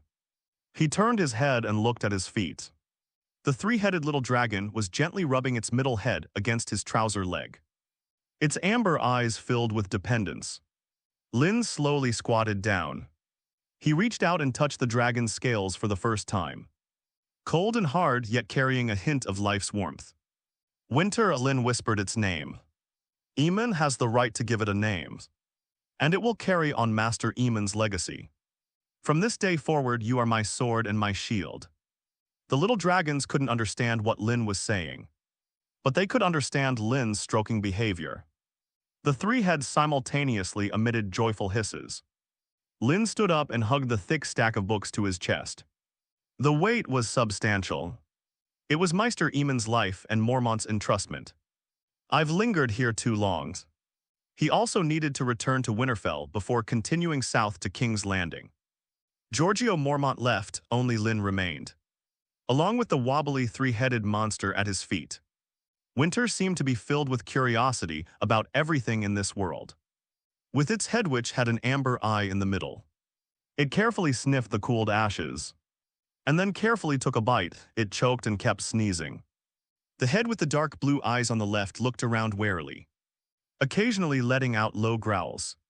The smallest head on the right with blood-red eyes was impatiently tearing at Lynn's trouser leg with its teeth, as if urging him to hurry up.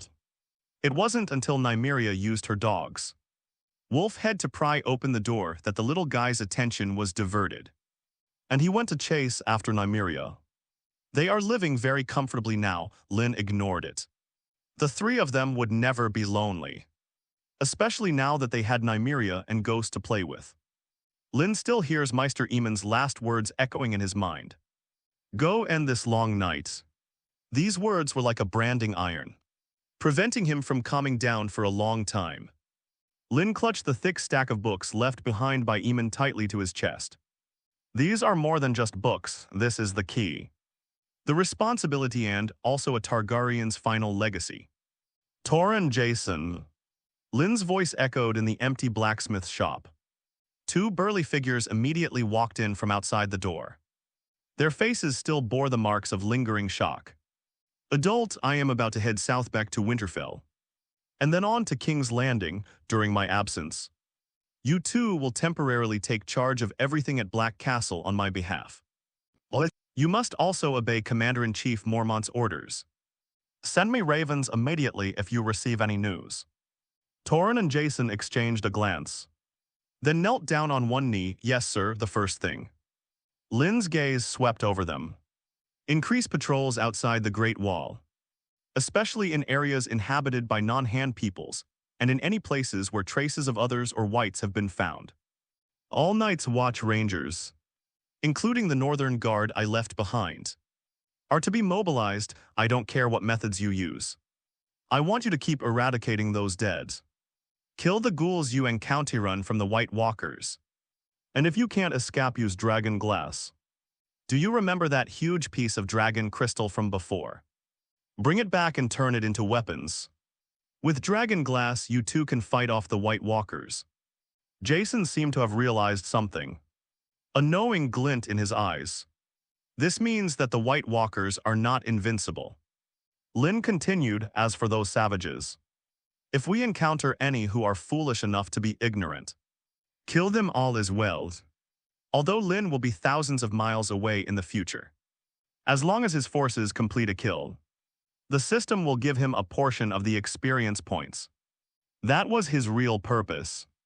He intends to turn the entire Night's Watch into his relentless experience point harvesting machine. The second thing, Lynn continued. Continue searching for blessed objects for me. Anything you deem strange. Anything that contains special power is acceptable. I only need one of each type, the rest, whether weapons or anything else, belongs to the Discoverer.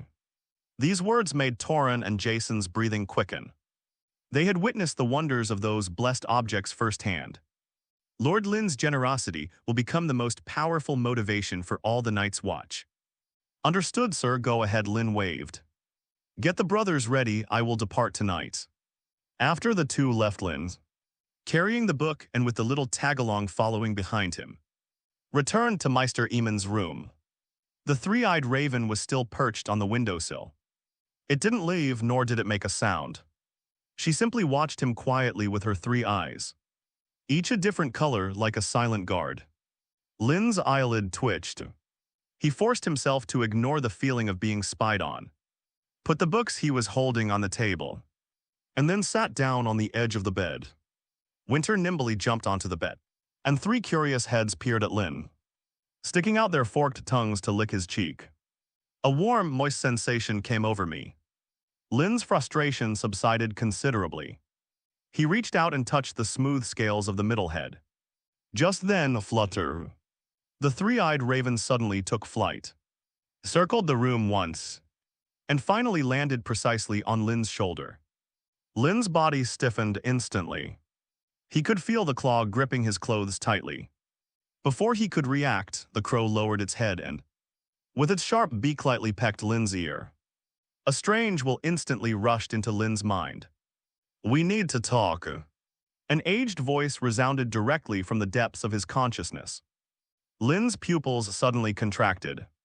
He suddenly stood up and swatted the crow off his shoulder.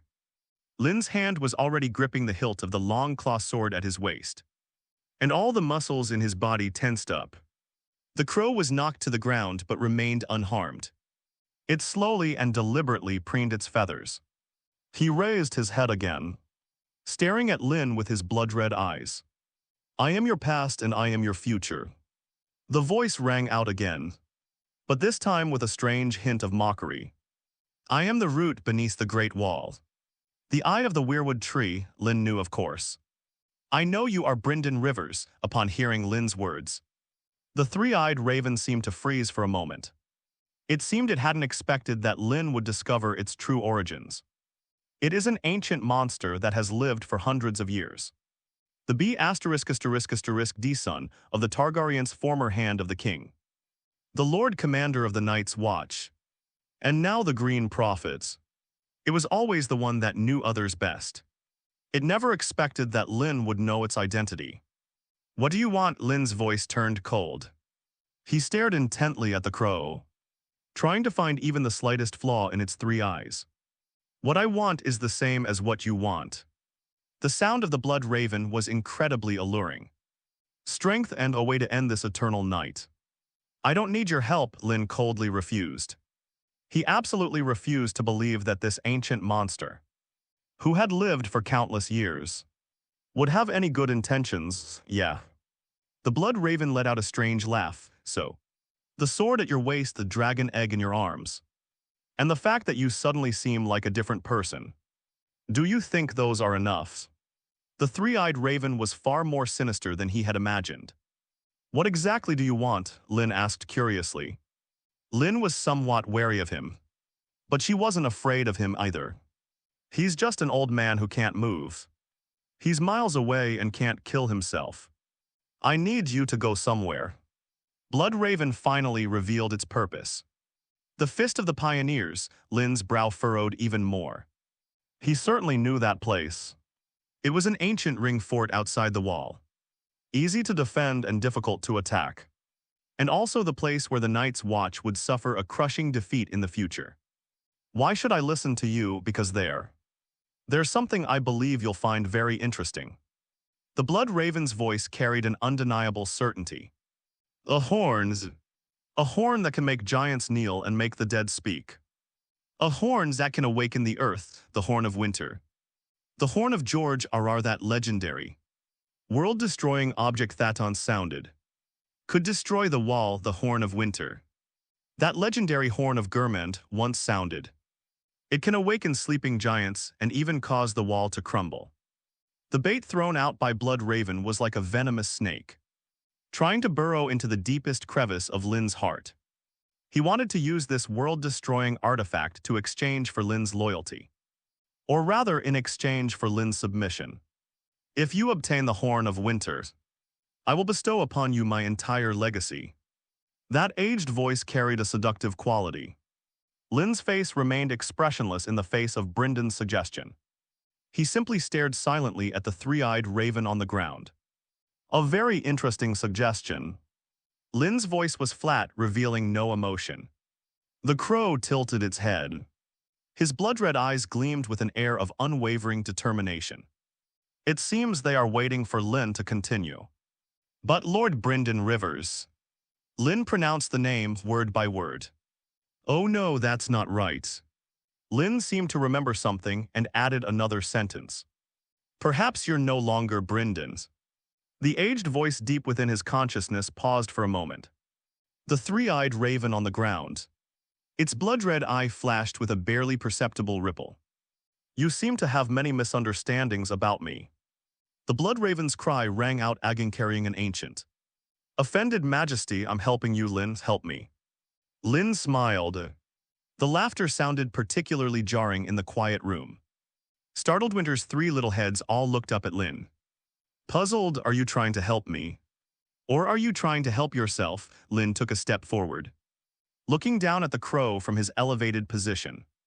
Lynn's shadow completely enveloped it. What you call inheritance is not a gift at all. It was a meticulously planned devouring. The blood crow froze the crow's body. Even the tips of its feathers seemed to be frozen in the air. The voice in Lynn's consciousness vanished completely. A deathly silence, you choose your so-called heir. Whether it's the children of the forest 1,000 years ago, Brynden Rivers hundreds of years ago, or Brandon Stark, whom you've now set your sights on, they are overwhelmed by your vast boundless memories. And in the end, they will all become you. Lynn's voice was like a knife, precisely slicing through Blood Raven's seemingly sacred disguise, revealing the rotten truth beneath. Their self-awareness, their joys and sorrows. Everything about them will be completely washed away by your thousands of years of memories. In the end, they will get lost in that ocean of memories. The person who receives the inheritance will believe that your memories are their own. Your will is his own will in this way. Even if your physical body decays, your unique green prophet memories will regain dominance in a new host. They are no longer themselves. They just became the next you, next. The three-eyed raven with each word Lynn spoke. The crow on the ground trembled almost imperceptibly. Its three eyes were fixed on Lynn, no longer holding any mockery or seduction. Rather, it was an unconcealable shock. How could he know? This secret is the core essence of the Green Prophet's legacy. It is the insurmountable boundary between the Green Prophet and mortals. The so-called Green Prophet has existed from its inception to the present day. And there has only ever been one person when the body ages. The person uses the excuse of selecting a successor to occupy a younger body and continue the cycle of life. Brynden was his choice now that Brynden is old. He has his sights set on Brandon Stark. But Lynn's appearance saved Brandon, completely disrupting his plans, therefore. He approached Lynn an even more promising variable. The Green Prophet was utterly shocked. How could a soul that doesn't belong to this world possibly know all this? He planned for over 1,000 years and never made a mistake. The future Brandon Stark is the next host you've chosen. Isn't he? Lynn's voice suddenly turned cold, carrying a sense of judgment. A gifted child, a pure soul, what a wonderful vessel. Your so-called guidance is nothing more than leading him step by step into the cage you've woven. You'll find a way to make him witness the birth of the first Night King, to make him lose himself in the past. The moment the children of the forest's dagger plunged into his chest, he would never return.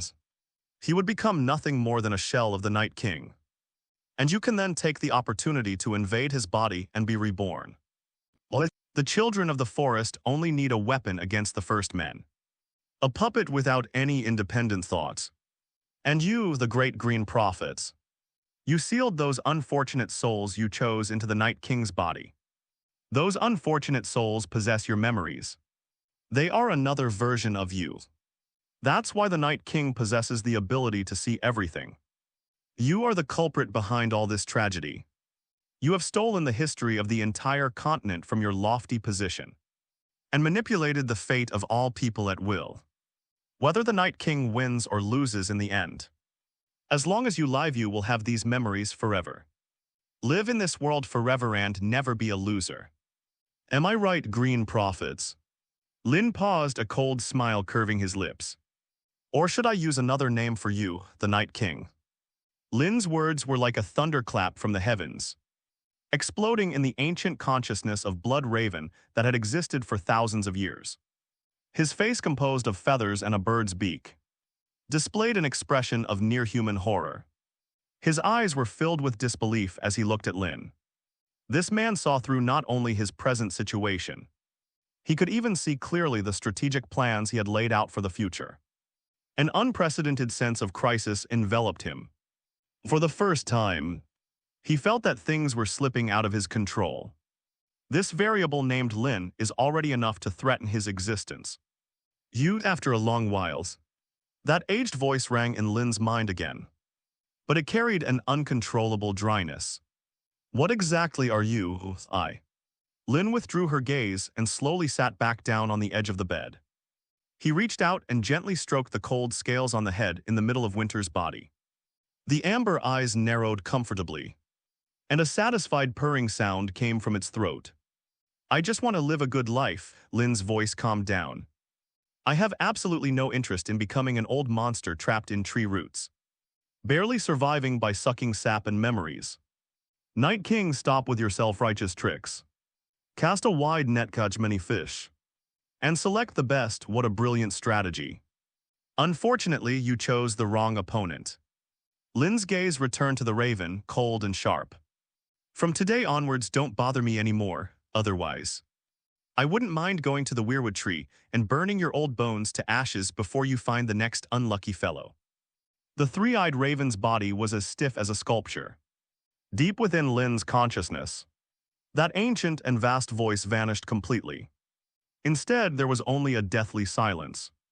The room was eerily quiet, save for the occasional crackling of the flames in the fireplace, a reminder that life still lingered. Winter's three little heads seemed to sense the stagnant atmosphere as well. They stopped frolicking and stared at the crows on the ground, letting out a lowery growl. What, you're speechless? Lynn's voice broke the suffocating silence. He didn't look at the crow, but instead gently scraped the fine scales on the jaw of the crow's head in the middle of the bird's body with his fingers. His movements were unhurried, as if he were admiring a newly acquired trophy. Or perhaps I should put it more clearly. Lynn's gaze finally left Winter. It landed on the crow that dared not move. That altar outside the Great Wall, that so-called dragon egg, was not an accidental discovery at all. That was a trap, you said. A bait that has been waiting for who knows how many years. The three-eyed raven's body trembled almost imperceptibly. You know the dragon egg is there, but you can't take it away, much less hatch it. Lynn continued to peel back the layers of the three-eyed raven's deepest secrets. You possess the Green Prophet's vast memories. Yet this new body only has half Targaryen blood. Because Brynden was a B***D. You're not confident you can awaken it with blood magic. Therefore, you need a chess piece. A chess piece that can help you accomplish all of this. Lynn gave a sarcastic smile. Unfortunately, I've become that variable in your eyes. That most suitable pawn in Master Aemon, the old man with the purest dragon bloodline, became the sacrifice you plan to make. If you were his uncle, you certainly wouldn't choose to let him sacrifice himself. But you've been seducing him based on this alone. I can conclude that you are not blood ravens. You guided everything step by step. You guided me to the dragon eggs. And you guided Master Aemon to make his sacrifice. Your goal is to bring this dragon back into the world. The blood raven remained silent, but in its blood-red eye there was no longer shock. It is a fear of being completely sane through. Dragonfire can destroy magic. Lynn's voice grew deep and somber, especially the ancient, ever-fading magic of the wall. Why did Silverwing refuse to fly over the wall? Because it sensed the magic's repulsion. And it also sensed the Night Kings waiting for it to fly over the wall. All it takes is one javelin to pierce it down, and using that ice magic to transform the dragon into an undead dragon. That can also breach the Great Wall. And you, the Great Green Prophet, you can't wait. You need a key that can destroy the magic of the Great Wall ahead of time. This dragon is one of your keys. Lynn paused, his gaze sharpening further. And the Horn of Winter is your second key. You lured me to the peak of the pioneers, ostensibly giving me a choice, but in reality, no matter which path I choose, the end result will be helping you breach the Great Wall. Get the horn, blow it, and the Great Wall will crumble. Even if we obtain this dragon and use its dragon fire to burn down the magical foundations of the Great Wall, the result will be the same. You've staked all your eggs in one basket. What a clever scheme. After Lynn finished speaking, the room fell into a long silence once again. Moreover, that was indeed what the Night King was thinking. In the future, Daenerys flew there on a dragon, and Viserion was killed and transformed by the Night King, becoming the key to breaching the wall. Winter seemed a little impatient. The head with the crimson eyes on the right suddenly spewed out a small plume of black smoke mixed with sparks at the crow on the ground. The three-eyed crow flapped its wings in fright and jumped back in a sorry state. And at that very moment, that aged voice finally rang in Lynn's mind once again. This time, however, it no longer possessed any lofty majesty, but was left with only a dryness that could almost be described as weak. We can cooperate, Lynn raised an eyebrow. Cooperate, yes, cooperation. The three-eyed raven's cries grew more urgent. It finally placed Lynn on a position equal to, or even higher than its own. You're absolutely right. I admit, I've been trying to manipulate you and take advantage of you. But I meant no harm, Bloodraven spoke very quickly, as if afraid that Lynn would actually set off to burn its body at any moment. We have a common enemy. The Night King is nothing but a puppet, a walking corpse I pushed to the forefront. What's truly terrifying is what created him. It is the god of cold lurking in the deepest recesses of the land of eternal winter. It is darkness itself. That was the long night that finally ended everything. I need the dragon's power, but I need your power even more. A power unbound by fate, capable of seeing through all illusions. For the first time, the three-eyed raven's cry carried a pleading tone. Help me, Lynn. No, it's about helping ourselves. We can fight the cold god together and end this eternal war together. I can tell you everything I know, the secrets buried in the river of time, the truly existing Nervasan, the essence of ancient magic. We can become the guardians of this world. Lynn listened quietly. He did not answer immediately. The three-eyed raven's offer was very tempting. The knowledge and secrets possessed by an ancient monster who has lived for over 1,000 years are of immeasurable value. But Lynn knew better. If you try to negotiate with a tiger for its skin, you must be prepared to be devoured by it. He looked at the humble three-eyed raven on the ground, then at the three-headed baby dragon at his feet that was so dependent on him. For a long time he spoke slowly. I can consider it. However, I need to see your sincerity first. Sincerity. The aged voice echoed in Lynn's mind. Carrying a hint of cautious probing, Lynn's body relaxed. The three-eyed raven on the ground finally abandoned its humble posture. It straightened its body again, regaining some of the dignity befitting an ancient being. The atmosphere was no longer one of one-sided judgment and oppression. A kind of equality based on mutual fear was quietly established between the man and the crow. That's right, sincerity. Lynn's voice was calm. He reached out and soothingly scratched the chin of the dark blue head on the left side of Winter's head, feeling the hard texture of the cold scales. The head nuzzled comfortably against his palm, making a soft purring sound in its throat like a strange cat. Since it's a collaboration, we need to offer something tangible. Lynn's gaze returned to the raven. My conditions are simple, 3 things. He held up one finger. First, I need weapons. The 2 used in the Brendan River inscriptions. Lynn clearly felt the 3 eyes of the crow on the ground staring intently at him. Valyrian steel sword, Dark Sisters. And that longbow made of weirwoods.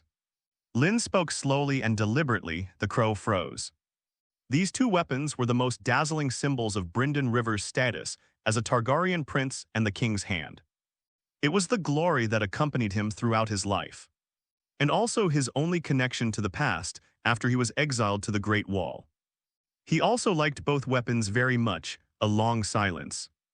Can, after a long whiles, the aged voice finally managed to utter those two words with great difficulty, as if it had used up all its strength. They lie buried beside my decaying bones north of the wall. I will have the White Walkers deliver them to you beyond the walls. Very good. Lynn's face remained expressionless as he raised his second finger. The second thing, I need you to stop the Night King from all his actions. These words caused a flicker of confusion to cross the crow's blood-red eyes. Lynn ignored him and continued speaking. Not only that, I also want him to keep creating ghouls for me, at the specified time and at the specified location, so that my men can harvest it. Lynn's mind was completely silent. The crow seemed to be struck by lightning. Its feathers bristled for a moment, and it even instinctively took a half-step back. It simply couldn't believe what it was hearing. Using an army of the dead, powerful enough to destroy the world's practice tools. What did he take the Night King, whom everyone feared, for? What on earth is going on in this man's head? Third. Lynn didn't give it a chance to refute, and directly raised its third finger. I need green vision and the easy walker ability. But Lynn's tone suddenly became more serious. I only need the ability to see the past. I don't want your memories, much less your rotten, moldy consciousness that has lived for thousands of years to pollute my mind. The three conditions are increasingly stringent. Each one is more unbelievable than the last, especially the second and third. One reason was to use the army of the dead to practice and sharpen their knives. The other is to completely emasculate the core of the Green Prophet's legacy. A long silence fell over the room once again. Winter seemed to sense the heavy atmosphere as well, and the three little heads fell silent, only looking curiously at Lynn and the strange crow with their different colored eyes. I cannot fulfill the second condition. The Blood Raven's voice finally rang out again, carrying an unprecedented solemnity.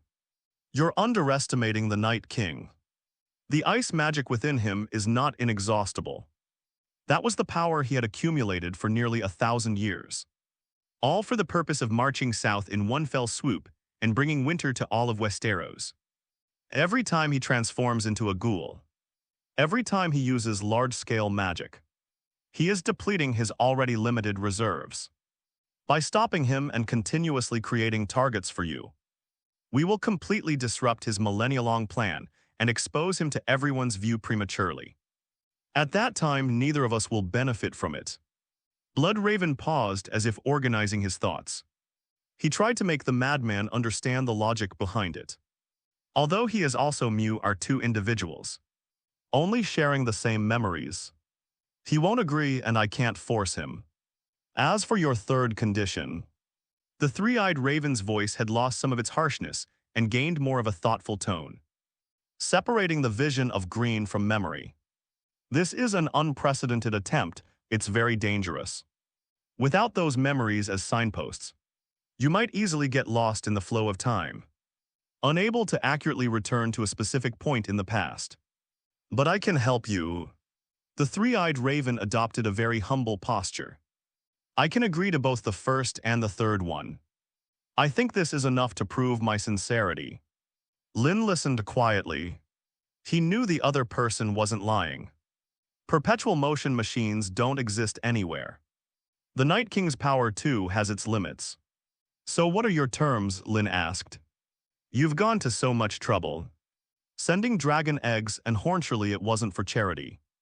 I want you to unify Westeros. The sound of the Blood Raven regained its ancient vastness and majesty at this moment.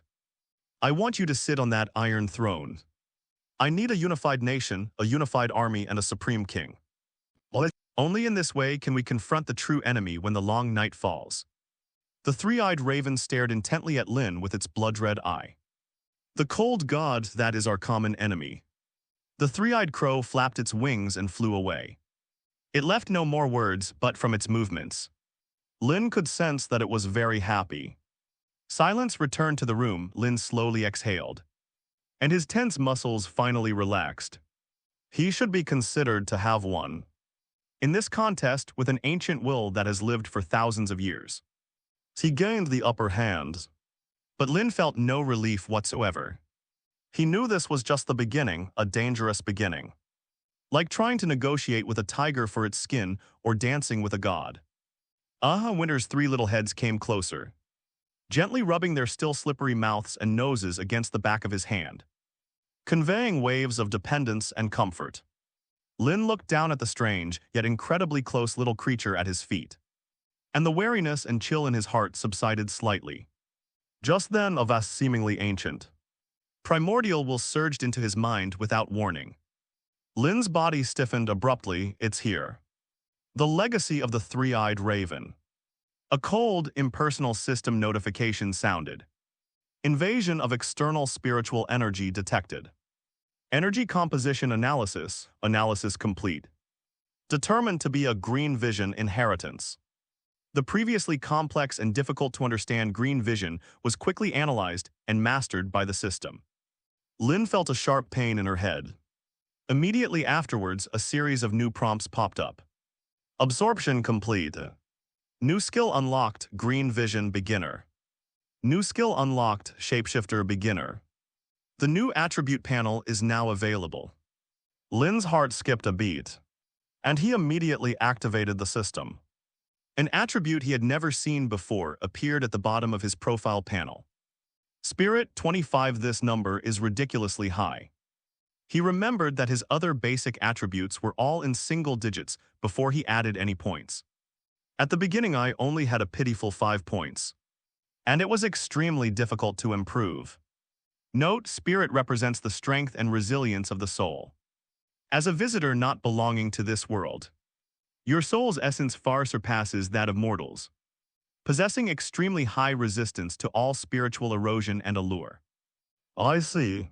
No wonder I withstood the Night King's corruption for so long. This is his biggest trump card.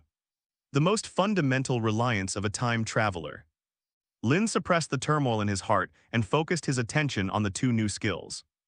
He closed his eyes and tried to activate green vision. The entire world blurred in his perception in an instant, with countless lights and sounds intertwining into a chaotic mess. He focused his mind, trying to recall the moment not long ago when Meister Aemon offered his sacrifice. This is his own memory, and the anchor point is very clear. Buzz, a deafening roar filled my ears.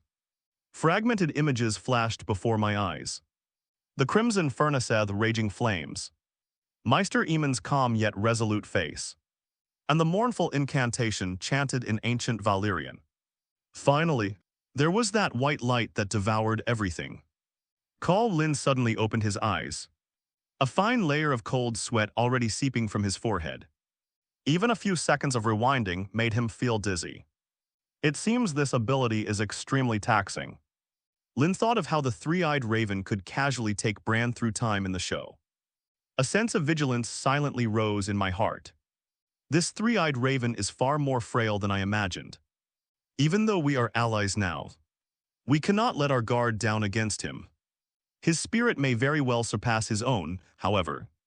The three-eyed raven knew that the Night King's attempts to corrupt him had not only failed, but had also backfired.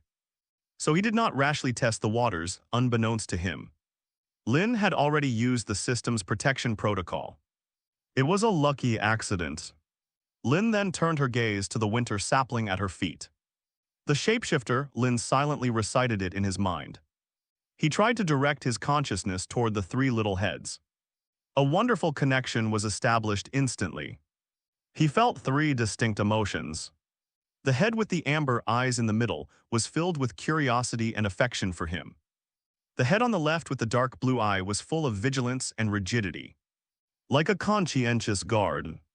The head on the right with the blood-red eye exudes only pure violence and hunger, like a flame ready to erupt at any moment.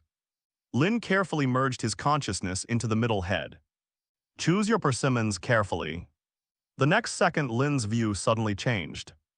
He saw himself, a tall man leaning against the bed frame. He could smell the scent of poppy milk in the air and feel the warm blood flowing beneath his scales. This feeling was novel and strange. He tried to lift one of his front paws, the head tilted. Seemingly Confucidan did not follow his instructions. Lynn withdrew from its consciousness, feeling a slight headache. Controlling a dragon with 3 souls in one body is far more complex than he imagined. Lynn turned his gaze to Nymeria, who was dozing off in the corner of the room.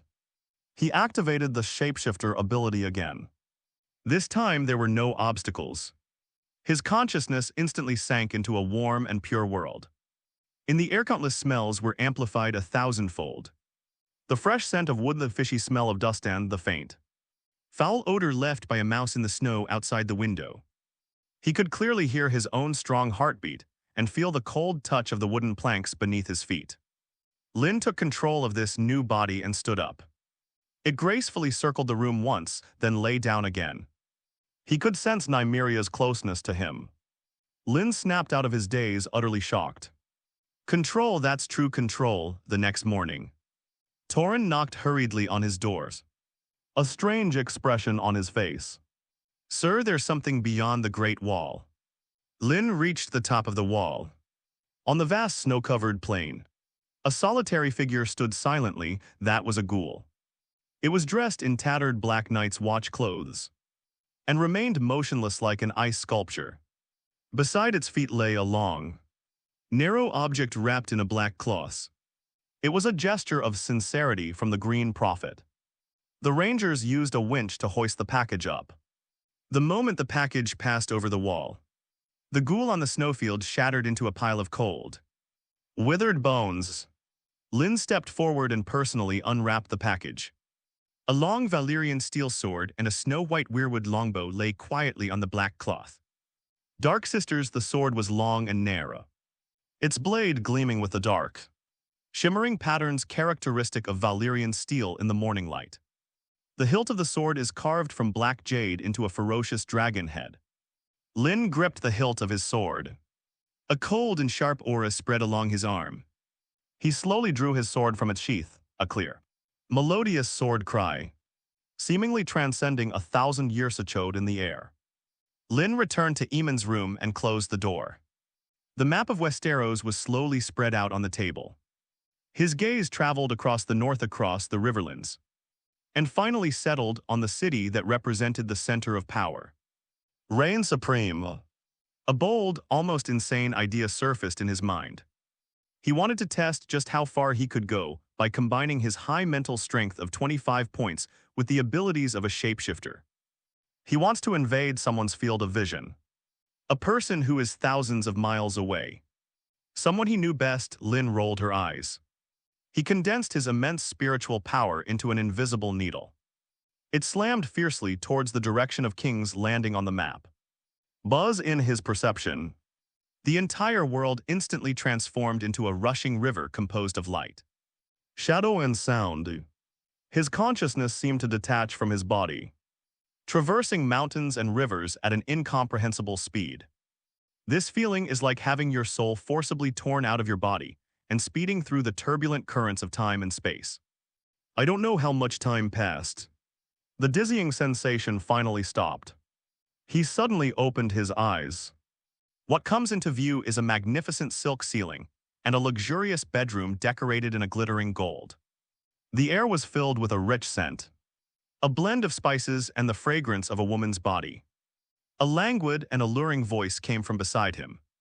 James, my dear brother, what are you daydreaming about? Lynn's consciousness sank in a golden halo, then suddenly rose again. The surrounding air was no longer the biting cold of the north, mixed with pine needles and snow, rather. It is a warm fragrance created by the intertwining of precious spices. Fine wine and a woman's warm skin. He saw a pair of well-maintained hands with distinct knuckles holding a gold cup inlaid with rubies. The red liquid in the glass was swirling gently. James, I'm talking to you, don't get distracted, okay? A languid and alluring voice rang in my ears, tinged with a hint of coquettish complaint. Lynn's gaze moved slowly. A stunningly beautiful face came into view. Cersei Lannister, a woman whose beauty surpassed that of the Seven Kingdoms. She wore only a gossamer thin silk nightgown and her long, cascading golden hair was casually draped over her shoulders. A few strands of hair playfully fell onto the breathtaking expanse of white skin on her chest, rising and falling slightly with her breath. This is Jaime Lannister's bedroom in King's Landing.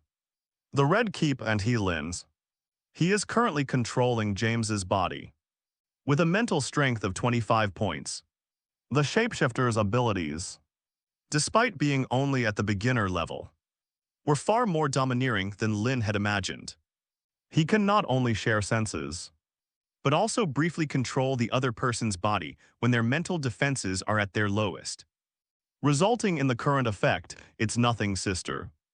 Lynn tried to imitate James's tone, his voice carrying James's usual nonchalant air. Lynn downed the drink in his glass in one gulp.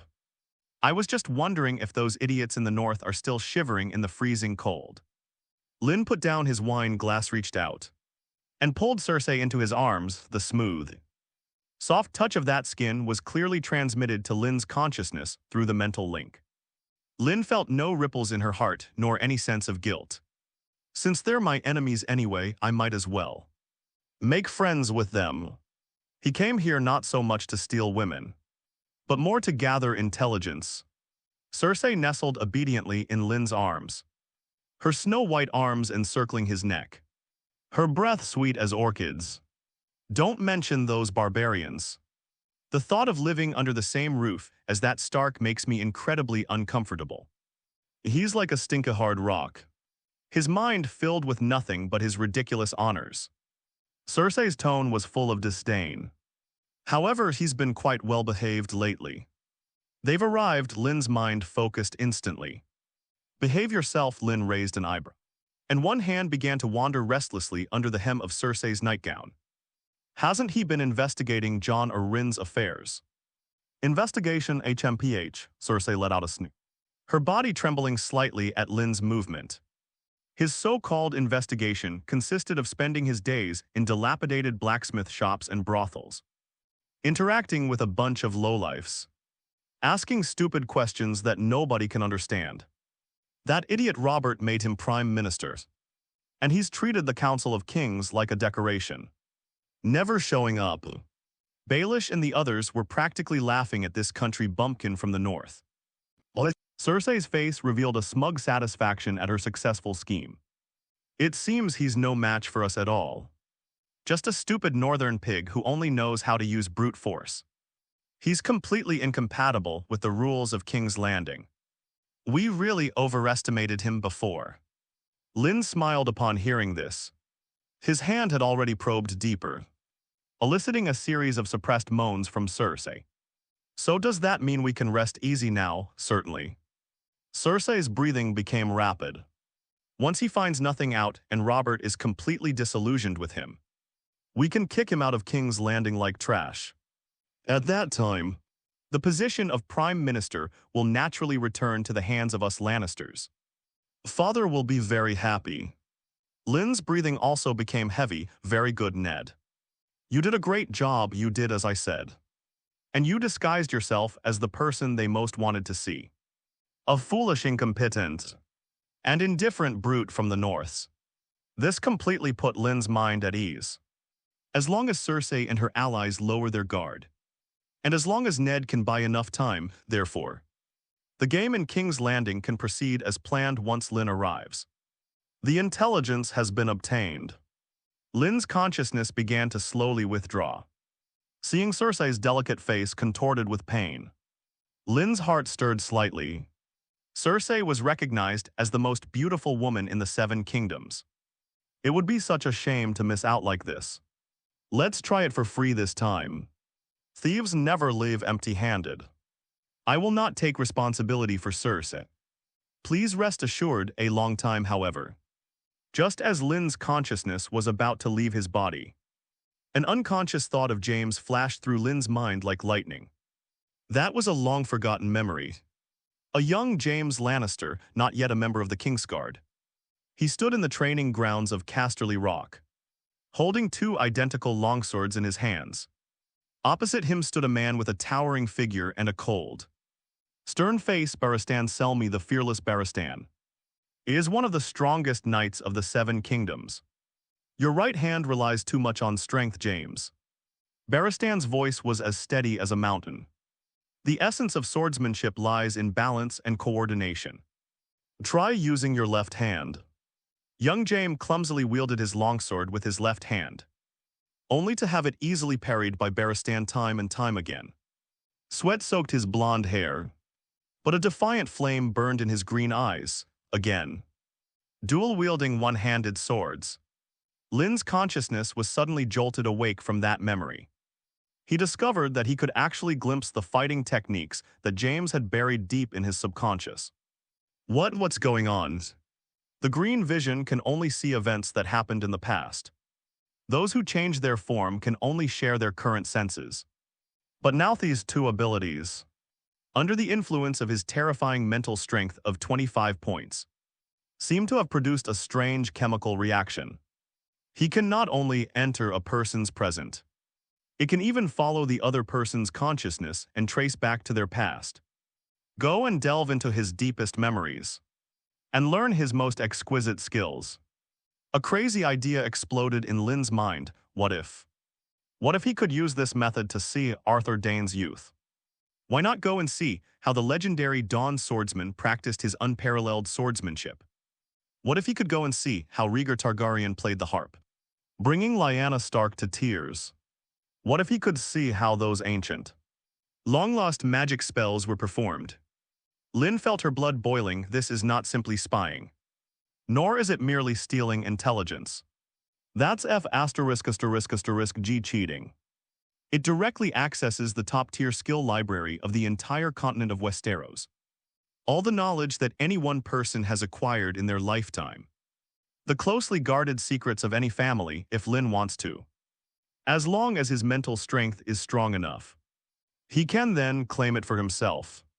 An indescribable ecstasy swept over Lynn, making him almost burst into laughter. He suppressed his excitement and slowly withdrew from James's consciousness. "What's wrong, darlings?" Cersei felt James' body stiffen slightly and asked in confusion. "Nothing," James snapped out of his daze, a look of confusion on his face.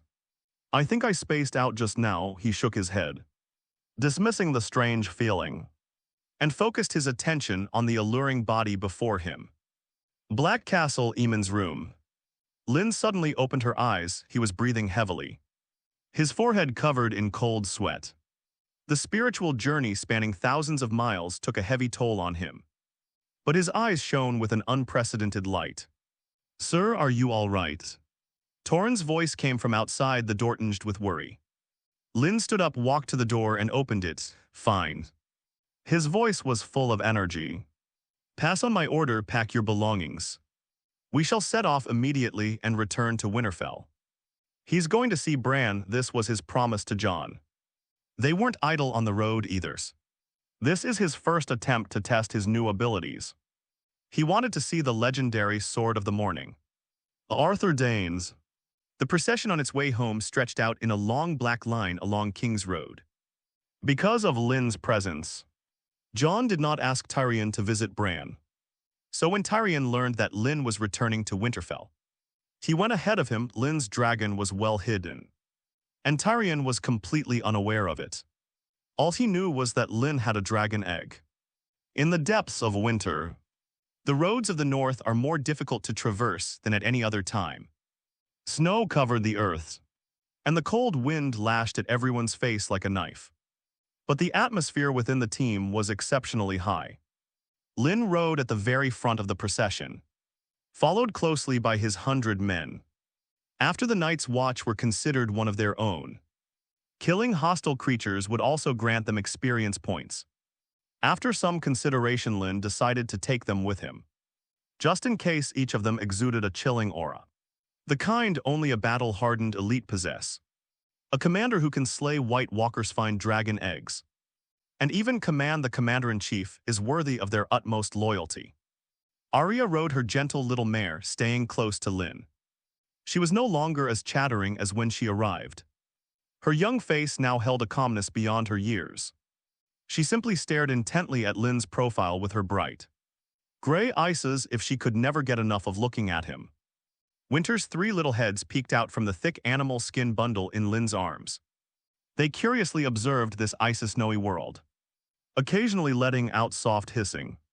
Lynn remained silent most of the time, He studied those ancient Valyrian books left by the Meister Aemon over and over again. These books, made of ancient parchment, contain languages and histories long forgotten by the world. Lynn's mental strength far surpassed that of ordinary people, and his learning ability was also terrifyingly strong. In just a few days, he was already able to stumble and understand some simple words and sentences. Dragon fire, Chinese letter, Chinese letter. Lynn silently repeated the word in his mind. The head of the woman in his arms, with the blood-red eye on the right, suddenly raised excitedly. It spewed a small plume of black smoke into the sky, accompanied by a few faint sparks. Although it is still just a young dragon, it only spews out harmless black smoke. But it did actually perform the action of breathing dragon fire. It's done. A surge of ecstasy welled up in Lynn's heart. This is more than just a word, this is more of an order. One day it will grow into a true dragon, with the dragon's flames that burn everything. He cleared away all obstacles in his path. Night fell. The team set up camp at the foot of an abandoned watchtower.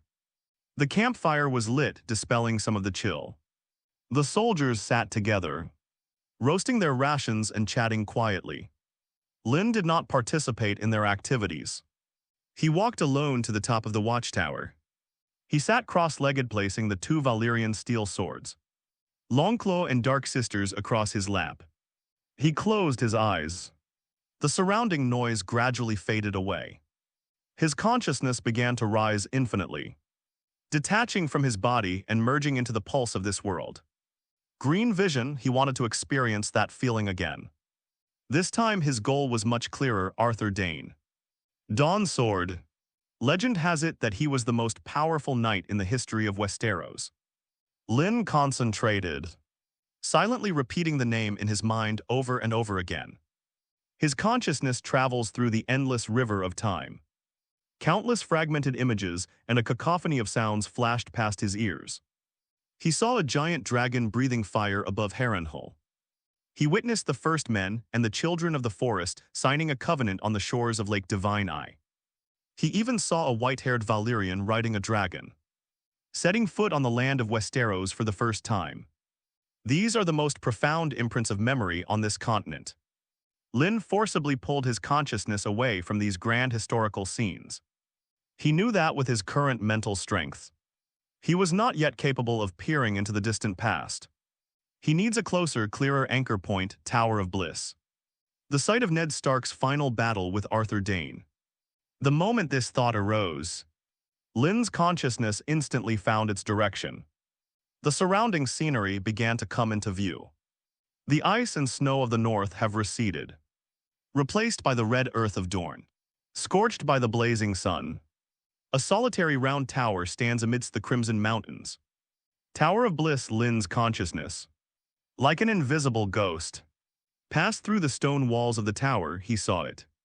In a sun-drenched courtyard, a man dressed in silver-white armor, with white wings adorning his helmet, stood there quietly. He held two long swords in his hands. One of them is a legendary sword forged from meteorite iron, radiating a faint milky white light. Dawn. The other one was an ordinary knight's longsword. He wasn't wearing a helmet and his long, silver-gold hair swayed slightly in the dry, hot wind of Dorne's. That handsome face always carried a hint of melancholy. Yet his eyes remained as calm as a deep pool. Arthur Dayne. He was not in a duel. He was just practicing his swordsmanship. One person, two swords. His movements were slow. It could even be described as somewhat slow. But every movement is full of rhythm and beauty. He parried with his longsword in his left hand, and thrust out with Dawn in his right. His body spun, and the two swords, like two streaks of light, drew perfect arcs in the air. Simple swordsmanship. A swordsmanship that perfectly blends power, speed, skill, and balance. Lynn's consciousness was completely immersed in it. All that remained in his mind were the trajectories of the two swords. He greedily absorbed and memorized every movement of Arthur Dayne, every detail of his exertion, and every shift in his center of gravity. Host detected observing legendary swordsmanship. Attributes met. Analyzing the combat techniques of Dawn Sword Arthur Dayne. Analysis complete. Congratulations, host. You have learned a new skill, dual-wielding one-handed swords beginner. Congratulations, host. Your skill one-handed sword expert has gained a significant amount of insight, and its proficiency has greatly increased. Congratulations, host. Your skill light sword mastery has gained a large amount of insight, and its proficiency has greatly increased. A series of system notification sounds exploded in Lynn's mind. A massive flow of information instantly flooded into his consciousness. That's the essence of Arthur Dayne's swordsmanship. Lynn suddenly opened her eyes. He remained seated atop the watchtower, two Valyrian steel swords resting across his lap. The night wind was cold, but the starry sky was dazzling. It was as if nothing had happened. But Lynn knew that everything had changed. He slowly stood up. With his left hand, he grasped the Dark Sisters. His right hand grasped the Longclaw. He closed his eyes, and the image of Arthur Dayne reappeared in his mind. Lynn's body moved. The two swords in his hands traced two intersecting silver lines under the cold moonlight. Parry, spin, thrust, sweep. He had never learned those movements before, yet they seemed so familiar to him, as if he had practiced them 1,000 times. He was no longer Lynn at that moment. He seemed to transform into the legendary Dawn Sword. One set complete, Lynn sheathed his sword and stood there, his chest rising and falling slightly. An unprecedentedly powerful feeling filled his entire body. He looked at the two swords in his hands. An even crazier and bolder idea took root in his mind. What if he could use this method to see all the legendary figures who left a significant mark on the history of Westeros? Go learn their techniquestial, their knowledge. Uncover their secrets. What will he become? A monster embodying all legends. Lynn's lips curled upwards uncontrollably. It eventually turned into a suppressed chuckle. He opened his attribute panel. Name, Lynn. Strength, 7.21%. Agility, 6.24%. Physical condition, 6.2%. Mental state, 25.0%. One-handed sword expert, 852,000. Light sword mastery, 483,500. Arthur's dual-wielding one-handed swords beginner, 110. Riding skill proficient, 100. Unarmed combat mastery, 0,500. Archery proficient, 0,100. Herbalism proficient, 0,100. Ice magic mastery, 192,500. Green vision beginner, 110. The shapeshifter beginner, 110. Remaining experience, 301, gained by the Night's Watch from clearing out wildlings. Looking at the brand new skills and the significantly improved proficiency, Lynn was in high spirits. He had ample experience, and the world held no more secrets for him now. He could easily mold himself into a monster who excels at everything. However, the limitation of mental strength remains a weakness that needs time to recover. If only I could recover my mental strength quickly. Lynn and his party rode back to Winterfell. Along the way, Lynn did nothing but ride horses and engage in necessary physical exercise. If you can improve your attribute points through your own efforts, you should never waste any time that can be used to improve them. Time slipped away quietly during the tedious journey. Finally, the massive gray silhouette of Winterfell reappeared on the horizon. The ice wolf banners on the city walls fluttered in the cold wind, as if welcoming their return. The appearance of the procession caused a minor commotion at the city gate. Robb Stark and Sir Roderick rushed to the scene upon hearing the news. When they saw who it was, their steps unconsciously slowed down. This team is completely different from when they left.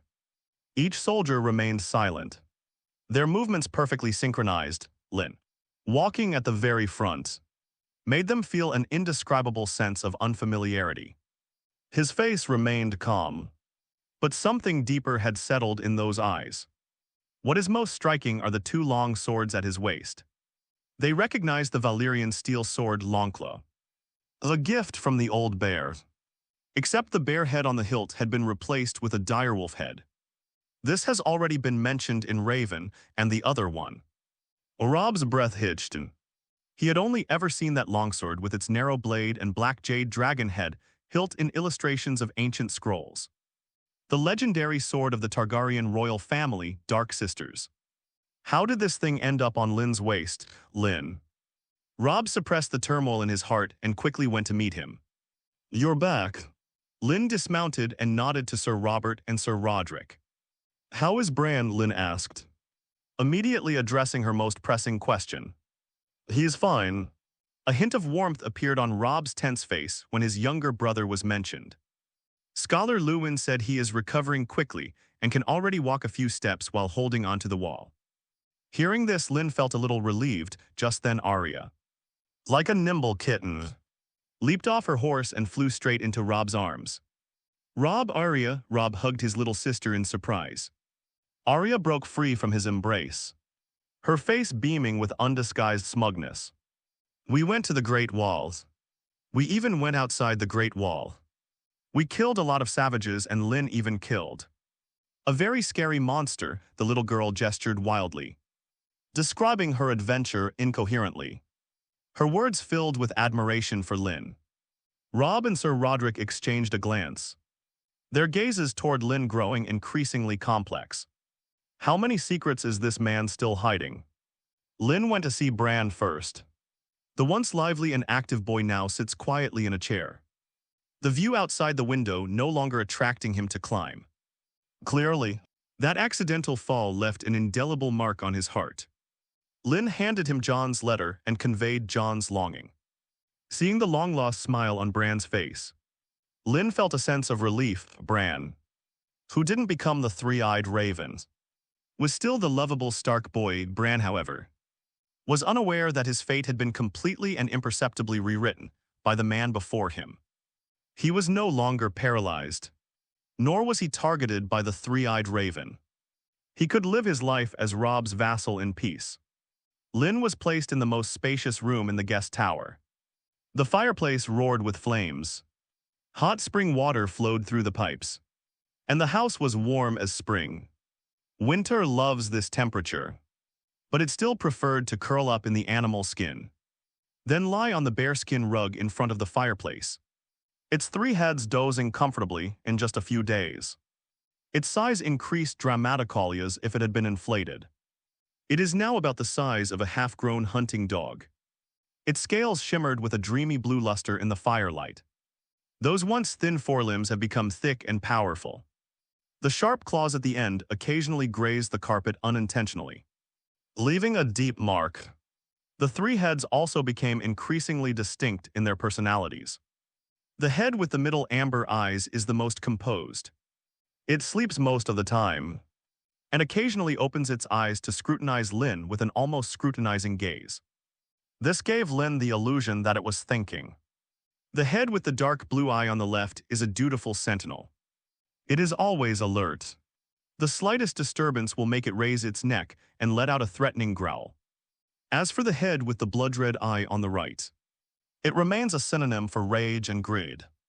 It's either tearing at the carpet or trying to gnaw on the table legs, as if there are only two things in its world: destruction and feeding. Lynn sat at the table, holding the Valyrian ancient book left by Aemon, and recited ancient words in a very low voice, like Kiri. Quiet the moment the words left his mouth. The blood-red head that was about to bite down on a chair paused. It shook its head impatiently, its blood-red eyes filled with reluctance. But under Lynn's gentle gaze, it eventually sullenly lay back down, making a disgruntled grumbling sound in its throat. Now they are finally quiet. Lynn's lips curled up slightly. Although this little guy is temperamental, he's actually quite obedient. A moment later, there was a knock on the door.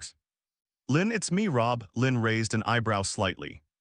I'm here, please come in. The door was pushed open. Robb Stark and Maester Lewin entered one after the other. Their gazes immediately fell on the two swords at Lynn's waist, especially the Dark Sister's sword with its black jade dragon handle. Its ancient sharpness made the air in the room feel heavier. Lynn, I must say, your return this time has been a wonderful surprise. Robb's tone was complicated. He walked up to Lynn, his eyes filled with inquiry. I understand that Commander Mormont gifted you Longclaws. But this one, his gaze fell on the Dark Sisters. If I'm not mistaken, this is the legendary sword of the Targaryen royal family. Scholar Lewin also came over. His gray eyes filled with the rigor and passion of a scholar. He leaned closer, carefully examining the dragon carving on the hilt and the unique wavy patterns on the blade.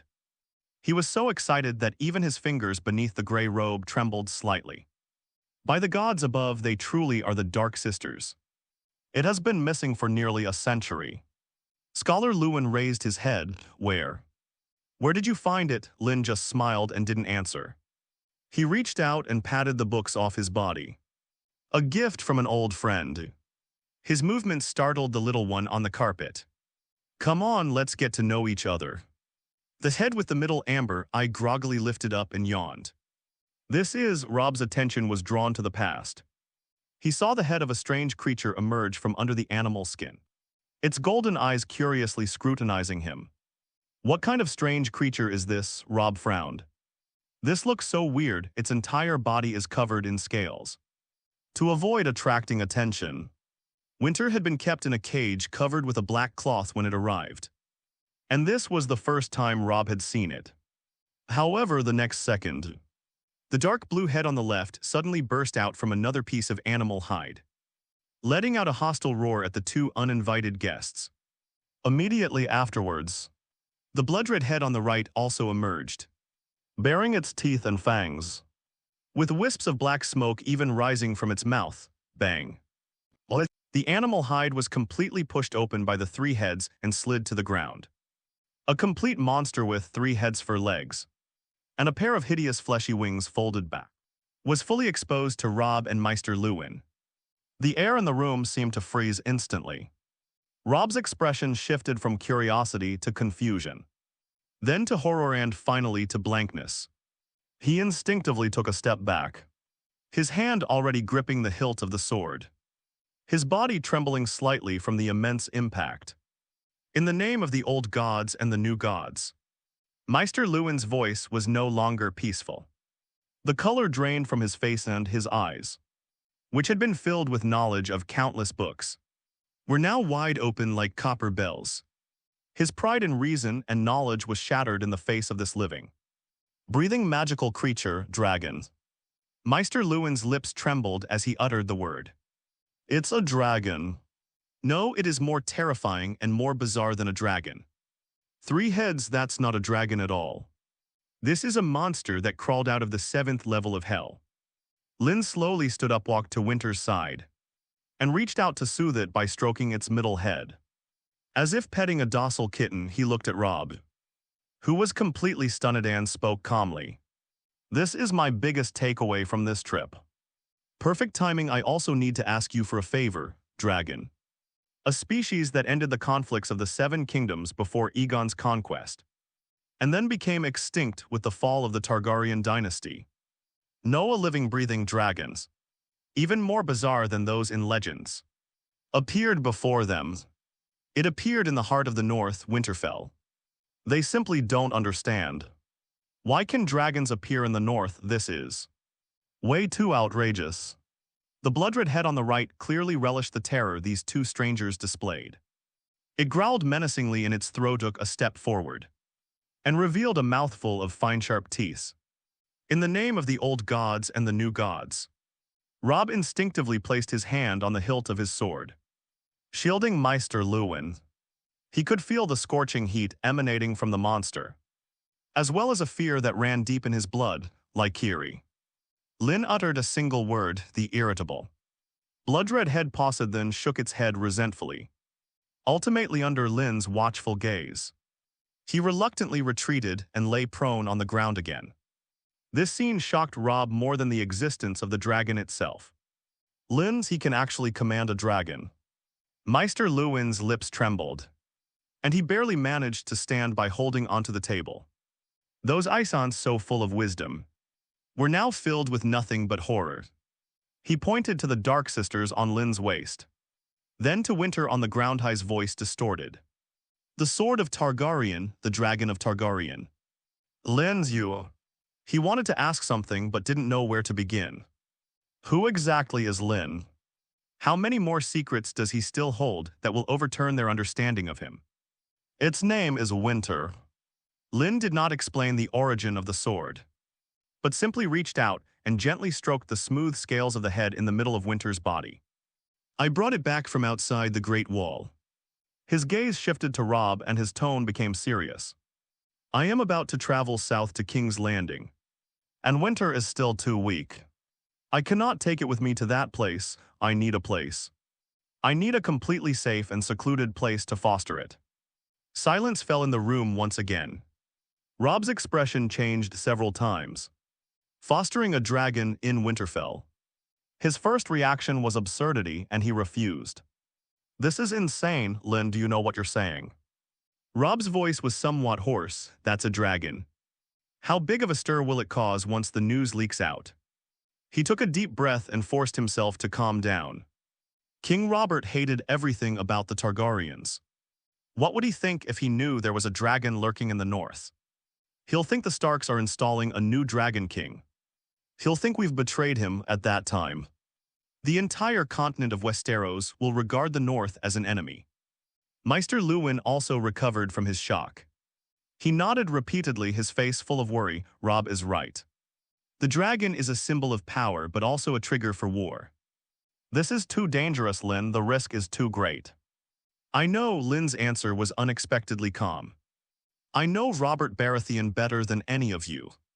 Therefore, this matter must remain a secret between us. Lynn looked at Robb. Robb, your father's situation in King's Landing is far more dangerous than you imagine. That was a battlefield more terrifying than the frozen plains beyond the wall. I went south to help him, and also for the sake of our northern border. And Winter is our trump card. Lynn's voice was very low. It is still very small, but it is growing. One day it will grow into a true dragon. Imagine the long night falling, and the armies of the White Walkers breaching the wall. Or the North going to war with the Lannisters. What will we use to defend ourselves in the North? With the flesh and blood of soldiers? Or is it a giant dragon that can breathe fire? Every word Lynn spoke touched Robb's heart. White Walkers. He had heard Lynn describe it before. This was later confirmed by ravens. Those monsters that cannot be killed by ordinary weapons. Those terrifying spells that can transform the dead into their own kind. That is the real threat to the North. Compared to the inevitable war, the power struggles in King's Landing seemed insignificant. Robb's breathing became heavy. He looked at the 3 baby dragons on the ground. Then at Lynn. Lynn's strength is the strength of the North. He understands this principle. An ally who possesses a dragon is of immeasurable value. The North needs this force. House Stark also needs this strength, I see. After a long silence, Robb finally spoke. His eyes now filled with unwavering determination. It seems he has made a decision. Winterfell's oldest fortress was abandoned hundreds of years ago. That connects to the underground burial grounds. And there's also a secret passage leading out of the city. It's sturdy enough and discreet enough. I will order that area to be completely sealed off and designated a forbidden zone. Besides the 3 of us, no one else will know of its existence, including my mother. Maester Luwin opened his mouth, as if he wanted to say something. But seeing Robb's unwavering gaze, he ultimately let out a sigh. Robb has grown up. He was no longer the boy who followed behind Lord Ned. He has begun to learn to think and make decisions like a lord. What about the food? Scholar Luwin raised a practical question. A dragon's appetite must be astonishing. I'll handle it. Robb looked at Lynn and gave her his promise. I will use the pretext of expansion to have supplies transported to the capital every day. The best livestock and the freshest flesh of Winterfell. All you can eat. Lynn looked at the boy in front of her and felt a warmth well up in her heart. He didn't misjudge him. They weren't wrong about the Stark family either. They genuinely help when we encounter difficulties. Robb Stark, though young, already possesses the potential to become a qualified leader. Won't Winter cause trouble? Robb was still somewhat uneasy. That blood-red head didn't look like a docile creature. "Don't worry," Lynn smiled. "It's very smart and understands commands." He crouched down, looking into the 3 pairs of eyes of different colors in the freezing winter, and spoke in a low ancient rhythmic language. "Valerian, the gnome of the Darularos. Wait quietly, my prince. Skorkados o glesa, skorkados o jikas. What to eat, what to do, oh my gods. You must stay inside." Winter's 3 heads tilted simultaneously. A hint of confusion flickered in his amber-dark blue and blood-red eyes, but they still obediently let out a low humas if in response. Lynn stood up and patted Robb on the shoulder. "Then I'll leave it to you, don't worry." Robb nodded emphatically. "It is the hope of the North. And since I have chosen to care for it, I will protect it as I would protect Bran." And that was the end of it. Lynn left Winterfell in Winterfell, entrusting it to a trustworthy ally that very evening. Robb, under the pretext of inspecting the castle's structural security, personally led his trusted guards to completely clear out the first castle, which had been abandoned for hundreds of years. It was sealed off from the outside with huge stones and iron gates. There was only one inconspicuous little door, hidden in a corner of the wall covered with vines, and Robb kept the key himself. Meanwhile, Robb was also constantly sending troops here.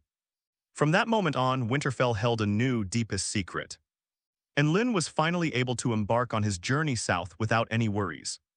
Standing at the window of the guest tower, Lynn gazed at the King's Road shrouded in night in the distance, his eyes becoming deep and unfathomable. Unlike the straightforward communication style of the North, King's Landing, that's a true arena of fame and fortune where people devour each other without a second thought. This time, he was no longer an insignificant deserter of the Night's Watch. He was an envoy entrusted with an important mission by Commander-in-Chief Mormont. He is a powerful figure who wields 2 legendary swords, Longclaw and Dark Sisters. He's also a cheater. He could even use shape-shifting techniques to secretly instigate conflict. Use the green vision to clearly see the enemy's movements. He wants to see, are those self-proclaimed players in King's Landing ready to face this true variable? Outside, winter Sidithe snow on King's Road had just melted, leaving it muddy and slippery. Robb Stark personally escorted Lynn a long way. He didn't say much, but simply had a dozen or so heavy money bags stuffed into Lynn's carriage. "The North isn't wealthy, but this is all we can offer." Robb's voice brooked no refusal. "You'll need money for many things on the road, so don't be stingy." The money bag was extremely heavy, and it was filled with gold dragon coins. This is not just about money. It's an investment Robb and the entire North are making in him. And it's also a token of their goodwill.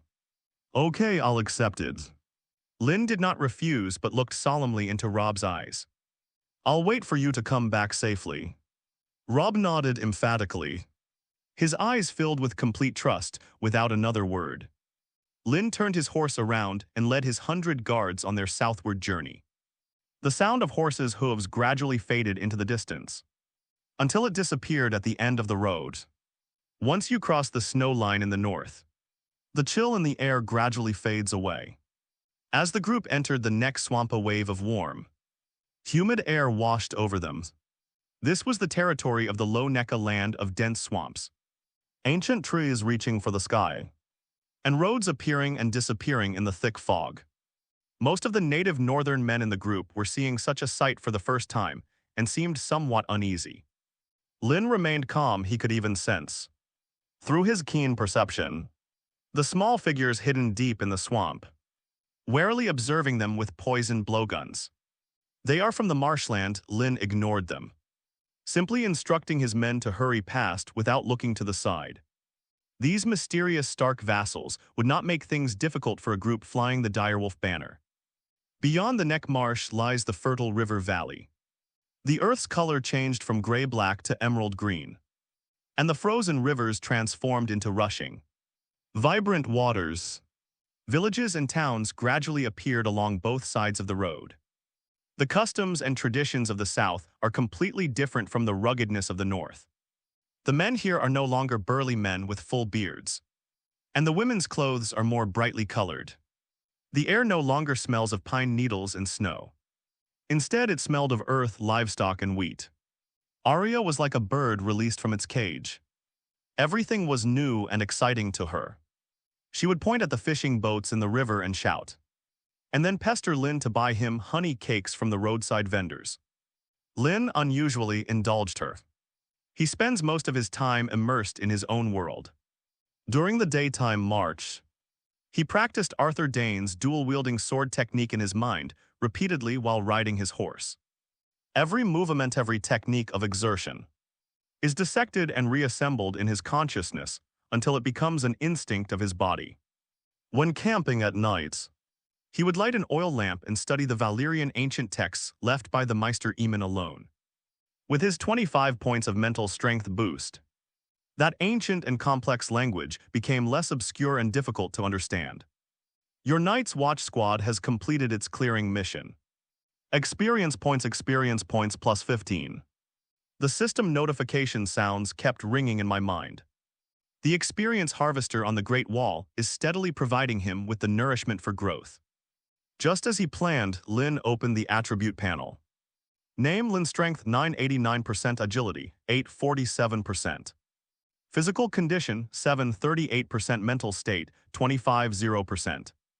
One-handed sword expert 852 1000. Light sword mastery 483 500. Arthur's dual-wielding one-handed swords mastery 21 100. Riding skill proficient 57 100. Remaining experience 588. The month-long trip allowed him to accumulate considerable experience. He planned to see how things went with the remaining experience. It can be added to one-handed swords and light swords, and it works equally well with green vision and alien. Physical training allows the progress bars for strength, agility, and physique to increase slowly and steadily. His dual-wielding swordsmanship and horsemanship became increasingly proficient through daily practice. But these were not his greatest gains. The group stopped to rest at an inn on the banks of the Trident River. This is a vital thoroughfare in Westeros, bustling with merchants, mercenaries, and messengers traveling north and south. The hotel lobby was noisy and bustling. The most talked-about topic is the Prime Minister's Cup tournament that will soon be held in King's Landing. Have you heard? To celebrate Lord Ned Stark's inauguration as Hand of the King, the king is hosting the grandest tournament in all the 7 kingdoms.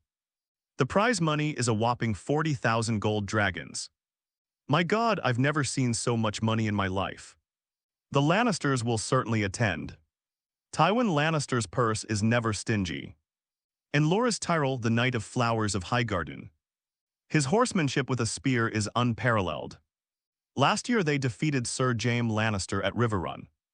That's going to be quite a show. Lynn sat alone in the corner quietly drinking his ale, taking in all the chatter.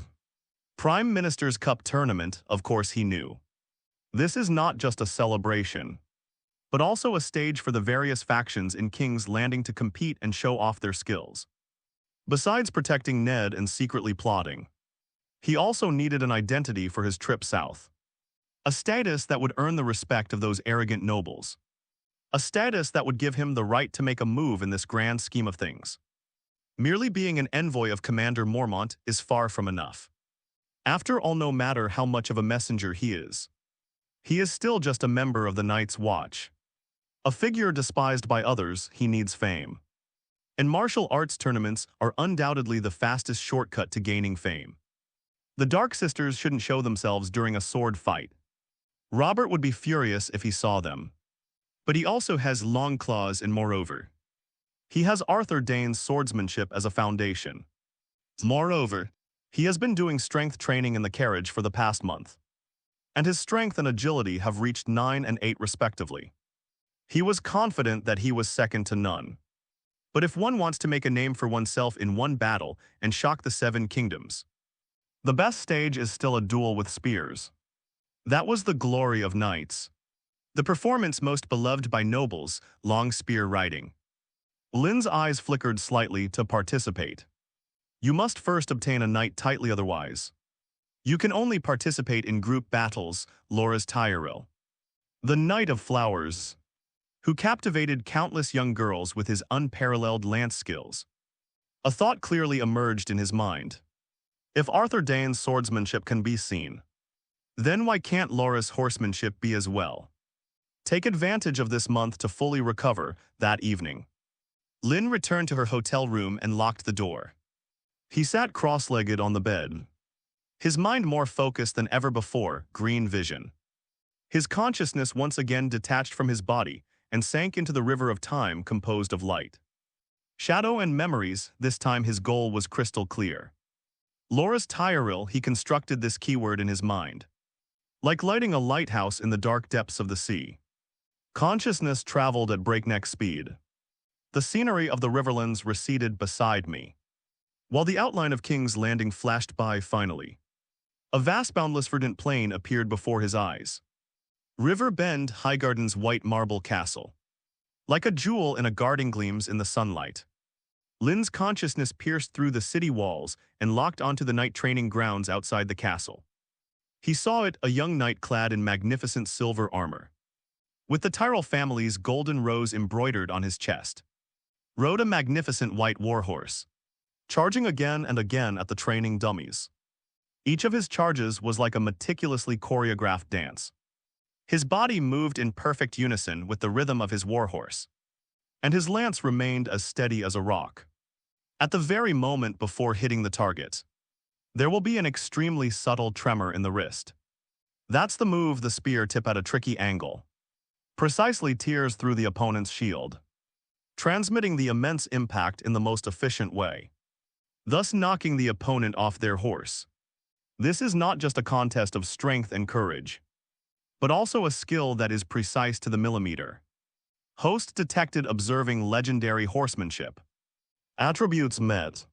Analyzing the riding skills of Knight of Flowers Loras Tyrell. Analysis complete. Congratulations, host. You have learned a new skill, long spear riding beginner. Congratulations, host. Your skill, riding proficient, has gained a large amount of insight, and its proficiency has greatly increased. It's done. Lynn snapped back to reality and opened his eyes. He immediately opened the system without the slightest hesitation. Would you like to consume 10 experience points to upgrade Lance Riding Beginner to Lance Riding Proficient? Oh yes. Would you like to consume 100 experience points to upgrade Lance Riding Proficient to Lance Riding Master? Yes, Lance Riding Skill Mastery 1500. Remaining experience 478. A massive influx of information flooded my mind. Loras Tyrell's memories of thousands upon thousands of training sessions from childhood were instantly imprinted in his mind. If Loras found out, he'd probably be furious at this moment. All Lynn needed was a warhorse and a lance, and he could become another Knight of Flowers. In fact, with his superhuman strength and body control, he could do even better. Lynn slowly exhaled, suppressing the turmoil in his heart. He walked to the window and opened it. The night air in the south is exceptionally gentle, carrying the fragrance of grass and flowers. In the distance, King's Road, like a black dragon, winds its way towards the heart of the continent. A month-long tedious trip is coming to an end. The throne is within reach, King's Landing. When the heart of Westeros was first fully revealed to Lynn, the first smell he encountered was stench, a complex odor, a mixture of the excrement of tens of thousands of people. The stench of rotting fish, the acrid smell of tanned leather, and cheap spice fermented in the humid air, almost suffocating. After entering the city gates, King's Road turns into a crowded dirt street. Ragged commoners mingled with well-dressed merchants, guards and PR asterisks and asterisk youths, creating a noisy and chaotic scene of everyday life. It stinks here. Arya wrinkled her little nose, her face full of disgust. The King's Landing, she imagined, was a magnificent royal city, just like the ones described in the songs of bards. Instead of this huge, filthy slum in front of me, the 100 men from the north under Lynn's command also seemed out of place.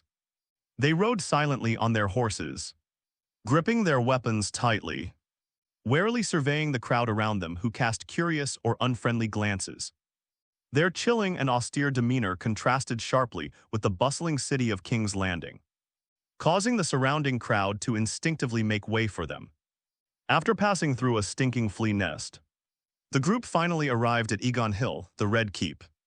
That massive fortress built of red rock finally revealed its ferocious and majestic full form. Lynn and his group were stopped at the entrance to the Red Keep. "Who goes there?" The golden-robed guard spoke with the arrogance characteristic of people from the capital. Lynn dismounted, ignoring the guard, and instead turned his gaze to a man wearing a captain's insignia on the city wall. "The Night's Watch by order of Lord Commander Jeor Mormont has urgent business to discuss with the hand of the king." Lord Ned Stark, the captain, seeing Lynn and the disciplined team behind him, and noticing the two extraordinary longswords at Lynn's waist, dared not delay and hurriedly sent someone to report. Not long after, Ned Stark appeared at the city gate with several guards. He had lost weight and gotten darker, and there was an undeniable weariness between his brows. When he saw Lynn, a complex emotion flashed in his gray eyes, but he quickly masked it with the aura of authority befitting a lord. "Lynn," Ned's voice was as steady as ever. "Father." Arya cried out, leaping off her horse and nestling into Ned's arms like a little bird. Ned hugged his daughter tightly, and a genuine smile finally appeared on his face. He patted Arya on the back, then his gaze returned to Lynn. "Follow me." He didn't ask any more questions, but led Lynn through the heavily guarded courtyard and straight into the Prime Minister's tower. The moment the heavy oak door in the Prime Minister's tower study was closed, the majesty that Ned Stark possessed as the Warden of the North and Hand of the King deflated instantly. Like a punctured balloon, he ripped open his collar and paced irritably back and forth in the room. That usually composed face was now filled with frustration and anger. "Lynn, do you know how I've been these past months?" Ned was almost roaring, his voice barely audible. "Like a wild beast trapped in a cage. I, Eddard Stark, Duke of Winterfell, Warden of the North. I actually go to brothels every day, and to those stinking blacksmith shops, just yesterday, in order to find out about an illegitimate child. I had to share a room with a PR asterisk sent asterisk Ute. By Merle, I swear I did nothing but that feeling. It's like my honor has been thrown into the mud and trampled on repeatedly." He was clutching his hair, looking like he was about to break down. "I've never attended a single Imperial Council meeting. That Petter Baelish fellow looks at me like I'm some kind of idiot from the north. That damned eunuch Varys always has that weird, sarcastic smile whenever he sees me. I'm going crazy. The whole of King's Landing thinks I'm some kind of idiot who doesn't care about politics and just drinks and fools around." Ned stopped and slammed his fist on the table, and looked at Lynn with a pained expression. "My honor. The honor of my Stark family. I've almost completely disgraced them." Lynn listened quietly to his complaints, her face expressionless, and silently poured herself a glass of water. Only after Ned had finally vented did he slowly speak. "Lord Ned, have you ever heard of bloodline strength?" Lynn has a green view. Whether someone is peeking over the wall, a single scan will tell. Now they are fearless and emboldened. Ned's eyes sharpened. "Of course I know. I don't think Aaron would leave such a statement without a reason. I secretly followed Jon Arryn's trail and found several of Robert's B***** D children. One of Themen apprentice at the blacksmith's shop was named Gendry." Lynn picked up the conversation and guided Ned. "That child looks exactly like Robert when he was young. Black hair, azure eyes, as stubborn as a bull." As Lynn spoke, he picked up the book The Famous Families of the Seven Kingdoms, which Jon Arryn had been reading during his lifetime. From Ned's table, this book records the bloodline of the Baratheon family over hundreds of years. Every Baratheon, regardless of whom they marry, will have black-haired offspring. Ned seemed to understand something, and his voice trembled slightly. "Black hair. Forever black hair." He raised his head and stared intently at Lynn. "But Joffrey, Miachella, Tommen, they all have blonde hairs." A deathly silence fell over the room. The hustle and bustle of King's Landing outside the window seemed to be isolated in another world. Ned's breathing became heavy, and his honest eyes were filled with shock and anger. He finally understood. He finally understood what Jon Arryn meant by the strong seed he left behind before his death. He finally understood why did his adoptive father, who was also his closest friend, suddenly die in King's Landing. They are not Robert's children. Ned's voice was as cold as the ice of the north. They are Lannisters, a little lion in a deerskin. That's right, Lynn nodded. He knew that Ned had been enlightened by him. Therefore, Jon Arryn must die. Because he discovered a secret that could overturn the entire kingdom. Ned's body trembled slightly with rage, Cersei. Jaime, how dare they, should I tell Robert? If I tell the truth, will it cause any serious consequences? Ned stood up abruptly and, although he was furious, he first questioned Lynn. It doesn't really matter whether you say it or not. Lynn shook his head. Tell Robert that his queen has betrayed him, and that his 3 children are illegitimate. The offspring of her and her brother, no. You have no evidence, Lord Ned. Your accusations will only be seen as slander against the queen and the prince. At that time, not only will you fail to save Robert, but you will also drag the entire Stark family, and even the entire North into an abyss of no return. The Lannisters will exact their fury upon you. Lynn's words were like a bucket of ice water poured over Ned's anger. He slumped back down, his face contorted with pain and struggle. Speaking won't work, but not speaking won't work either. Then what should we do? Continue your performance, Lord Ned.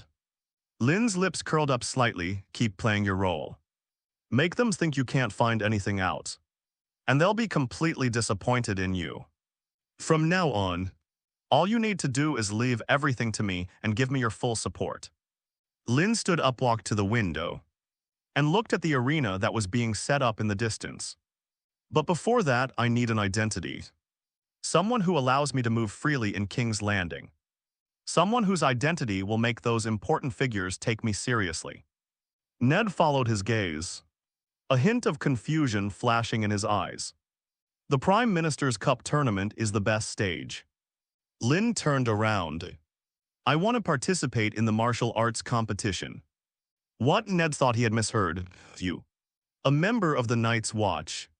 You're not even a knight, how can you participate? So I need your help. Lynn walked up to him, her gaze intense. I need to get a pass to enter. The champion of the spear duel will receive a title from the king. I will win this tournament before the nobles of all 7 kingdoms. Claim the title of first knight and gain Robert's favor. Ned was stunned by Lynn's audacious, almost insane words. He opened his mouth as if to say something, but found that he couldn't utter a single word. When the Prime Minister's Cup tournament held in King's Landing, the most elite knights from the 7 kingdoms have gathered there. Jaime Lannister, the Kingslayer, Loras Tyrell, the Knight of Flowers, Sandor Clegane Hound. Which one of them wasn't a renowned and powerful figure? Lynn, a Night's Watchman who kills wildlings beyond the wall. What gives him the right? This is insane, Ned muttered. Crazy, Lynn laughed. This is just the first step in the plan. Once I get my legal status, we can begin the second step. While gathering evidence, we must also divide and conquer our enemies. There are many lions in King's Landing, but not all of them are Lannisters. Lynn looked at Ned's shocked face and slowly revealed his ultimate goal. I will make the Lannisters deserted and isolated in King's Landing. Ned was so shocked by Lynn's last words that he was speechless for a long time. Will the Lannisters be abandoned by all in King's Landing? That's easy to say. But the Lannister family has been entrenched in King's Landing for many years. And their power is deeply entrenched. Cersei is the queen. Jaime is a member of the Kingsguard and their father, Tywin Lannister, is the richest and most feared duke in Westeros. How easy is it to shake this golden lion? This is insane. Ned muttered to himself. He had lost count of how many times he had said this to Lynn. How do you plan to participate in the tournament? Pistol duels are a stage for knights, you. Ned suddenly stopped. He remembered Lynn's identity. The night watchman, a night's watchman, let alone a knighthood, was no different from a criminal in the eyes of the southern nobles. I cannot bestow upon you the title of knight. Ned's voice sounded strained. The Starks worship the old gods, and knighthood is a ceremony of the 7 gods. I cannot keep watch in the sanctuary, nor can I receive the blessings of the 7 gods. This is an intractable problem. A person without a knighthood is not even qualified to register for a jousting tournament. Lynn's plan encountered an obstacle right from its very first step. Lynn looked at Ned's troubled face and simply spoke calmly. Then let someone qualified approve my participation. Ned was taken aback. Who, kings? The king was certainly qualified. But those 2 words made Ned's eyelids twitch violently. Robert, he almost instinctively retorted, impossible. He's completely prejudiced against me now. He thought I was a country bumpkin who only knew how to stay in the north and didn't care about his political affairs at all. If I beg him to make an exception now, he'll just think I'm being ridiculous, clearly. Ned's outrageous behavior during his month in King's Landing had greatly shocked Robert. He will, Lynn's tone was firm. He walked up to Ned, his dark eyes staring directly at him. Because I can give him what he wants most, Ned Stark, who had been suppressing his feelings for a long time in the Tower of the Hand, finally steeled himself and led Lynn into the council chamber of the Red Keep. He instructed Lynn to leave the 2 overly conspicuous Valyrian steel swords at the Prime Minister's tower. In King's Landing, especially in Robert Baratheon's presence, anything related to Targaryens was taboo. King Robert was slumped in a large chair. His once imposing physique, capable of smashing Rhaegar's breastplate with a single blow, has now been corrupted by a life of winewomen and comfort into a bloated mass of fat. Holding a wine glass in his hand, he listened with obvious impatience as Chancellor of the Exchequer Littlefinger, Petter Bellish, reported on the budget for the Prime Minister's tournament. Just do what I tell you to do, stop with all the nonsense. Robert looked towards the door and saw Ned standing there awkwardly. He immediately changed his tone becoming sarcastic. 50,000 golden dragons. Just so a bunch of tin cans can crash into each other on horseback. Robert's roar echoed through the council chamber. Are you trying to empty my national treasury? Your Majestiths is not merely a martial arts contest, but also a display of royal honor and a welcome to the new Prime Minister. Littlefinger, with his signature smile on his face, explained slowly and deliberately, can glory feed you? Robert waved his hand and smashed the wine glass on the ground. All I see is my money flowing away. His gaze swept over the minister's present, finally landing on Ned at the doors. His displeasure almost overflowing. He originally wanted to hold a grand tournament for Ned. Ned's actions infuriated him. This guy is even more outrageous than me. This ridiculous martial arts tournament is cancelled. Ned, you've finally decided to leave those brothels. Robert's tone was unfriendly. What brings you here? Ned's face turned bright red, and his fists clenched so tightly they cracked inside his sleeves. Robert waved his hand, dismissing the ministers. Now only Robert, Ned, and Lynn remained here. Lynn, who was behind him, stepped forward at that moment. Your Majesty. Robert squinted his alcohol-blurred eyes and sized up the unfamiliar young man. Tall and imposing, he possessed a chilling aura unique to the northern ice plains. Who are you? Robert frowned. Lynn, a member of the Night's Watch, has been ordered by Lord Commander Mormont to march south to King's Landing. The Night Watch. Robert chuckled and leaned back in his chair, looking rather uninterested. Here they come again, demanding money or people. Has the Great Wall not collapsed yet? No, Your Majesty. Lynn said, neither humble nor arrogant. I have come to King's Landing to participate in the tournament. The moment those words were spoken, the entire council chamber seemed to fall silent for a moment. Robert seemed to have heard the biggest joke in the world. He was stunned for a moment, then burst into deafening laughter. Ha ha ha, a crow. Wanting to participate in a martial arts competition. Ned, is this the jester you brought from the north? Your Majesty, I need your permission. Lynn ignored his mockeries. I will participate in the jousting as a member of the Night's Watch. Furthermore, if I win the jousting tournament, I wish for you to personally bestow upon me the title of knight. The king was not only a knight, but also possessed the supreme power to bestow knighthoods, unrestricted by convention and with unparalleled glory. The laughter stopped abruptly. Robert's fat jiggled. He sat up straight and looked Lynn over with a scrutinizing gaze. A raven wanting to be a knight, his voice turned somber. In Westeros, any knight can knight another, provided the rituals of the 7 gods are followed. Knights are among the members of the Night's Watch. For example, the famous fat man Samwell Tarly was already a knight when he joined the Night's Watch, even though he was not qualified. Furthermore, the Night's Watch oath does not explicitly prohibit its members from being knighted. The core of the oath is to not marry, not to acquire land, and not to have children. Becoming a knight does not directly violate these 3 rules. Knighthood was an honor and a duty, not a matter of land or marriage. They do not wear jeweled crowns, nor do they vie for glory. This might be the only point of conflict.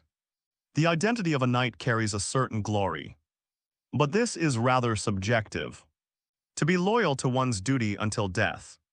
The knight's duty is to protect the weak and obey his lord, which is broadly similar to the Night's Watch's duty to guard the kingdom. Therefore, Lynn was qualified to be knighted. What makes you think you can? Just because you've killed a few savages. Robert realized the key point. Lynn did indeed have the qualifications, and immediately asked curiously, no. Lynn shook her head. Because I can eliminate the last threat to the kingdom.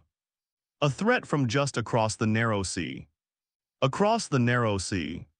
Robert's breathing instantly became heavy. In his cloudy eyes, a flame called hatred was ignited. Targaryens. He practically spat out those words through gritted teeth. That's right, Lynn nodded.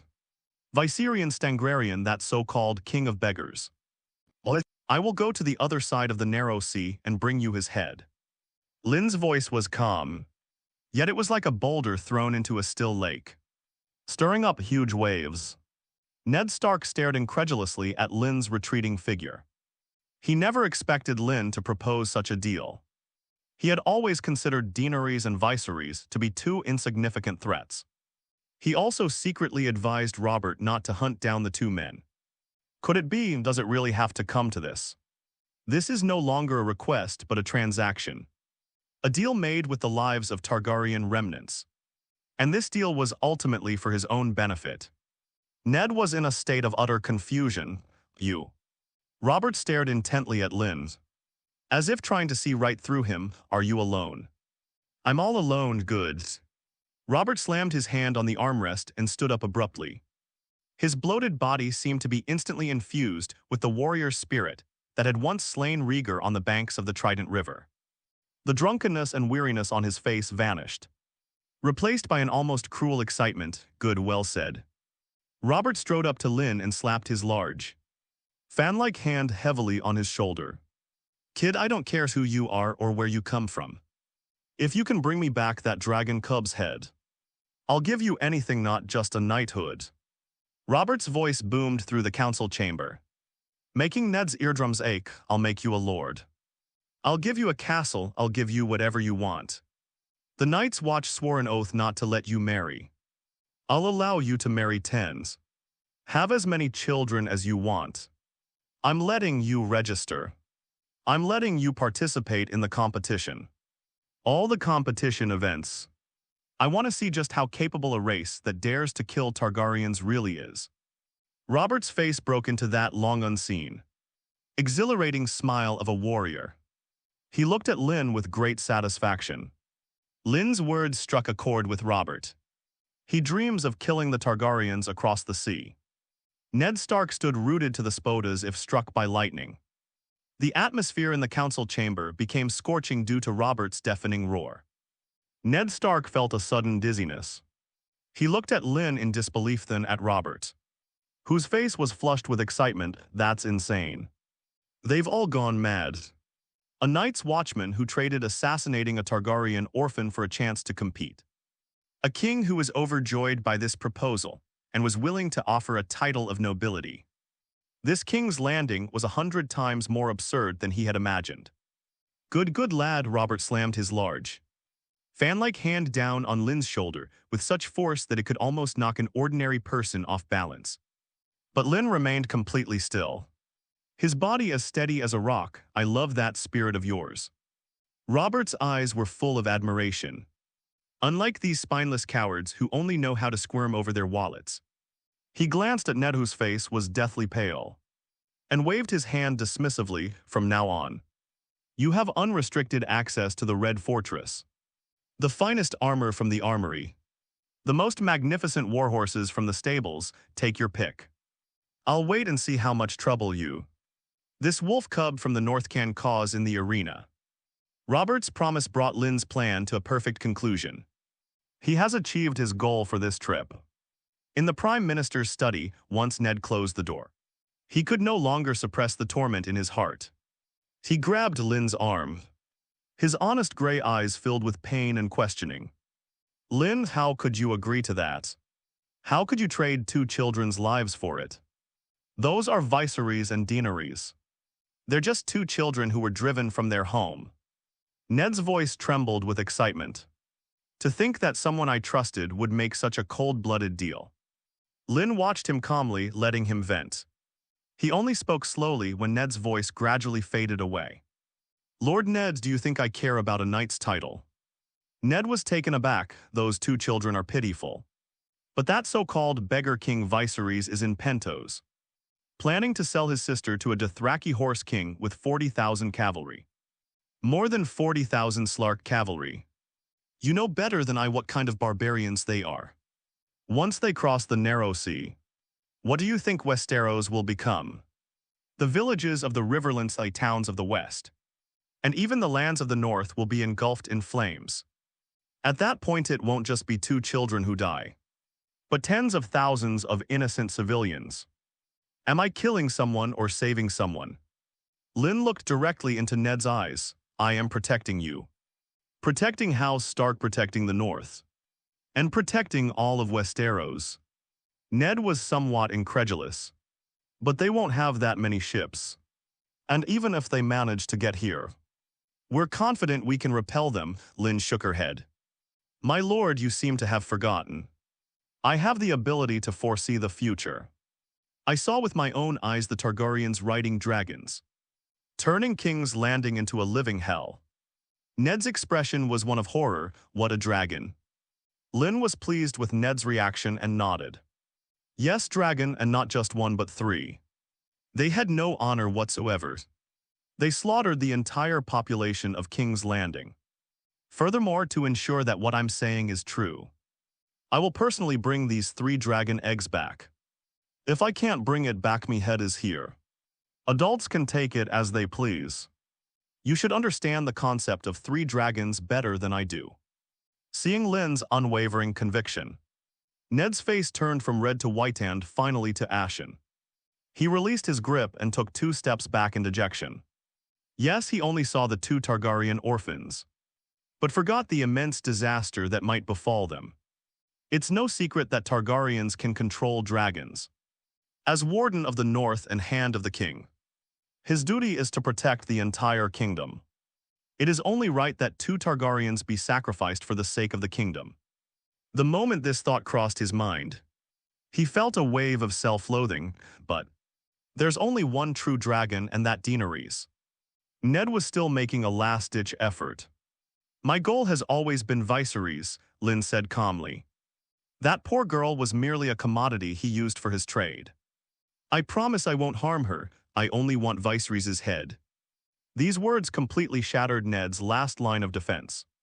He remained silent for a long time, then finally let out a long sigh. As if he had aged 10 years in an instant. I see. Whatever you need, I will fully support you. He was no longer able to discern right from wrong in Lynn's plan, and could only choose to believe. Because in King's Landing right now, the only person he can trust is Lynn. That afternoon, Lynn was put into a separate tower inside the Red Castle. The environment here is quiet and secluded. with tight security which suits him perfectly. Arya clung to Lynn's, but was soon taken back to the Prime Minister's tower by Ned to learn swordsmanship from Master Syrio. As the little girl left, she looked back several times, her face full of reluctance. Finally, she made a face at Lynn before leaving, satisfied. Lynn was left alone in the rooms. He sat by the window, his smile fading, looking at the bustling city of King's Landing in the distance. His gaze passed through the city across the sea, and towards the distant east of Daenerys. We can't wait any longer once she's sold to the Horse King. Everything will be beyond repair. He opened the properties panel. Remaining experience 588. System upgrade the shapeshifter level. Would you like to consume 10 experience points to upgrade Shapeshifter Beginner to Shapeshifter Proficient? Yes, Transformer Skilled 110. Would you like to consume 100 experience points to upgrade Shapeshifter Mastery? Remaining experience 378. A profound flow of information surged into my mind. This gave Lynn a deeper understanding of the use of mental power and the abilities of the Easy Walker. Lynn locked the door to make sure she wouldn't be in danger, then sat cross-legged on the bed. He closed his eyes and concentrated his terrifying mental power of up to 25 points to its maximum. This time, Lynn's target was no longer any corner of Westeros, instead. Across the narrow seas, the free city-state of Pentos. A vague image surfaced in his mind. Daenerys Targaryen, he whispered the name to himself. Buzz Lynn's consciousness was suddenly thrown out. The entire world instantly shattered into billions of bizarre and dazzling fragments. This was 100 times more difficult than the last time we invaded James' consciousness. An endless ocean, a roaring storm over the years. The resentment of the shipwreck victims has transformed into the most turbulent currents in this ocean of spirits, attempting to tear this foreign consciousness to shreds. Lynn kept his mind focused, his spiritual energy transforming into a small boat, struggling to navigate this raging sea. I don't know how much time passed. The excruciating pain that tore at my soul finally subsided. He suddenly opened his eyes. The first thing I felt was warmth. It was soaking in warm water, which was also infused with the fragrance of some exotic flowers. He saw the pair of slender, snow-white arms gently paddling on the water's surface, where flower petals floated, looking up slightly. One sees a luxuriously decorated bathroom with walls made of pink marble, and the air filled with a misty-sweet scent of spices. He succeeded. He arrived at Pentos and entered Daenerys' body. Just then, a soft female voice came from outside the door. Your Highness, it's time to prepare for our meeting tonight. The meeting tonight, Lynn's heart sank. It's a meeting with Khal Drogo, damn it. Lynn forced herself to calm down and managed to stand up from the bathtub with her frail body. The beautiful ketone bodice adorned with water droplets glistened and translucent in the sunlight. The maids filed in and dried Lynn's body with soft silk, then helped her change into a nearly transparent purple dress. Lynn did not resist. He knew now was not the time. He needed an opportunity, a chance to be alone with this body. As the maid combed Lynn's cascading silver hair, Lynn's gaze fell on a book inlaid with tiny gemstones on the dressing table. The book's cover is made of tanned purple leather, with the title written in Old Valyrian, A Song of Dragons and Fire. A collection of legends and stories about ancient Valyria. The opportunity has arrived. He controlled Daenerys' body, and under the guise of adjusting her almost transparent purple silk dress, his fingertips silently grazed the table. He casually slipped a quill pen and a small bottle of black ink into his wide sleeve. The movements were gentle and executed in one smooth motion.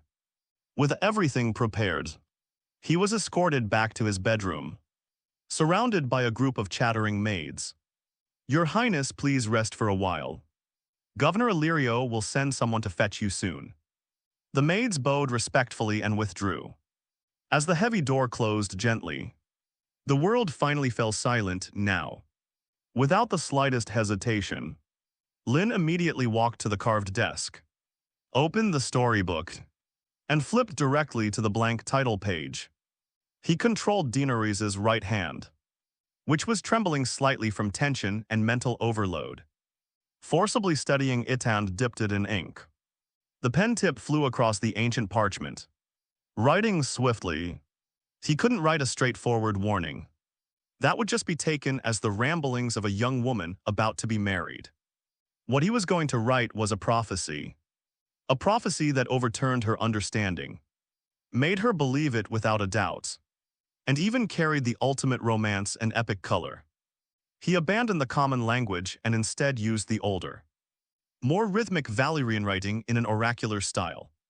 The Persian running towards the east is a bird. The blood of a true dragon should not be tarnished in the grasslands. Nuhobrosi deorsit dariat Kyloni hen Dothraki. Your destiny is not to be a wild king riding a wild horse.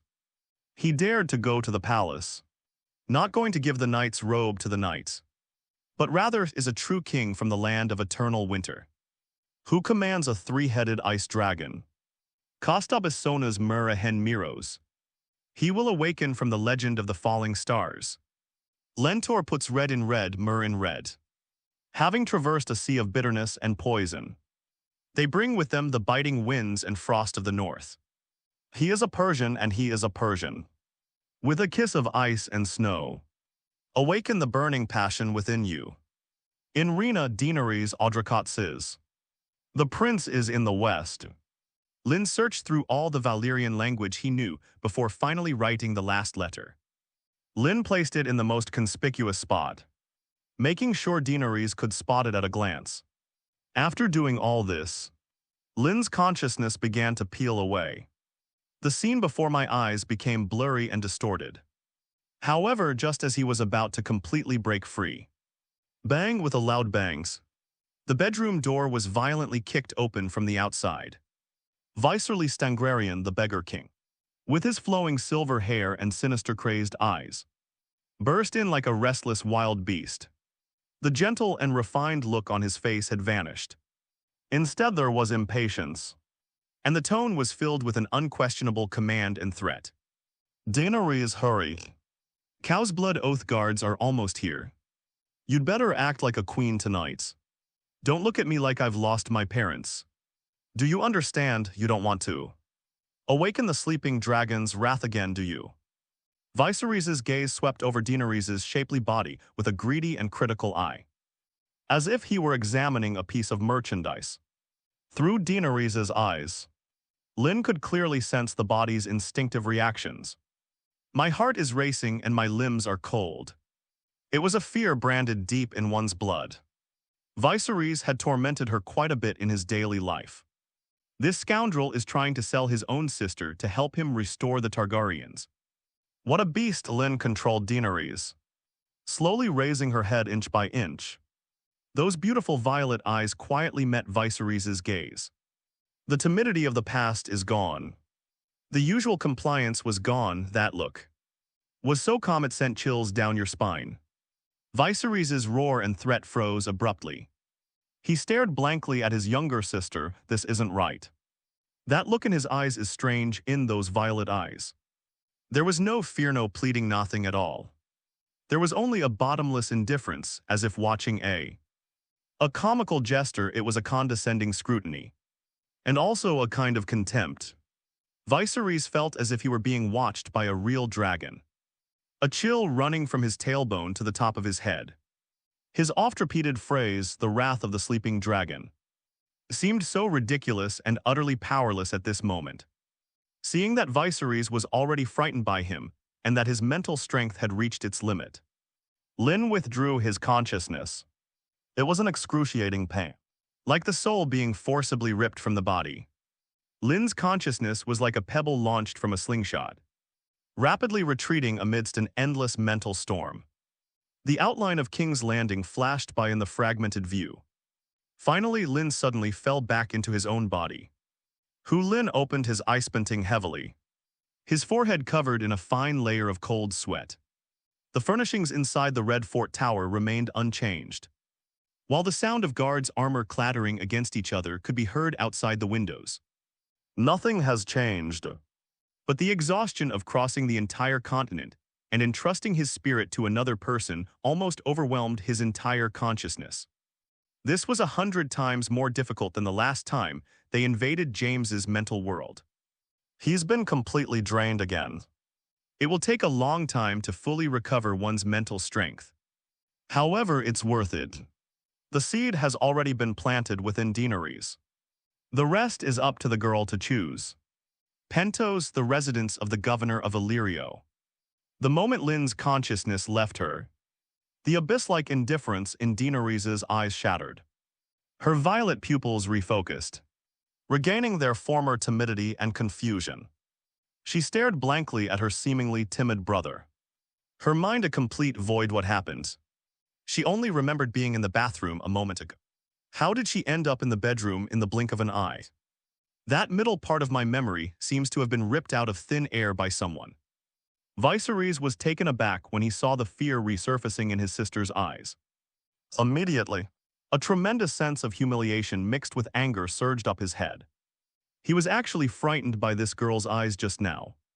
How could his younger sister, whom he had arbitrarily beaten and scolded since childhood and who was afraid to even raise her voice, take a step back with just a glance? Ridiculous. This is an insult to his blood of the true dragon. How dare you look at me like that? Viserys' face was contorted with rage. His once handsome face now appeared exceptionally ferocious. He suddenly raised his hand, smack. A crisp slap echoed throughout the room. The immense force caused Daenerys' head to snap to one side, leaving 5 clear finger marks on her fair cheek. My ears were ringing and a metallic taste filled my mouth. Daenerys was stunned by the attack. She covered her face, staring at her brother in disbelief. She didn't understand. She did nothing wrong, so why was she beaten? You have awakened the wrath of the sleeping dragon. Viserys stepped forward, grabbed Daenerys' chin, and forced her to lift her head. Viserys' nails were almost digging into Daenerys' flesh, and the madness and violence in his eyes sent a chill down Daenerys' spine. Look at me, Daenerys, you're just a filthy ****ch. I'm the one who let you live to this day. I'm the one who lets you wear silk and drink hot soup. Tonight you must please that barbarian. Make him willingly hand over his army to me, even if it meant being ridden by every single person in his army, and even by every single warhorse in his army. I would be willing, did you understand? The vicious words were like the sharpest razor, cutting into Daenerys' heart again and again. Daenerys dared not resist, nor dared she cry. Under the gaze of those crazed eyes, he could only nod in despair like a puppet. I understand, snort. Seeing her revert to her docile and obedient self, Viserys' anger finally subsided. He released her hand and wiped his fingers on her gorgeous silk dress with disgust. As if he had touched something filthy. Remember your duty. Viserys elegantly straightened his collar, resuming his haughty Dragon King demeanor, and strode away. He left the mess and desolation of the room to the frail girl behind him. The door was slammed shut, Daenerys' body went limp, and she slid down the wall onto the cold marble floor. She hugged her knees, buried her face in them, and the tears she had suppressed for so long finally streamed down her face silently. My cheeks burned, but the pain was nothing compared to the agony in my heart. The wrath of the sleeping dragon. It's the wrath of the sleeping dragon again. She grew up under the shadow of those words. Any slight dissatisfaction, any rebuttal, would be met with my brother's punches and kicks. And those words, she'd had enough, I've really had enough. But what could she do? Viserys was her only family, and her only hope for the restoration of the Targaryen dynasty. He is the true dragon of House Targaryen. Her birth mission seemed to be to help her brother reproduce.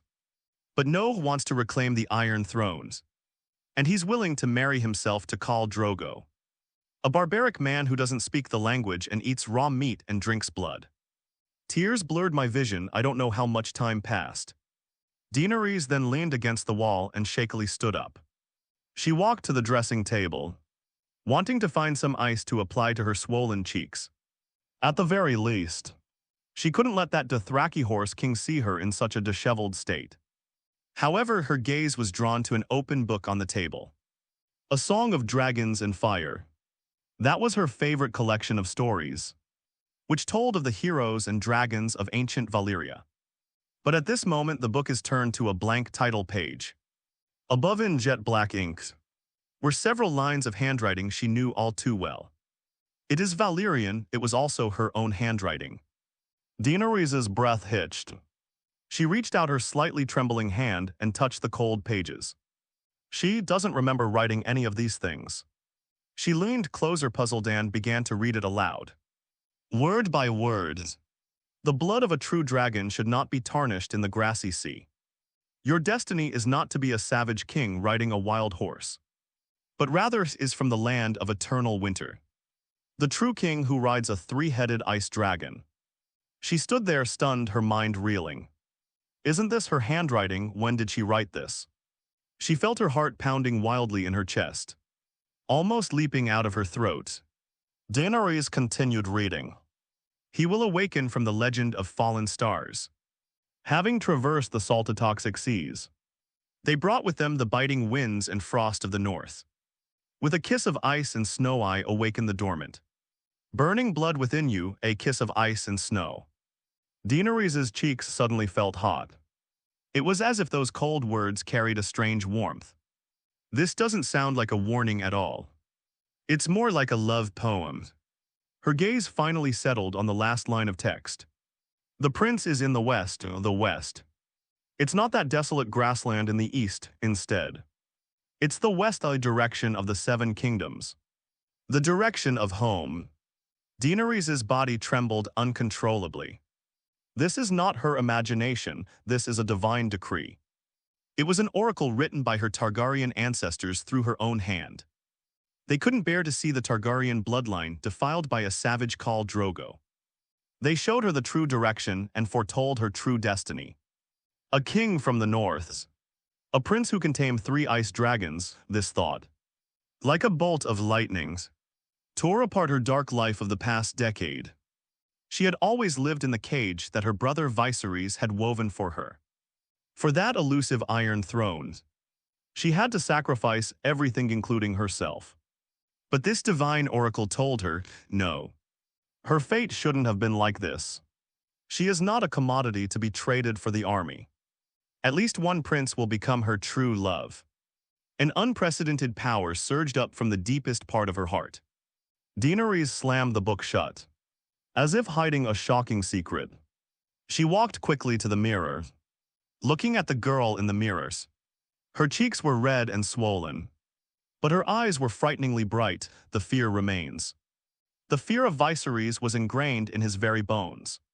But in that swamp of fear, something entirely different had already begun to emerge. She gently touched her still burning cheeks with her fingertips, then touched her icy lips, a kiss of ice and snow. What kind of prince will she meet? But she still has to see the Dothraki king tonight. What should she do? Those words like a red-hot iron rod instantly pierced through the darkness and despair she had endured for over a decade. A king from Westeros riding a 3-headed ice dragon. A prince who can awaken her bloodline with an icy kiss. That wasn't a figment of the imagination nor a dream. That was a divine message from our ancestors. It was a call from the depths of her blood. An unprecedented power quietly arose from the depths of her ravaged heart. She is not cargo, she is not a lamb to be slaughtered. She is Daenerys Stormborn, and the inheritor of the Targaryen bloodline. She was going to see the Dothraki Horse King. She could not disobey Viserys' orders. However, she can choose how she wants to meet him. Daenerys slowly stood up and walked to the mirror. The girl in the mirror had swollen red cheeks, but her eyes no longer held pure fear. Beneath that familiar timidity, a tenacious flame is quietly burning. She couldn't openly resist, as that would only invite Viserys' more insane torment. But she can play the role of a weak timid and worthless plaything, a defective product unworthy of cow. The idea, once it appeared, began to grow wildly. The courtyard of Illyrium Apades was already filled with guests. The air was filled with the rich aroma of spices and roasted meat. But all of this was disrupted by the arrival of a group of uninvited guests. Khal Drogo and his blood guards were like a herd of bison that had stormed into a Daxia shop. They exuded a strong odor of leather sweat and wild horses. A stark contrast to the silk-clad Pentos nobles in the courtyard. Khal Drogo himself is like a moving mountain. He was shirtless, his bronze skin covered in scars, and his long black braid reaching his knees was adorned with gold and silver bells that jingled as he moved. His eyes, like those of an eagle on the grasslands, were sharp and full of wild scrutiny. Viserys stood beside Governor Illyrio, a self-satisfied smile on his face, but his eyes, which kept glancing towards the door, betrayed his inner anxiety and anticipation. Finally, Daenerys appeared. She was helped down the steps by two maids. She wore a nearly transparent purple dress, and her long silver hair was meticulously combed. She looked beautiful, like a delicate flower carefully cultivated in a greenhouse. But it's just beautiful. Viserys' brow furrowed involuntarily. Daenerys' steps were unsteady, as if she might fall at any moment. Her head was kept down the whole time. She didn't dare look at anyone. He looked just like a frightened little quail. What infuriated him most was that there was still a faint trace of redness and swelling on her face. What an idiot, doesn't she know to use makeup to cover it up? Governor Illyrio greeted him with a smile, introducing himself in common tongue. This is Daenerys Targaryen, Stormborn of Targaryen blood. Khal Drogo didn't speak but strode up to Daenerys. His tall figure completely shrouded Daenerys in shadow. Daenerys' body trembled uncontrollably, and she even instinctively took a half-step back. This action was clearly seen by Drogo. He walked around her once, as if examining a mare he was about to buy. His gaze traveled from her long silver hair, across her trembling shoulders and down to her small face, which was filled with terror. He stopped, reached out his rough large hand, grabbed Daenerys' chin, and forced her to lift her head. Daenerys' eyes instantly filled with tears. That wasn't acted.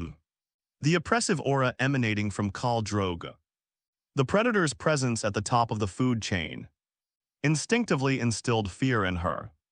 But beneath those tears of fear, Drogo saw nothing he wanted to see. There was no challenge, no resilience, and certainly no fire and madness like those in the legends of House Targaryen. There was nothing there. There was only a vulnerable place waiting to be slaughtered. There was even a hint of pathetic cowardice. Drogo frowned. He released his grip and said something to the blood guards behind him in Dothraki. His voice was low and hoarse, as unpleasant as two stones rubbing together. Viserys didn't understand Dothraki, but he could read expressions. He saw the undisguised disappointment on Khal Drogo's face. What did Khal say? Viserys looked at Illyrio with great eagerness. Governor Illyrio looked somewhat embarrassed. His fat face was bulging as he forced a smile. Khal said Her Highness is very beautiful, fart. Viserys exploded instantly. He's not stupid, he can sense that something's off. He rushed up to Khal Drogo, pointed at Daenerys, and loudly marketed his sister in his broken Westeros accented Dothraki, the queen, she is the queen. Pure Targaryen blood. Khal Drogo merely glanced at him. That look in his eyes was like looking at a monkey jumping around. He spoke again, his voice now clearly showing impatience. Me vas save, she's even afraid of her own shadow. Me check ass heck, she doesn't deserve to be my khaleesi. Having said that, he didn't even bother to look at Daenerys again. Turned around and strode towards the long table laden with food. Grabbed a roasted leg of lamb and began to tear into it. The entire courtyard fell into a deathly silence. All eyes were focused on Viserys' face, which had turned from red to blue and then from blue to white. Completion, everything is over, his dream of restoration. His hope of reclaiming the Iron Throne. His army of over 40,000 Slarks. Everything was ruined by that useless, good-for-nothing younger sister. A surge of burning anger shot from the soles of his feet straight to the top of his head. The wrath of the sleeping dragon has been fully awakened at this moment. Viserys whirled around, his violet eyes bloodshot. He walked towards Daenerys step by step, each step feeling like stepping on her heart. Daenerys was so frightened that she backed away repeatedly. "You useless piece of trash," Viserys grabbed her arm. The force was so great that it almost crushed Daenerys' bones. He dragged Daenerys aside, lowered his voice, and hissed venomously in a tone only the two of them could hear. "I'm going to kill you. I'll kill you tonight, you be ***ch. You've ruined everything. You've destroyed the Targaryens' last hope." Daenerys was in so much pain that tears streamed down her face. But she dared not utter a sound. Her arm was pinched painfully. But a cold sense of pleasure rose within her. She succeeded. She rejected that savage horse king in her own way. She took that crucial first step. But how will she face this sleeping dragon that has gone completely mad? The noisy atmosphere of clinking glasses and toasts in the courtyard was shut out by the wall. Viserys dragged Daenerys through the dark corridors. His handsome face was contorted with extreme anger, and his breath carried the sour smell of alcohol. "Useless trash, you utterly worthless piece of trash." His fingernails dug deep into Daenerys' arm. "My army, my throne, everything I owns. You've ruined everything, you be ***ch. Vicious curses rained down on him. Daenerys was roughly shoved by him, staggering and bumping into the cold wall, the back of her head throbbing painfully. From childhood to adulthood, every time the sleeping dragon's wrath is awakened, it means an endless torment, but this time, beneath that familiar dark swamp, a flame flickered tenaciously. "The prince is in the west." The oracle echoed in her mind. She is not a commodity, she has her own destiny. A king who rides a three-headed ice dragon awaits her. She can't die here, she can't die at the hands of this madman. Viserys dragged Daenerys into her bedroom and slammed the door shut with a loud bang. Viserys closed in step by step. Those violet eyes were bloodshot, like a wild beast driven to the brink of despair. "I will kill you, Daenerys. I swear I will kill you today." He gritted his teeth. The sound squeezed out from between them. Seeing Viserys raise his hand, the burning pain from the slap still seemed to linger on his cheek. Daenerys instinctively closed her eyes. No. She couldn't just accept her fate. In a flash, her gaze swept over the low table beside her. There on the ground was a plate of fruit that the maids had just brought, and next to it was a small silver knife for peeling. The blade is not long, but it is sharp enough. Just as Viserys' hand was about to strike, Daenerys' body erupted with an unprecedented power. She suddenly turned to the side, dodging the slap, and at the same time, her right hand flashed out and grabbed the small knife on the table. The movements were so fast that they didn't even involve conscious thought. They were purely driven by the instinct for survival. Viserys' palm strike missed its mark, causing him to stagger, a hint of surprise flashing in his eyes. He never expected that his usually submissive younger sister would dare to hide. Viserys regained his footing, his anger intensifying, and was about to pounce again. However, he was greeted by a cold, silvery light. Daenerys gripped the dagger tightly with both hands, pressing the sharp tip against Viserys' throat with all her might. Viserys froze instantly.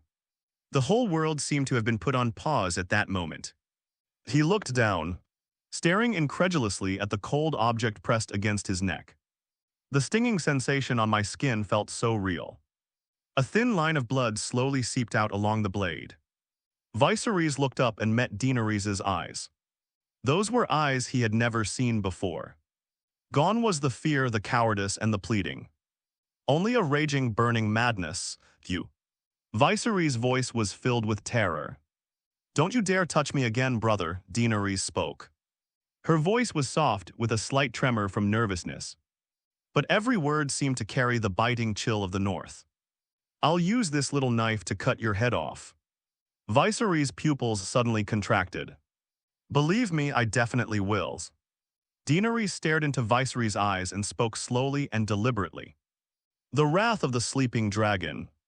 No, this is the real dragon, a young dragon. driven to the brink of despair, finally bares its fangs. Viserys was completely stunned. He looked at the unfamiliar younger sister in front of him.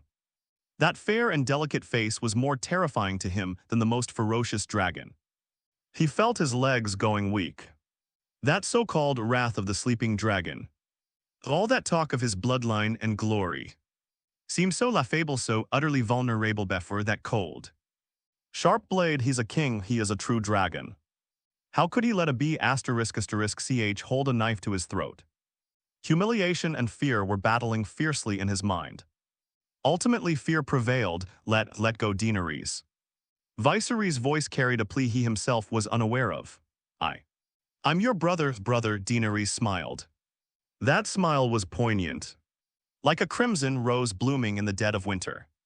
A brother who sold his sister to barbarians like merchandise. The blade advanced another point. Viserys could even feel the blade cutting through his skin. Warm blood flowed out, soaking his collar. No. Viserys finally broke down. His body trembled like a puppy in the cold wind, and tears and snot streamed down his face uncontrollably. I was wrong, Dany, I was wrong, let me go. I'll never do it again.